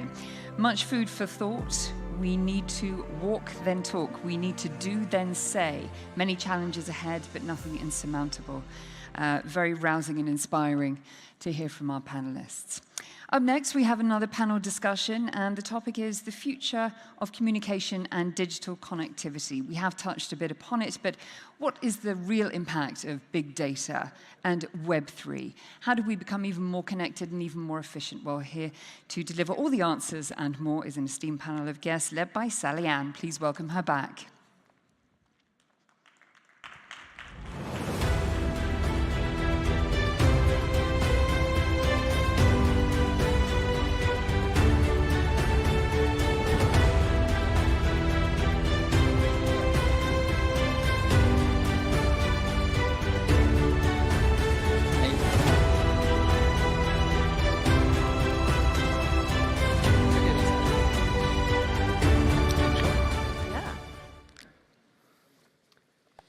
Are we ready? Hello. How are you? So we have, I know we just got back from lunch, but we actually have one of the most exciting panels of the entire day right now. So get ready, buckle down. So we're going to be talking over the next 20 minutes with our esteemed guests about communication and digital connectivity. And yes, we are going to be talking about lots of things, metaverse and Web3. And I'm going to challenge our panelists before I start asking the questions to think about communication under these three lenses. What do we want people to know when we communicate with them? What would we like people to feel, which is often forgotten? And what would we like people to do when we communicate and connect? So I'm going to start off with Dr. Jasser. Dr. Jasser, what an absolute privilege to have you today. Thank you, thank you. I would like you to share some of the work that you are doing in your organization with the group. And how are you using, as a channel, digital connectivity to communicate with your audience? Shukran. Thank you very much. And as we agreed, we will speak in Arabic because of welcome, and I'm honored and glad to be here with you in this exceptional conference. And it's a very important question because it does give us an opportunity to explain briefly, allowing within this very short period of time, this noble task, which is the responsibility of the Ministry of Culture on how to manage the heritage assets in the kingdom, and the major challenge that we are facing, that we want to transform this administration of high cost to become a transparent and an adequate administration to allow all to participate. All the experiments and trials throughout the world that dealt with heritage successfully are trials that did consider the heritage is not a matter of a government entity, and it's this heritage file should be a file of community and society, as all segments of the society should participate: the children, elder people, the youth, the officials, and all segments of our societies. If we take into consideration all these segments of society, and on the other hand, we're trying to understand the different elements of culture in the kingdom, we understand we have 6 sites registered with the UNESCO, but we have thousands and thousands, literally thousands of sites that will continue to register and many artifacts and many historical sites, as we cannot allow this administration to deal with this sites traditionally. The use of technology is of great importance, and I will give you many examples. A simple example: each citizen and each resident of the Kingdom of Saudi Arabia, from an easy cell phone application, they can report any hostile activity that took place in a historical site, on a damage that historical site has been subjected to. Now with the technology, and you understand the technology of different applications and feedback through applications, this technology indeed is available. And this morning also spoke about the integration of the different SDGs, education for all. When we utilize technology and transforming the cultural heritage from a boring academia file that's only discussed in lectures, but we want to transform it into a daily knowledge. Along with my colleagues, when we preparing for this session, one of my colleagues in the IT department gave an example of 3D printing. As you can see, the items before you with the goal. Such ideas should be the talk of the hour. This is the message that we need to convey when we deal with the culture heritage file. Should be through the lens of technology, something that's accessible for all, not just given setting or developing legislations and regulations, but we need a true participation from the society. We're honored, we're glad to receive any messages from the public regarding these topics. But later, if we have the time, maybe I will elaborate more. And also, we would like to understand the three elements of science, culture, and heritage. Because in our organization, we work closely with the different government entities, such as the Ministry of Education and other academia establishments, locally and globally, and our work in these fields continue. Some might not know that we are coming upon new initiatives in which we utilize artificial intelligence and how to deal with these historical sites and better understand what they provide for us. I'm going to go right over to our other guest. Actually, Women's Day today. I'm going to have ladies go first, and I'm going to ask you this question: what impact do you think does Web3, and I know about your work in the metaverse, so please share with the audience, AI and 5G have on communication and digital connectivity? I think the whole idea about Web3 is really about decentralized next generation of the internet.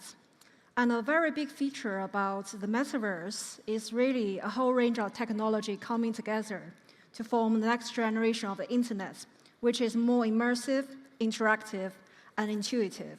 So within the whole metaverse ecosystem, we can have things like AI, 5G connections, things like cybersecurity, different user interface like VR, AR, XR, neural links or like haptics, etc.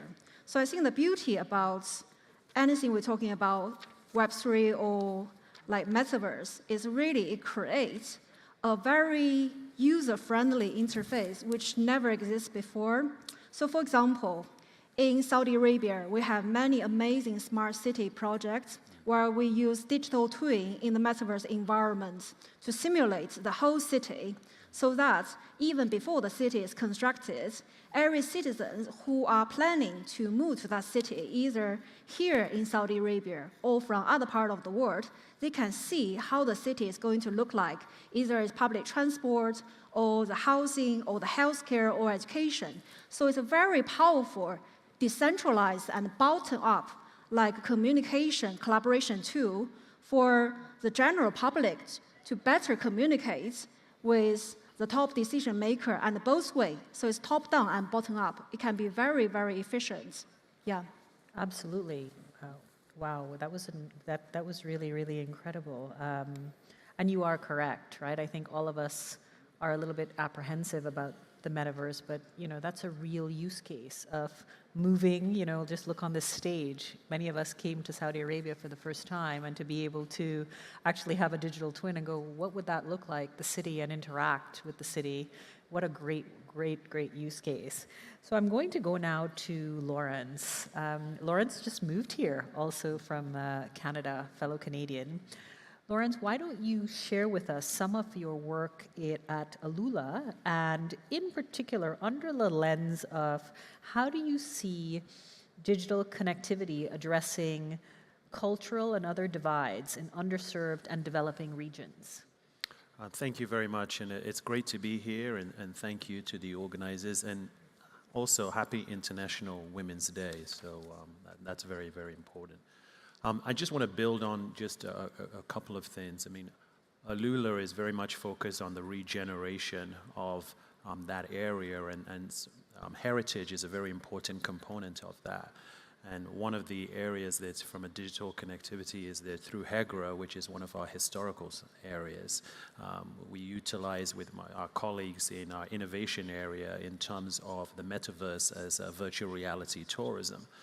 So when we look at it termsly, what heritage really speaks to, it speaks to the fact is that how do you create visitors that come to a new area, and an area where there is really has not been as discovered in terms of the overall world? And how do you use digital, which is based on various areas that have just been explained in terms of the metaverse or other digital connectivity to transpond that? But I do want to start off with the fact is that the conference does speak to the fact that this is about the future of education and science. And part of that aspect leads into a digital literacy that leads into ICT, which is telecommunications. So the foundation to get to the metaverse, the foundation to be able to demonstrate that you can show some of this heritage area comes with the fact of first telecommunications. So in Alula, we're working very closely with the telecommunication providers, Mobily, STC, and others in terms of really bringing it to wow, that it starts with the foundation. So the first thing we have to have is internet penetration. Alula is the size of Belgium in terms of a European city, so the ability to ensure that the physical towers that are being built there to have telecommunication is embedded in terms of the environment and the imagery is something that is very, very important. If you take Moriah, for example, beautiful concert hall we've built that is having various different events. I was there over the weekend where I live in Alula, and Andy Warhol was there. When you drive up to Moriah, you will see a building in glass, but what's really important is that the construction of that building could have been done in a way that obstructed in terms of what heritage is trying to do. But the building built in glass, it's a beautiful building, took about 72 days to do, which is quite incredible, speaks to the ingenuity in Saudi Arabia. It blends into the heritage landscape. It blends into the beauty of that. So digital connectivity is allowing through telecommunications to bring Alula to the world. It's allowing through the penetration of digital literacy to ensure that, for example, we have just launched in terms of autonomous pods. And why that is important is less about the autonomous pods, it's about the digital economy that's being created, because now we have local people in Alula that are actually powering those pods. So I think from an SDG, which is about social, it's about what it's doing to the community, which is what digital connectivity is doing. It's about development, regrowing the area. We have 40,000 people there. The hope is to grow that area, attract millions of visitors. And it's about those goals that are sustainable so that we can ensure digital connectivity in terms of how we're dealing with water, the ecosystem, the increase of people is really factored in. So to me, it's really about the community lens. And SGC, the heritage, certainly working very closely with the Heritage Commission, is ensuring that digital has an opportunity to bring that. So that's how I see it in terms of the ability of the regeneration of the beautiful place in Alula. Okay, so we're going to have a quick round and then another round. Let's see if we can do this. So the quick round, I'm going to actually start with you on this quick round. what would be the one metric you can look at or you can guide our audience on as to whether you're successfully communicating in terms of your digital transformation with your intended audience? What metric would you have them look at? Quick answer on that one. I think you could look at the metric from literacy and social economic growth. So Okay. essentially, a job's being created, is visitors coming from from economic growth, and is the community being digitally literate to grow, and is it creating opportunities? So that's a metric, and with internet penetration as well. Okay, all right. I'm going to ask you, am I pronouncing it Dr. Christina? It would make my life easier if I just say Dr. Christina.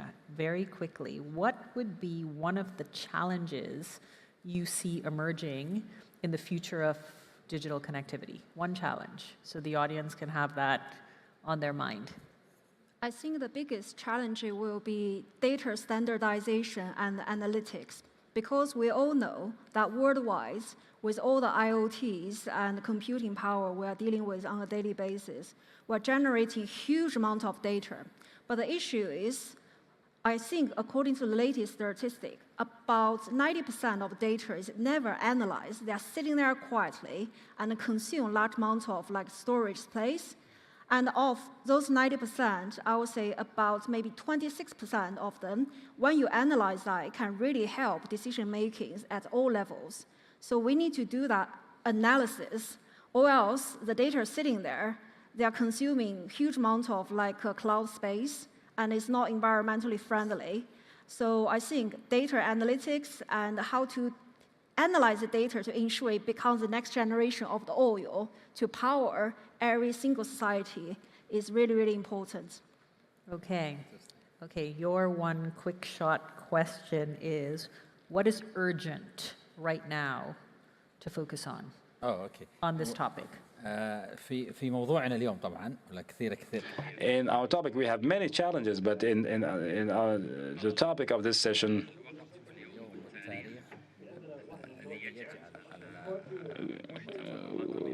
we should set the time for the local content of heritage to be accessible.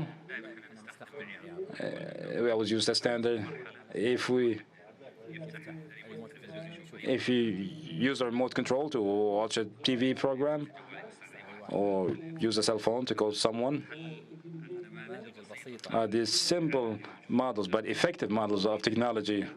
We want something similar to be applied in our sector to provide the accurate information and to amend or change the information if needed. We still have a long path to reach that level. What is the role of leadership in all of this? Empower people. تمكين الناس وإيجاد جيل جديد من القادة وأيضا التركيز على الجوانب التعاونية لتحقيق هذه الحلول. إذا كان العمل فرديا ربما يكون هناك إسراع في الحراك، ولكن لن يكون هناك شمولية. وإذا كان بإمكاني التحديث عن البيانات سريعا، المملكة العربية السعودية تركز هذه الدولة الخامسة التي أسكن فيها خارج دولتي، ولا أرى أي دولة أخرى تركز على البيانات مثل المملكة العربية السعودية. وللقيام بذلك علينا أن نتأكد من أن أسس هذه البيانات لابد أن تدمج في الخطط الاستراتيجية. فعملية رؤية البيانات، نافذة البيانات، لابد أن ننظر في قطاعات محددة للقيام بهذه الجوانب التحليلية. أعتقد أننا في العالم نركز على البيانات بشكل كبير جدا، وتحديدا في منصبي الحالي، وأتفق معكم تماما على أهمية البيانات. ولكن السؤال كيف نتعامل مع هذه البيانات من ناحية مركزية السياسات المتعلقة بالبيانات، حوكمة هذه البيانات، لأن هذه البيانات تساعدنا على قياس أهداف التنمية المستدامة. الفرص التي ستظهر مستقبلا، أرى الفرص. سأعطي مثالا سريعا لإجابة. منذ قدومي إلى المملكة العربية السعودية، أحد مجالات التواصل التي تساعدنا على نقل الأخبار إلى مناطق مختلفة من العالم لنرى تشابه الحالة الإنسانية في محاولة مساعدة مجتمعاتنا. وعملنا مع عرب نيوز. إذا الأمر متعلق بجمع هذه البيانات من مختلف المناطق لنرى أوجه التشابه فيما بيننا كبشر. إذا هنا تكمن أهمية التواصل. أهداف التنمية المستدامة في العالم الافتراضي أو في عالم الميتافيرس، هناك الكثير من الأمثلة الرائعة. والمفوضية الأوروبية بدأت هذا الحراك 150 مليون يورو لإيجاد توائم رقمية، وهو استخدام الحواسيب التطبيقات المحوسبة المختلفة، والنظر على مستوى السياسات لتشجيع الجميع ليكونوا أكثر مسؤولية في استهلاك البيانات، وأيضا تقليل من الانبعاثات الكربونية. هل ذلك سيقلل أو سيؤخر Celsius in the next 5 years? So I think it's a beautiful combination of using data, visualization, and bottom-up, like public engagement, to help everyone get involved, either public or private sector, coming together to really support UN SDG on a global scale. That's the public sector. Another really powerful example is actually being done by NVIDIA. So they also created Earth-2, and their focus is really using machine learning to accelerate simulation, which is never happening before. I think it's like 100,000 times faster, which is really powerful to prevent extreme weather taking place around the world now. So I think that's already happening. Okay, so we are absolutely over time, but I'm going to give you the last word. Tell us a word about, or a couple of words, the future of Saudi digitally connected. What is your hope? Or what are you hoping to see? This is a big challenge, actually. A couple of words, just a couple words. It's okay. Yeah. I will go with the very specific words from Doctor that the public engagement can be much better to help us on digital and managing our heritage sites because of the technology. Because when you have this strong digital platform, everyone will participate, you will communicate with them, and it will be self-corrected because we have this system that will be reviewed by everyone and used by everyone, of course, given certain governance. So That's more than one word. Yeah. You were awesome. Thank you. Thank you absolutely to all of you for being here with us, and thank you to the panel for this lovely contribution.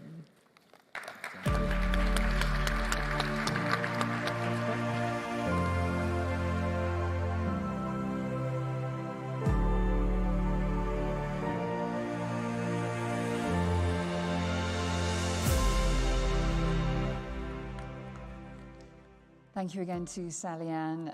Very well mastered and navigated, a great conversation from more esteemed speakers. Thank you, everybody, for being with us today. Time now, ladies and gentlemen, for our breakout sessions. This will really give you an opportunity to not only meet with some of your fellow attendees, but also the delegates that you've heard so much from today. We have many of them for you. We have 3 today, ranging in topics from future building your organization in today's digital world, as we've been hearing, the metaverse, Web3, and beyond, to reimagining the future of work. What does it mean, not least as we mark and continue to celebrate International Women's Day. Breakout session 1 will be held right here in the plenary room, should you wish to stay, and the other 2 can be found just upstairs on the first floor. I wish you a fruitful and productive breakout sessions, and do please make sure that you return here promptly at 4:10. Thank you very much and enjoy.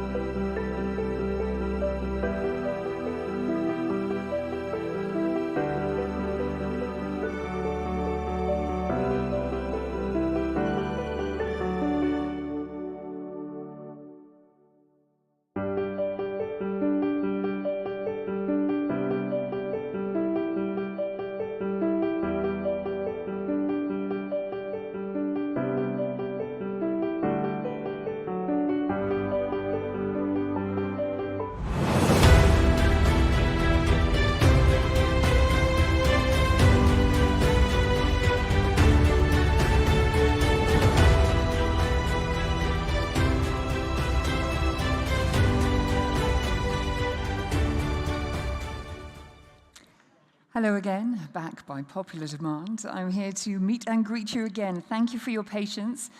We had such successful sessions upstairs, as we did down here in the plenary room, that we wanted to give the chance to all of our delegates to rejoin us. So thank you for bearing with us.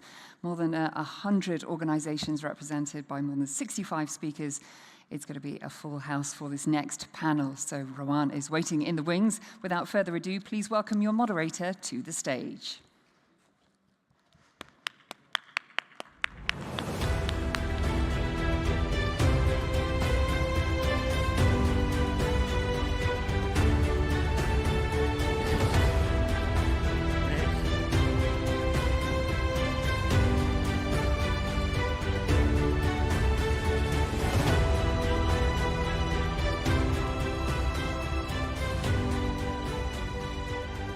Hello again, everyone. It's good to see a packed room still. We begin our session. Let me please introduce our panelists today, our speakers. We have Dr. Abdullah Al-Ghatai. He is the founder and CEO of the National Center for Assessment. Professor Asha Kanwar, President and Chief Executive Officer of the Commonwealth of Learning. We also have Professor Rami Iskandar. He's the Director of Education Department at the Arab League Educational, Cultural and Scientific Organization, ALEXO, and Dr. Mathieu Dennis, Senior Director and Head of ISC Center for Science Futures International Science Council. Welcome, everyone. All right, so let's get straight to it. Education, sustainability, skill sets. Three very important words that we've been discussing in the background here. We could start off with one question, and I'd like to give everyone, 2 minutes to answer the question. What does green learning mean, and what does sustainable learning mean? Maybe we can start with Dr. Asha, please. Okay, thank you, Ravan. Green learning agenda means different things to different people. But let me just simplify it and say that it would have 3 dimensions. One would be green skills, and I'll give you an example of each. One would be green life skills and skills for a green transformation. In the first one, institutions need to skill people for a low carbon economy. And I'll give you an example from Canada. Our office is based in Vancouver. In Western Canada, where the fossil fuel industry is very prominent and a major source of employment, they have started reskilling and upskilling people for greener job options. So that's how they're dealing with it. The second dimension is green life skills, which means that I think we can galvanize the youth if we really want to make a difference, because every day, over 1 billion children go into primary and secondary schools. If these children were to become champions of climate action and climate change and environmental conservation, we would really have a major impact globally. So teachers become a very major source of this action. And in fact, UNESCO did a survey where they found that 3/4 of the teachers actually want to teach about climate change, but they don't know how to. So my organization developed a course on Green Teacher. It's a Green Teacher program, which is offered by the National Teachers Institution in Nigeria as part of a bigger teacher training certificate. And this is helping teachers, because about 100,000 teachers enroll every year in this program. So these teachers are inculcating environmental concerns in students from a very early age. So this can be the second dimension. The third is skills for a green transformation, that we do need to look at issues of climate justice. As we transform our world for a fairer future, we do need to address the issue of how marginalized people deal with the climate crisis. It's always the poor who get hit when there are floods striking Pakistan or a tsunami hits Tonga. But especially women and girls. Yeah. 4 out of 5 women and girls are displaced when climate disasters happen. So what do we do to empower women? And I think from the education sector, providing 12 years of quality education to every girl is very important. And especially in forest management, women play a leading role in India and Nepal. But also, there is evidence that 12 years of quality education and employment lower the fertility rates. And we know that we can't have too much population. Our planet is only so small, it's not getting bigger. And this could be actually one of the kind of important outcomes of providing girls education. Dr. Rami, you mentioned earlier that the term is a very broad term, and there are different layers to it, different colors. It's not just green learning. There's other things that you mentioned in that keynote that you mentioned, and if someone can please place the PPT on screen, and maybe we could explain this a little bit better. But Doctor, we can start off with the explanation of what you think green learning is. في البداية احنا لازم نبقى عارفين إن التعليم المستدام sustainable learning, it's very simply, it's the curriculum that presented to green skills. The green skills, for example, we are trying to develop green skills that we are trying to approach to maintain the natural resources. For example, why? Why is the question? Why are we developing this? The green skills are very important to maintain the natural resources and ecosystem for the next generation. So for this case, we are using the resources in difficult terms, as we can see in the presentation now. We can all actually focus in the green economic. And unfortunately, sometimes we need to understand the sustainability. For example, the informal economy, which is filled. We have the green economy. Those are all the colors. White economy, which are the health sectors, healthcare, services, and patients, and rest. So there are some areas of economy that we cannot really control. And we have also, on the other hand, the blue skills, or the blue economy. Some of these kind of economies, we are participating. We have the brown economy, and to some extent, it might affect the environment and the ecosystem. So, of course, in some countries, they are turning to be in the green economy. Green economy is a term of initiative that will be tackled and touched upon. And there's also another economy, which is the silver economy, which is utilizing the facilities, institutions, and services, for example, like food and beverages and other services that could be considered to be specialized with different and certain countries. They are paying more attention for it. Also, we have a purple economy. So my question is why we are developing such skills. First of all, we have to put 4 pillars and 4 dimensions. I don't want to develop only green initiatives or green skills. What we're supposed to do, we need to evolve and leverage the sources. I need to protect and maintain the natural resources, not only for us, also for the next generation, or any person that might have a negative impact or influence on that economy might be also controlled and questioned. So therefore, this is our responsibility. This is related to illiteracy, related to increasing awareness. Therefore, I said in the beginning, it's a very vague and vast kind of terms. What I have said before, for green economy, it's a way of thinking, abstracted thinking. And this group, if I wanted to develop them, it means that do I have to create a certain curriculum? No. I think it's through institutions like education institutions, like secondary school and postgraduate studies.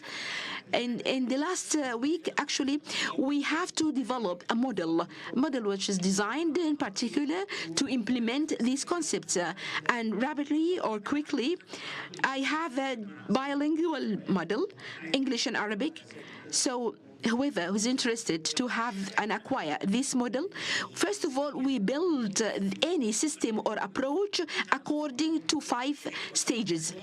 planning, analyzing, designing, valuation, assessing, and supervising. For each of these stages, they are very important. That's why I need to assess the requirements, assess the gap and the requirements for the teacher as an educator and for the students. What do they need to learn? So I need now to get the gap and to assess the distance of learning. What do they need? What are the requirements? If I do understand what do they need, I need to design for them a curriculum. How do we evaluate? Dr. Abdullah, if you could really answer, how do we evaluate? It was very important for educator and for the institution and for the students, for the universities. Assess which skill sets are right and what are wrong.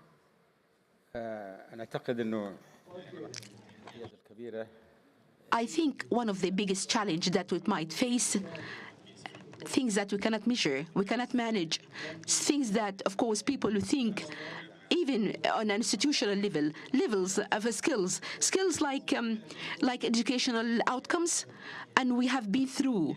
How could we measure it? How could we measure it digitally? And that is not true. Before I elaborate, I have reviewed how will we actually select skills on curriculums? So how will we evaluate them? So I have found out that to list them in the curriculum and the syllabus of the curriculum, it was a good idea. But unfortunately, the implementation of these skills, it was nil. And the evaluation was zero. So it wasn't being assessed and it was not being evaluated. So it means that there are challenges in the assessment and measurements. There are challenges and obstacles. Therefore, these skills, they need certain type of assessment. For example, the creative thinking or abstract thinking, it doesn't really require a pen and a paper. If we are talking about, for example, working in a team or in a group, and group work, leadership, those are, you cannot measure them. So therefore, we have to have they have to have a performance-based assessment or authentic assessment. Authentic assessment, it's, for example, that you measure the behaviors while the performance on reality. But the biggest challenge is not the ability to measure, it's the ability to understand and to understand the stigma, the feature by its all. Sometimes we focus on different aspects. Sometimes we focus on certain behavior, neglecting or ignoring the rest of the items. So, for example, if we take the group work or teamwork, we might focus on one aspect, but we neglect the other. So each person, as an educator or a teacher or a student, each of them have responsibilities or requirements. So we might focus on only one element. And the biggest challenge, as I said, we might not take the whole picture. So the whole domain we need to assess, not only an aspect. But I do still believe that we might talk about it later in elaboration, where if you are talking about the project that will be adopted by Kingdom of Saudi Arabia in a national skills of the national framework skills and also the websites. How will we unify or consolidate the terms and terminologies of the educational skills, and how will we measure the gap analysis? We scan the workforces and survey the needs and what are the factors and what are the things that lack in education, and what are the approach or means of methodology that's supposed to be used in a market force to be implemented in educational aspect. Those are the most important. Very interesting question that you would want to follow up. Thank you very much. Well, first of all, Excellencies, colleagues, thank you very much for the invitation. It's a great pleasure to have an opportunity to be here today with you, and happy International Women's Day, everyone. Rowan, I'm intrigued by everything I've heard, because I would sign and I agree with 100% of everything that has been said. The only one dimension in response to your question about the greening agenda, greening education, that I might add to the multiple dimensions that were already mentioned is that of greening our own higher education institutions. My organization, the International Science Council, does not deal primarily with education nor with higher education. We're the world's largest non-governmental organization representing science, all of science, natural, social, human sciences at the global level. We're particularly well placed to know that both higher education and the science sectors are have a very high carbon emission rate. And so there's a certain extent to which we also need to get our act together and make sure that our own institution, our own sectors become greener. So that would be the only dimension that I would like to add to what has been said. But in a way, the reason that we're in such agreement is because what needs to happen, we know it. If you look at reports, a number of reports published by UNESCO, published at country level, published at the international level, the number of reports that have outlined exactly what our colleagues here have said is extremely important. So the question, in a way, becomes why are the main changes that we're all advocating for, we all agree on, why are those changes not happening? Or why are these changes not happening quick enough? Or not happening quickly enough. I would agree with that, exactly. And so, obviously, unfortunately, I don't have the answer to this, but today, earlier in the discussion, people have rightly identified the issues of mindsets. We need to change mindsets. I think that's very true. We've talked about data and the lack of data. How can you change things if you don't have reliable data that would allow you to monitor progress? Also very true. I would like to emphasize the role of the importance, of leadership. I think we need agents of change. I will speak primarily of higher education and science sector. We need agents of change to put in place exactly what our colleagues have just identified. More interdisciplinarity into research and into our teaching. Stop the siloed approach. More problems-based approaches to knowledge and science, also rightly identified. We need to inject those dimensions in our departments, in our teaching, and also in the research. People need to be rewarded for doing problems-focused, interdisciplinary research and projects. And for that, because we know it's so difficult and because we know the changes are not happening quickly, we need leadership, we need agents of change. I think, to give you one example, vice chancellors, in our universities worldwide would be tremendous agents of change. We need leaders in ministries. We obviously need researchers that are willing to take the baton, so to speak, from the previous generation. So we need new levels of integration in teaching and research, reward systems, and obviously we need communities of practice. We need to have forums like this one where we're able to come and exchange on what we're learning, what works and what doesn't work. I would add 2 points quickly. One is that I think we need to take full advantage of what we know, what the science of education is telling us about how you change education. It is mind-blowing to see how little our own universities are taking advantage of the research they're producing within their walls to change their own practices. And so we need it's an interdisciplinary approach. Clearly, we need to take advantage from what we know from cognitive science, from sociology, from anthropology, et cetera, et cetera, et cetera. And the final point that I think I would like to raise right at the beginning is that we need more research, particularly in the areas of how, and that has just been said just before this session, how AI and virtual reality are now changing the ways in which we must approach the way we teach, share knowledge, and the way we do research. This is critically important. It's both about understanding the new technologies, but also about understanding, and I think it was in one of your slides, understanding the psychological skills that are required in a hybrid educational environment, both for teachers, professors, but also for students. Dr. Asha, you're kind of giving me hints here. You have something to add to Dr. Mathieu. No, I absolutely agree that leadership is very important. We had a ministerial meeting with Commonwealth education ministers. Yeah. And they were talking about finance, but they hardly mentioned climate change. And this is the biggest crisis of the next decade that we are going to face.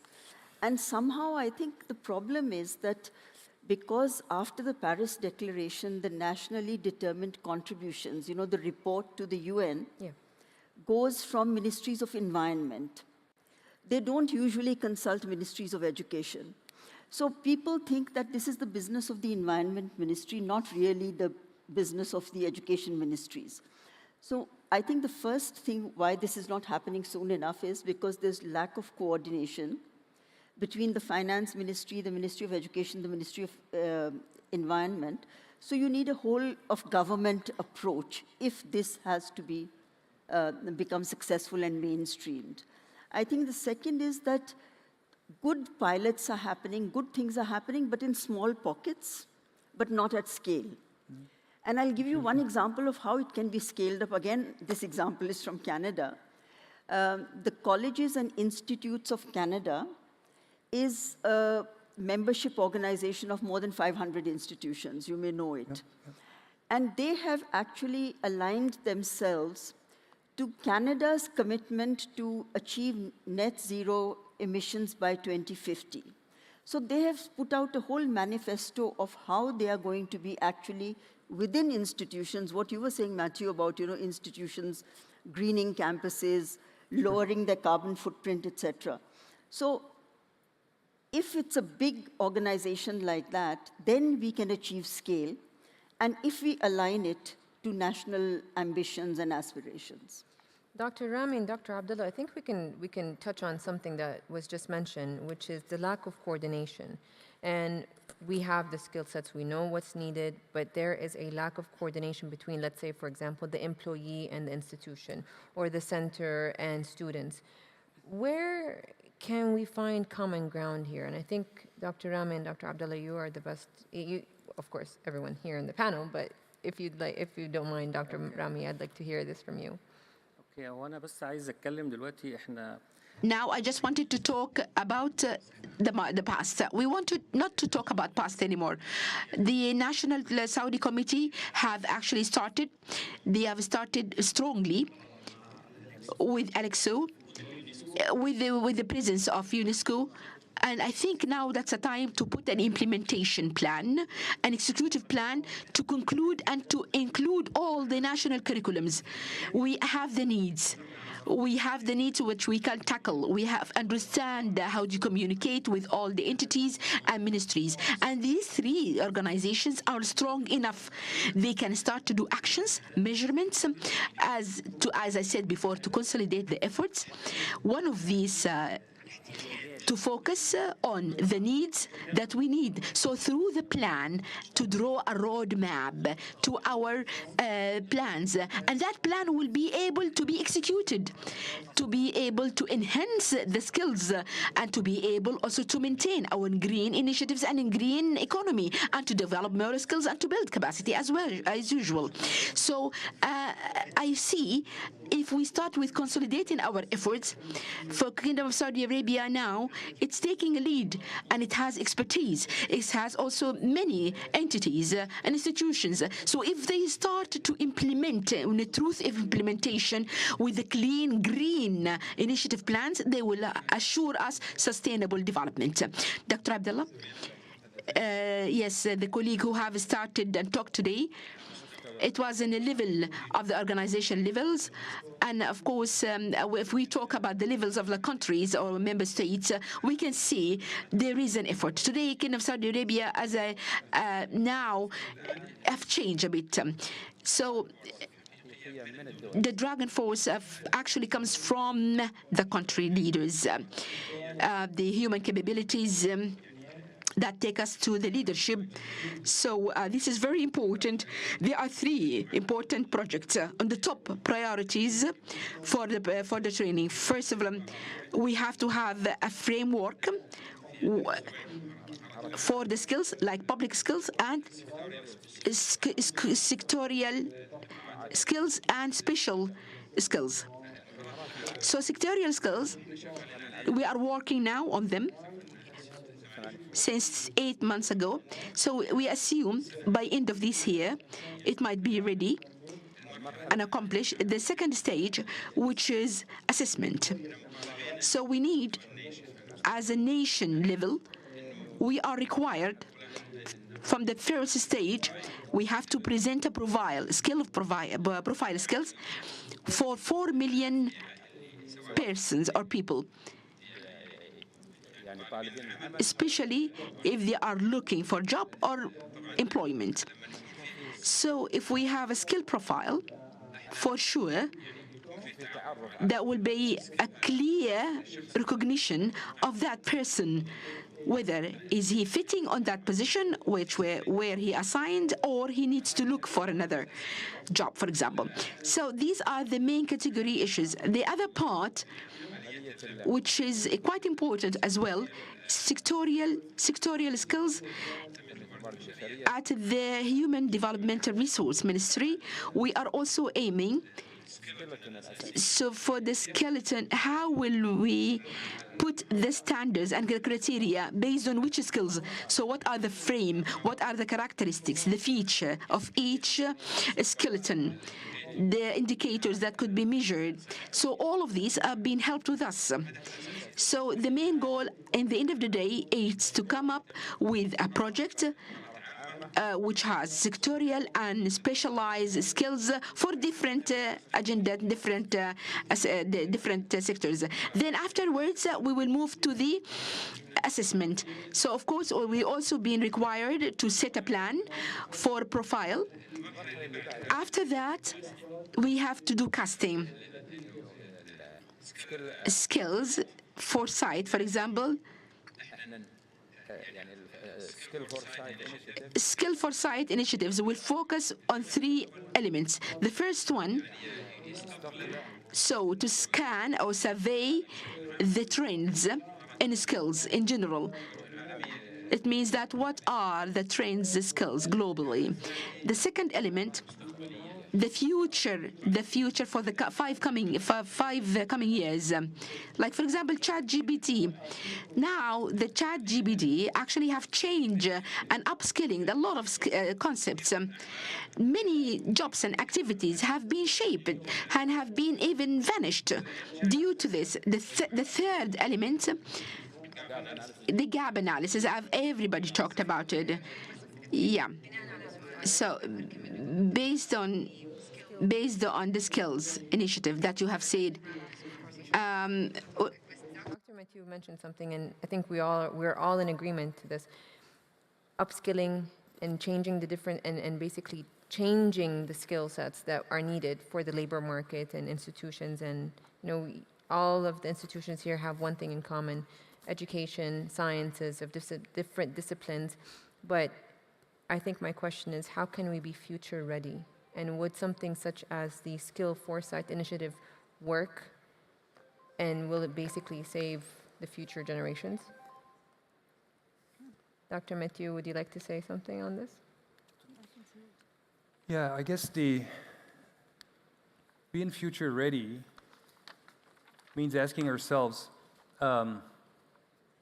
what planet are we going to leave to our children and grandchildren, and what children and citizens are we going to give to our planet?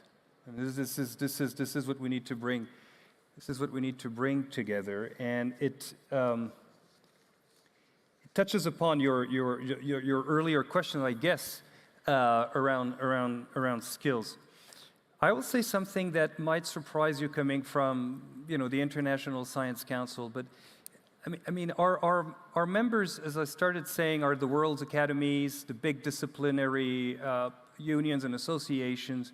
And so clearly, as an International Science Council, we're very active in trying to provide cutting-edge research on the environment and other topics as well, but let's focus on sustainability and the environment for now, that will feed into the formulation of decisions at the national level, but also within the multilateral system. So that's what we do.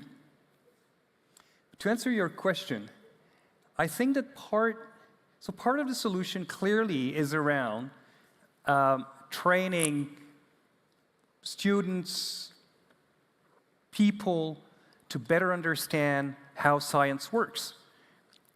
But how science works in terms of the scientific process, the scientific models, how to deal with data.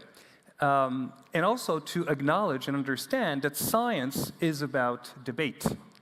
And it's about conflicts and ongoing discussions. So clearly, this is critical.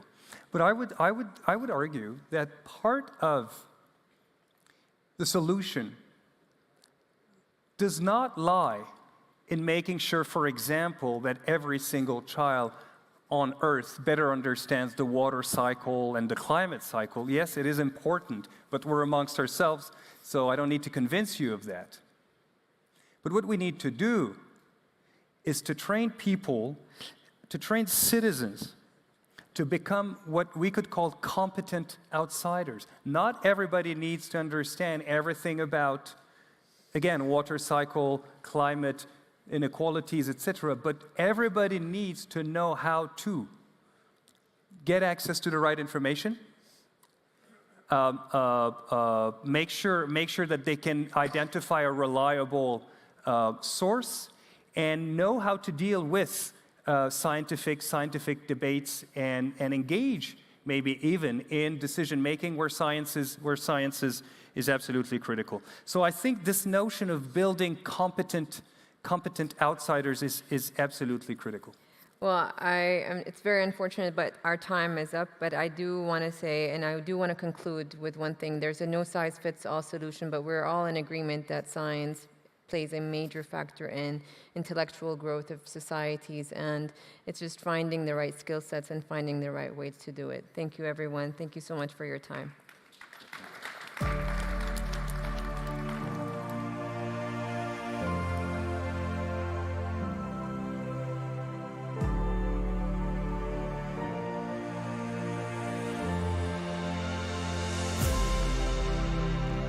Thank you so much. Another fantastic panel discussion. So much food for thought. Thank you very much to Rawan and her esteemed guests. Now for another really global panel, as our final guest makes her way down to her seat. I'm delighted to say that we have a completely virtual panel coming up, and I would like to now hand over for a conversation on innovating models for organizations to Professor Michael Jacobides, who is the Sir Donald Gordon Professor of Entrepreneurship and Innovation and the Professor of Strategy at the London Business School. Please welcome him.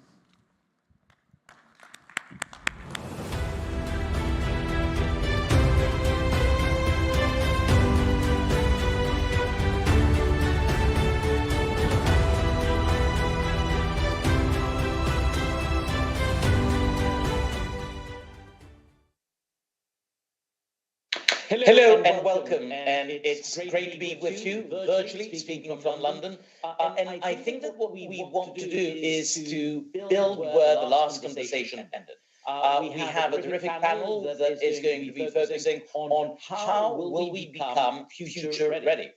The focus for this panel is to think about the key methods for driving successful innovation that we, those who come from the business school community, can take and impart to the people in the international organizations that are present. And I've got the privilege to be with a terrific panel that is going to help us piece the different pieces of the puzzle together.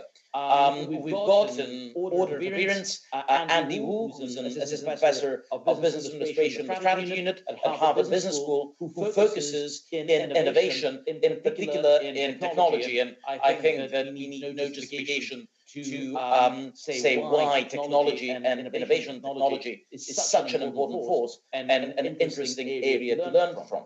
Aline Gatignon, who's an assistant professor of management at the Wharton School, the University of Pennsylvania, focuses not in technology itself, but thinks about innovation in broader settings. A couple of different things that I think make it particularly interesting. The first is on the studies on how firms collaborate with non-profit organizations and governments to solve not only the corporate needs, but also ESG needs. And also to think about sustainability issues that have been the focus of the conversation so far. We have Tina Ambus, who's a professor of international management at the Geneva School of Economics, and whose work is on these ecosystems of these different types of organizations. And she is the founding member of the Geneva Innovation Movement. Its location is not coincidental, being Geneva next to many of the UN agencies and other international organizations. She has worked hands-on with these organizations as they try to find solutions that go beyond their individual boundaries. One of the areas that I've been focusing on myself. And finally, we've got Arnaud Chevalier, who's a professor of strategy in IMD, who focuses on complex problem-solving, decision-making, and strategic thinking, working with a number of organizations, both in the private and in the public sector. Let me try to frame that a little bit and give you some context, because our brief is to understand what really is driving successful innovation when we look at the world of business. Because for those of us who study innovation, we have seen that there is rhyme and reason on how innovation is managed, but also that changes over time. If you take one of the world's most celebrated economists and students of innovations, Joseph Schumpeter, he started his career in a famous book in 1911 speaking about these gales of creative destruction.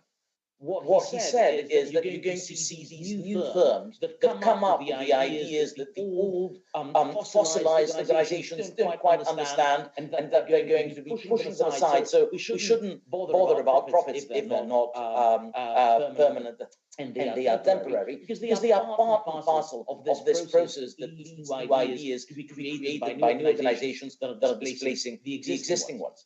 On the other hand, around the Second World War, his views changed, and in his work on capitalism, socialism, and democracy, he said, forget it. It is the big firms that have won the battle, the big integrated organizations like GE, like Bell Labs, that have managed to take innovation and put it as part of this machinery. They need scale, they need scope, they need the internal processes. So people started speaking about Schumpeter Mark I and Mark II. We said, well, perhaps innovation can be driven under different conditions by different types of firms. And what we're seeing today is a slightly different picture. It's what I would call Mark III, which is that innovation is happening quite often from spin-offs, coincidentally, from some of these large firms, because people who have great ideas find that the resource allocation processes, the reward and promotion processes don't quite work. They form their own stuff. But here's the interesting thing. The existing firms start and then acquire them. They bring them further in. So that is one thing, and perhaps those who have been looking at regulation have heard how this is concerned that the big firms may be doing that a little too much for the public interest. The other thing that we have seen is a massive shift, and that's the work that I do. The sound is not clear from the source. If the speaker could be directed to use a headset to avoid echo and sound. From the advisory side or in the area of policy. What is it that we're seeing in terms of innovation? The innovation is now starting to happen within ecosystems. Sets of co-specialized firms that each complement each other, so that you are not as weak as your weakest link. The idea there is that if you start opening up your port, if you say that I will not presume that everything will happen within my own boundaries, you are opening yourself to many of the forces that happen outside, so that you don't have to be suffering the fate that Schumpeter was speaking about in his early work. And on the other hand, you have some of the benefits that the young firms have combined with the benefits that the older firms healthcare. Now this is important because the challenges in innovation relates to are becoming ever more complex. And they're becoming more complex, well, partly because we're solving the simple stuff and we're left with the harder stuff to solve. What does that mean? It means that the kind of things that we need to do when we speak about innovation, be technological or not, are things that are interdependent. Even big tech are moving these large interdependent areas that have to do with mobility, that have to do with healthcare, that have to do with things that take their individual areas of expertise and broaden up.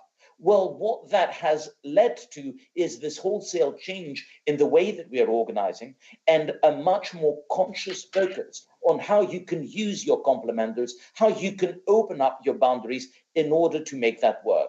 And this is why those of us who focus on some of these ecosystems say, you know what, this may be relevant, and this may be relevant in particular for those of you interested in policy. Why? Because you are left with increasingly complicated tasks.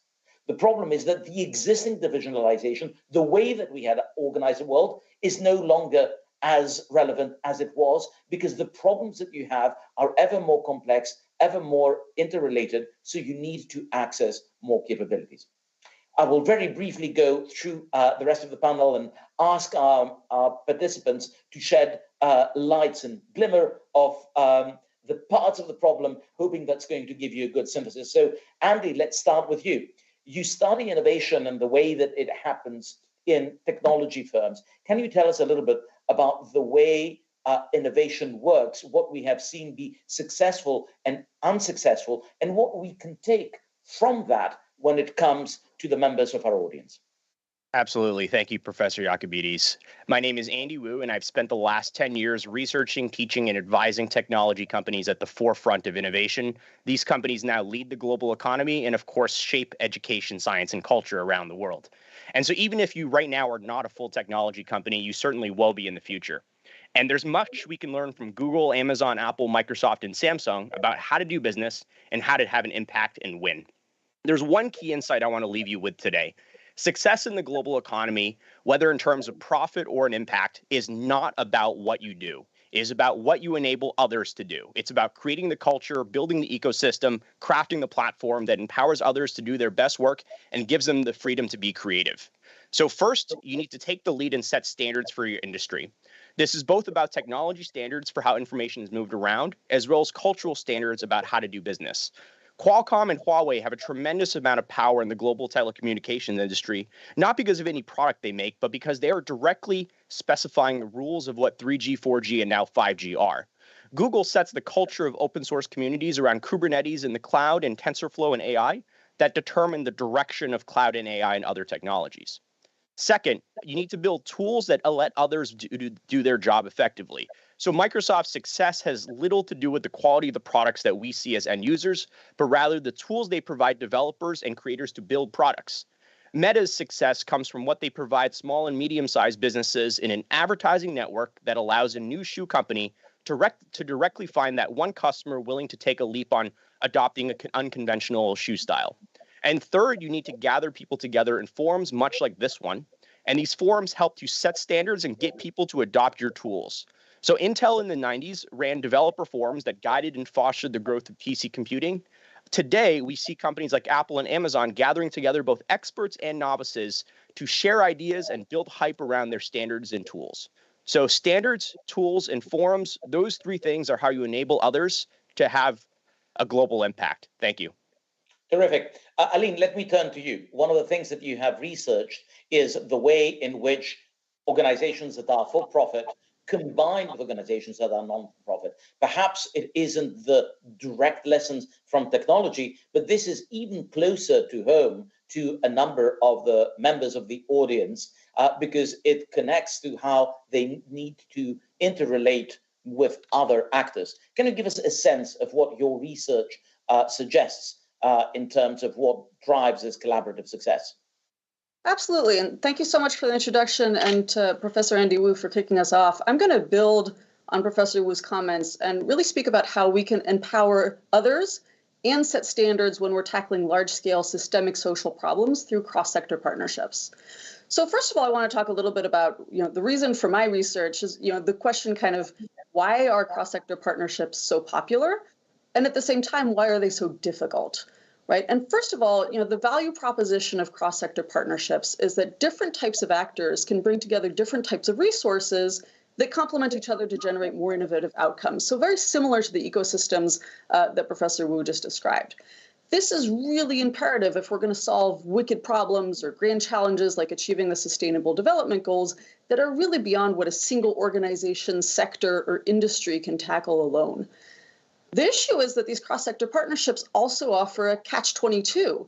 These differences that are really necessary to generating innovative outcomes also create huge coordination costs. So let me give you an example from a study of a 10-year partnership between the global logistics provider TNT and the United Nations World Food Program based on my research. This was really the first cross-sector partnership that these organizations engaged in on both sides. There were really nice complementarities between their skills and resources. TNT had sophisticated private sector logistics expertise and can contribute both financial support and corporate volunteers to joint projects. The World Food Program, on the other hand, had decades of experience with humanitarian logistics and operating in complex and uncertain conditions. They ultimately learned a lot from each other, and they delivered innovative and impactful projects together, but it took time to understand each other's differences. Private sector quarterly reports and key performance indicators look really different from emergency response operations, so their pace was different. They were used to dramatically different operating environments, so that what worked in one place didn't necessarily translate directly to the other and required adaptation. They also had different objectives and vocabulary to talk about them. There were even initial stereotypes that they had to overcome, from kind of humanitarian cowboys to saving lives, not just making money, right? And the takeaway is that cross-sector partnerships are a big investment, so you need to make sure it's going to pay off. That means increasing the benefits and lowering the costs for all of the partners that are involved. So how do you accomplish that? What are the necessary conditions? I'm going to highlight 3 important ones based on a study of a Brazilian cosmetics company, Natura, and how it developed a highly innovative and sustainable supply chain that include historically marginalized population groups. That's both upstream in their supply chain, so local communities that supplied sustainably sourced ingredients and knowledge of their properties from Brazilian biomes like the Amazon, and also downstream with its distributors who were typically women who were excluded from the formal labor market, in part due to limited access to education. So the first is to be aware of power imbalances between partners and really engineer your cross-sector partnerships to be more inclusive. This requires that you enfranchise these weaker parties to work on elaborating the joint rules of engagement rather than opposing them, and fully participating in decision-making and also the implementation of activities, even if it takes longer, even if it involves more dialogue, even if it requires training. The second, accept that your investments are going to have spillover effects, including to those who maybe invested less or not at all from the outset, and see these as positive rather than disadvantageous. Focus on the objective of long-term value creation for everyone, rather than how much of the pie you get back in the short term. Setting standards is ultimately going to push your peers to move to where you're at, and you're going to benefit as a first mover and a preferential partner and really central to this ecosystem. And the third one is to see yourself as kind of the invisible architects of cross-sector partnerships rather than the ringleaders. One of Natura's managers described their role as a drum beater rather than the standard bearer, right? They're not leading the march, they're orchestrating coordination from the back. You don't need to toot your own horn and drive people in the direction you wanted, but if you treat others well and you're a good orchestrator, they'll do it for you and you'll end up in a better place. Thanks again for the opportunity to discuss these topics with you. Terrific. Thank you very much. Now, Tina, I think that Aline has given us a good sense of what the challenges are of bringing very different beasts together. This may be inevitable, but it is not easy. I'd like to draw on your both research and applied work in organizations of that sort that says, yes, we should try to create ecosystems, and take us on what you learned working with them and studying them as they encounter the difficulties of turning what sounds like a great idea into something concrete. Thank you so much. It's a great pleasure to be here today and to speak to you. I'll actually really follow my colleagues and provide a complementary perspective. I think there's an overall agreement that the Sustainable Development Goals, the SDG, will not be achieved without rapid pace of innovation. And there also seems to be a large agreement here that this innovation has to happen through a cross-sector effort. So a collaborative environment, which we business scholars often refer to as an ecosystem. Usually we speak of multinationals or small businesses, governments, communities. Professor Gattignon has outlined a little bit how difficult these relationships sometimes are to forge. And arguably a key player that is often looked in our type of research approach is the international organizations. So the UN agencies, also the international nonprofit organizations, such as the International Committee of the Red Cross and the Red Crescent. So the crunch question of the 21st century really is, I think, how can these international organizations that have to play a key role in these innovation ecosystems to address the Sustainable Development Goals, how can we actually make them embrace and drive innovation? Despite their bureaucratic political processes, the hierarchical structures, which per definition almost make them innovation adverse. And the question is not how we actually transform the UN into an entrepreneurial startup or into Google. This is not the question here. But the question is how can we empower people in a bureaucratic and risk-averse organization to create space for innovation where they can contribute to it. So about 6 years ago, I started research on innovation in international organizations with a small team at the University of Geneva. Back then, mentioning innovation to UN in one sentence raised eyebrows and sounded like a mission impossible. I think today, fortunately, the picture is a little bit different. So there's a huge push from the Secretary General of the UN, from the leaders of the international non-for-profit organizations for innovation. There's also a huge drive from the bottom up of people who think in very innovative entrepreneurial ways in organizations.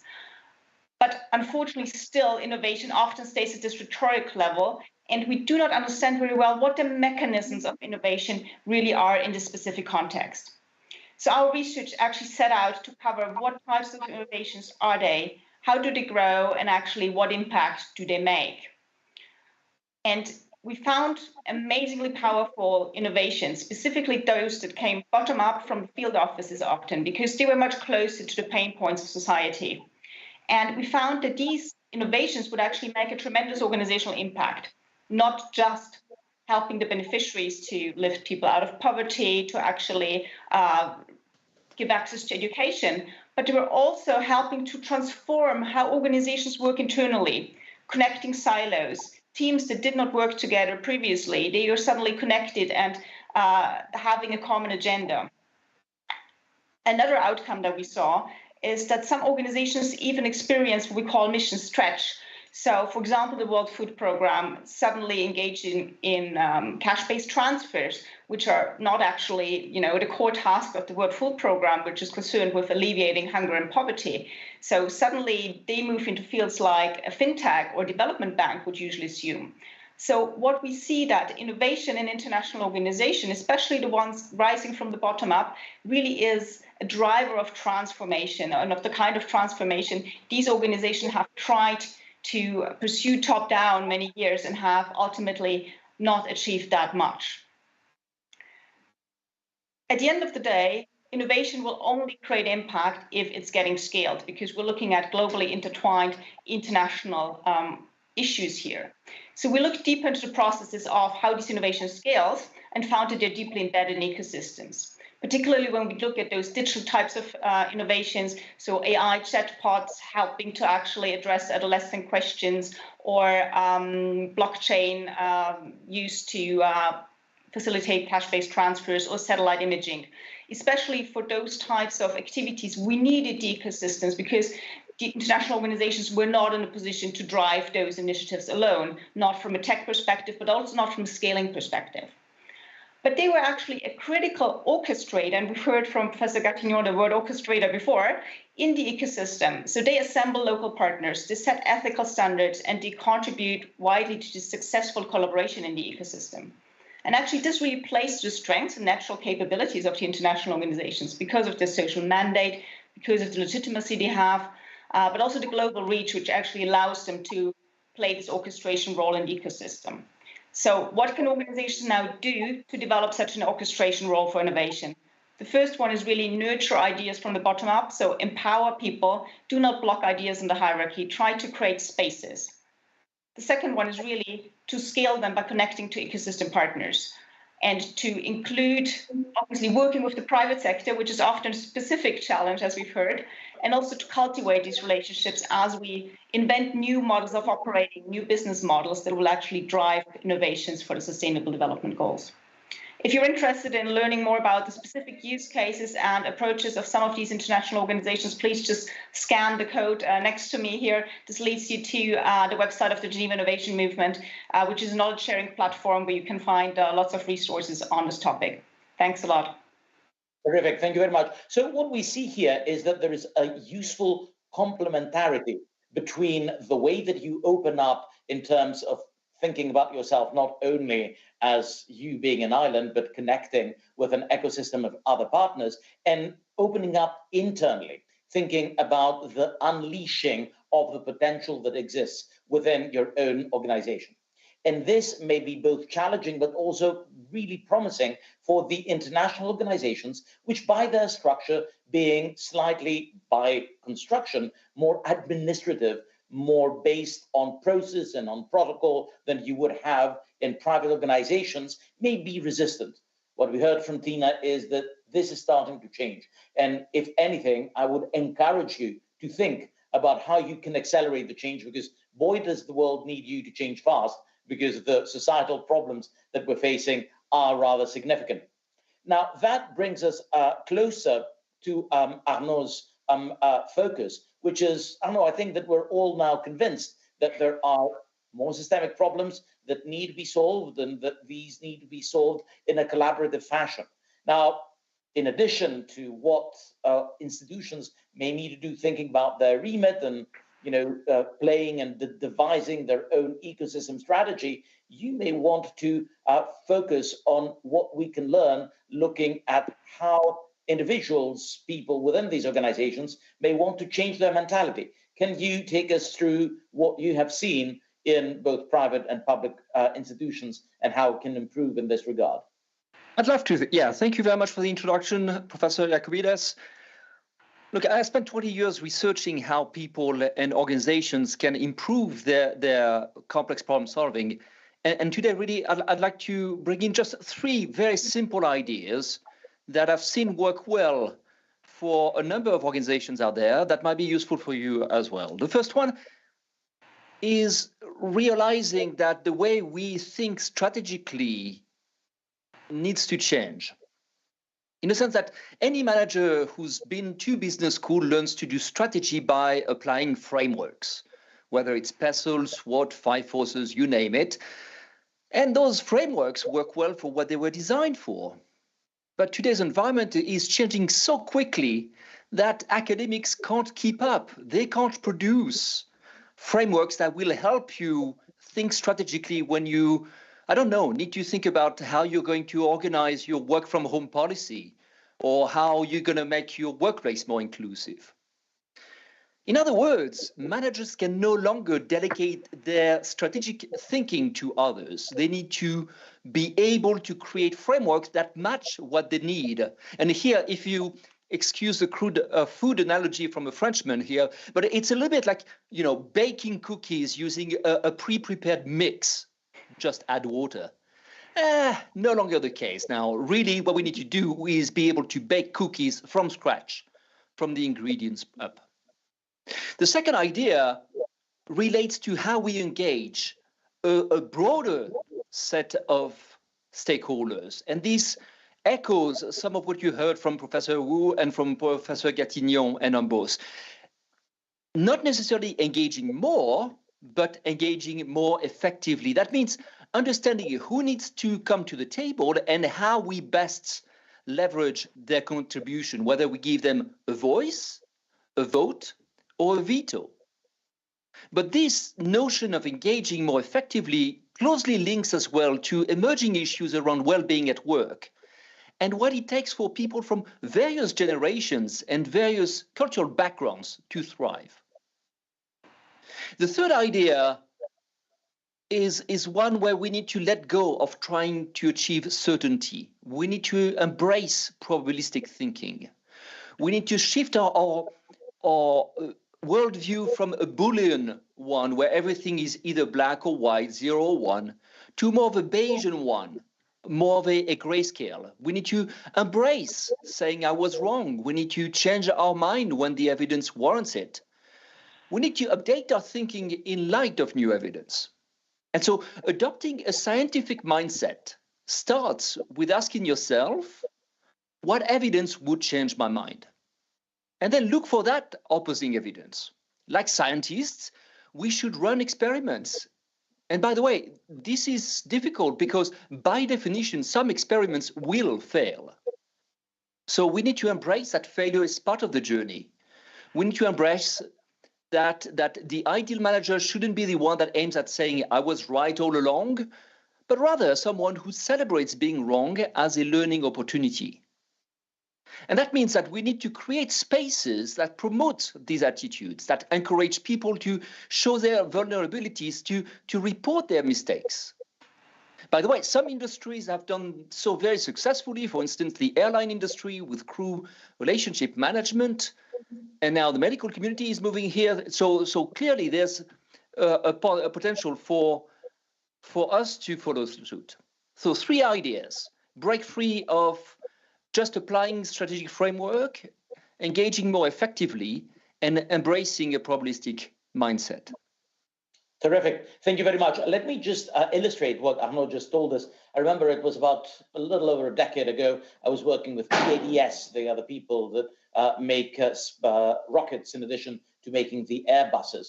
And I remember that the people making the rockets, Ariane, were particularly miffed with this young upstart called Musk with his SpaceX, partly because he was speaking about his plans, but partly because they were exploding, because when he had explosions, one of his rockets exploded, he tweeted, terrific, right now this it was in stage 2 that we exploded, and that's better than the previous one where exploded in stage 1. Soon enough, we'll be able to go up. And they said, well, the problem is that in our world, if we had one explosion, they would cut all of our funding. We're totally toast. The answer is, they were.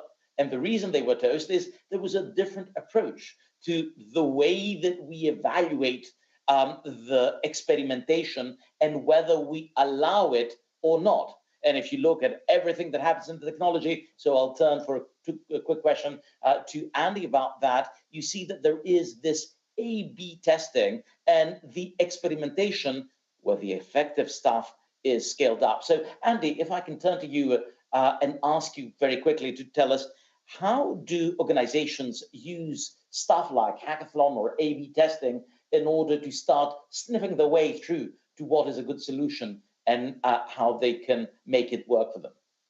Right. And so the trend towards hackathons and A/B testing and experimentation, iterative learning is something that we've seen beneficially rise from the technology startup community, and now it's diffusing its way through many larger organizations. And I think this is definitely something that larger organizations need. The way I like to think about it is that in the Musk example you gave, Musk is quite comfortable with a $100 million rocket exploding. And so when you take Musk and put him in charge of a company like Twitter, which has struggled with change over the last 10 years, I think it gives him a lot more flexibility and a culture to experiment. Now, the reality is, especially in incumbent large organizations, experimentation and collaborative innovation in hackathons is not the norm. And so you've really got to foster the kind of culture starting at the very, very top, that where you demonstrate that failure is acceptable. And this is something that, again, many companies have trouble with. I think, again, in addition to the challenges of then facilitating that experimentation, you've then also got to have a plan in place for being able to commercialize that innovation through the rest of the organization. And that's a very different kind of challenge, but I think it's really about making sure you have both abilities in your organization and then working hard to make sure that you can find places for those to integrate.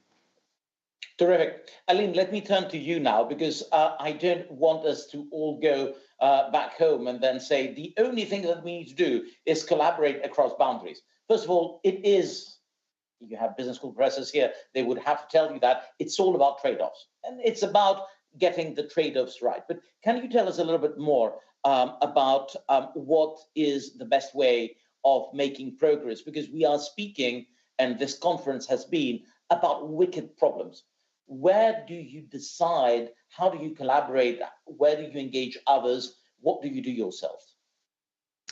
So I think that's a really good question. And it's one that we see that companies really struggle with, for instance. And often the instances in which they are collaborating are not the ones that we would have identified ex ante as optimal. And so I think there's a lot of progress that we can make in terms of starting from the outset, really thinking through systematically. And I think this goes back to Professor Chevalier's question about frameworks. What are the right frameworks? We really need to be able to think more systematically about when we should collaborate, when we should go it alone, who are the right partners, what are the different pieces of the puzzle. And so, for instance, I think a good starting point is to consider, what are the resources that we have that we can deploy directly to these kinds of issues, whereas where are there complementarities that we can exploit much better with others, and where are the gaps in our understanding. So I've looked at work on corporate disaster response around the world, seeing that companies actually often collaborate with NGO partners in the places where they actually have their own local presence, and they're often more developed institutions where they could actually have done a lot, maybe pretty fast on their own, whereas in the places where it's even more complex, it's more distant, they don't have immediately deployable resources, that's often when they're trying to go alone.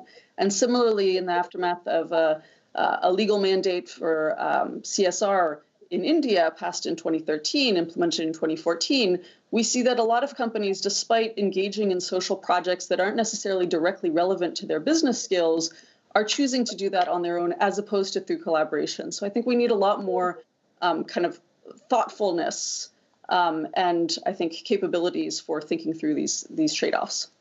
Terrific. And basically what that tells me is that there is a difference between description and prescription, which leaves an interesting area whereby we could say, well, let's try to redirect the efforts, because if you only let the things that happen because of their own internal processes, you're not necessarily going to get the biggest output or the biggest bang for the buck.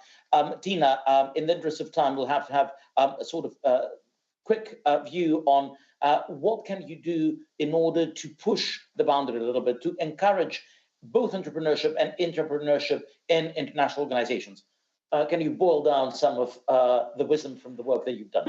Of course, that's not going to be a 10-second answer, but I think two solutions very, very briefly. I think the one is really the crunch point in any big organization for innovation is the upper middle management, right? Usually you have to drive from the bottom up. You have people at the top to say, yes, we need more innovation. We need to be more, risk-taking and so on. But then, of course, those people in the middle who really have to take the responsibility for things that are being done and who have to manage people, those really face the crunch points. And we work quite a bit practically with this management level to enable innovation. The second point is really creating those spaces in terms of innovation units in the organization. This is what's happening a lot in the UN these days. A lot of different approaches to either venture funds, to labs, to accelerators. So different solutions there, which all give space for innovation outside of the bureaucracy. So those are my 2 cents. Terrific. And finally, Arnaud, one of the synonyms of innovation is uncertainty. When we go back to the organizations and the types of conditions they face, what will you do to help them cope with the fact that there is quite a lot of uncertainty, not only about the world and where it is heading, but also in terms of their own mandate or their relative skills? Yeah, I think if you ask any of us, we probably would admit that we feel like we live in the most uncertain times. Maybe the elders would beg to differ, maybe during the Cuban Missiles crisis, they thought the world could be more uncertain. But what seems to be a marker of our time is the pace of change. And the pace of change just keeps on getting greater. It's accelerating. And so one of the implications is that organizations cannot hope to attract talent who will be ready to face effectively their next challenge or the one after.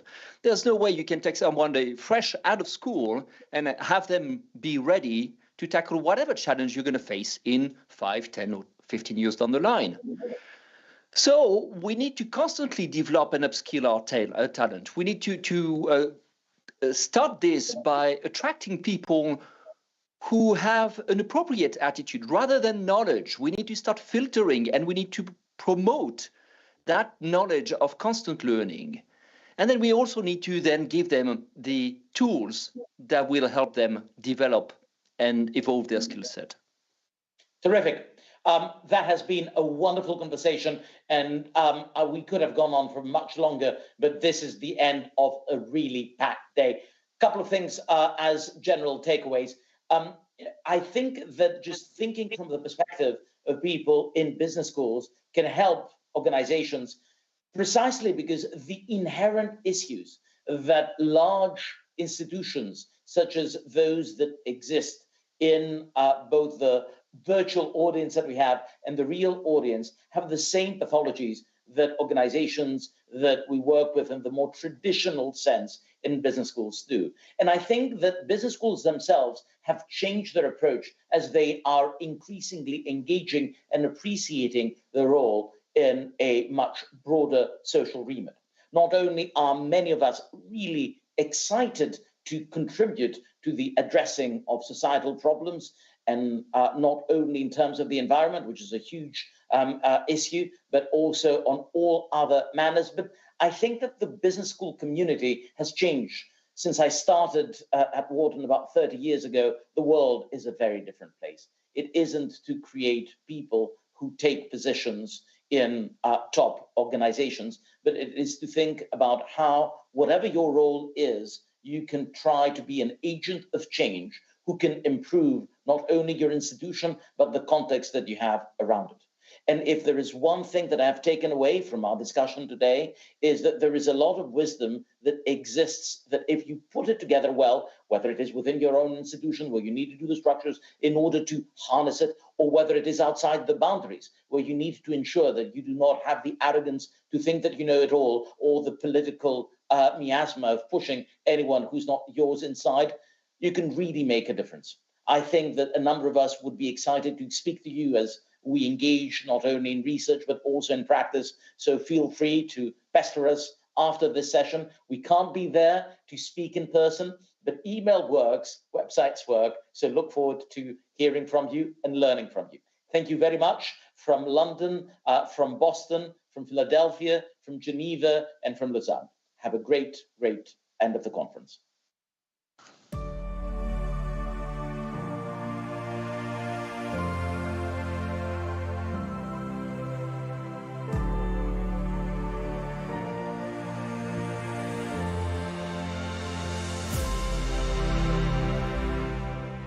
Hello again, everybody, and our thanks to all of the eminent professors from all around the world. Thank you. I'm sure you'll agree that it was another fantastic, inspiring panel discussion, and it concludes, Fatima, my fabulous co-host. I know, Rebecca, we have today. come to the end of our first day, but the conversation is definitely not over.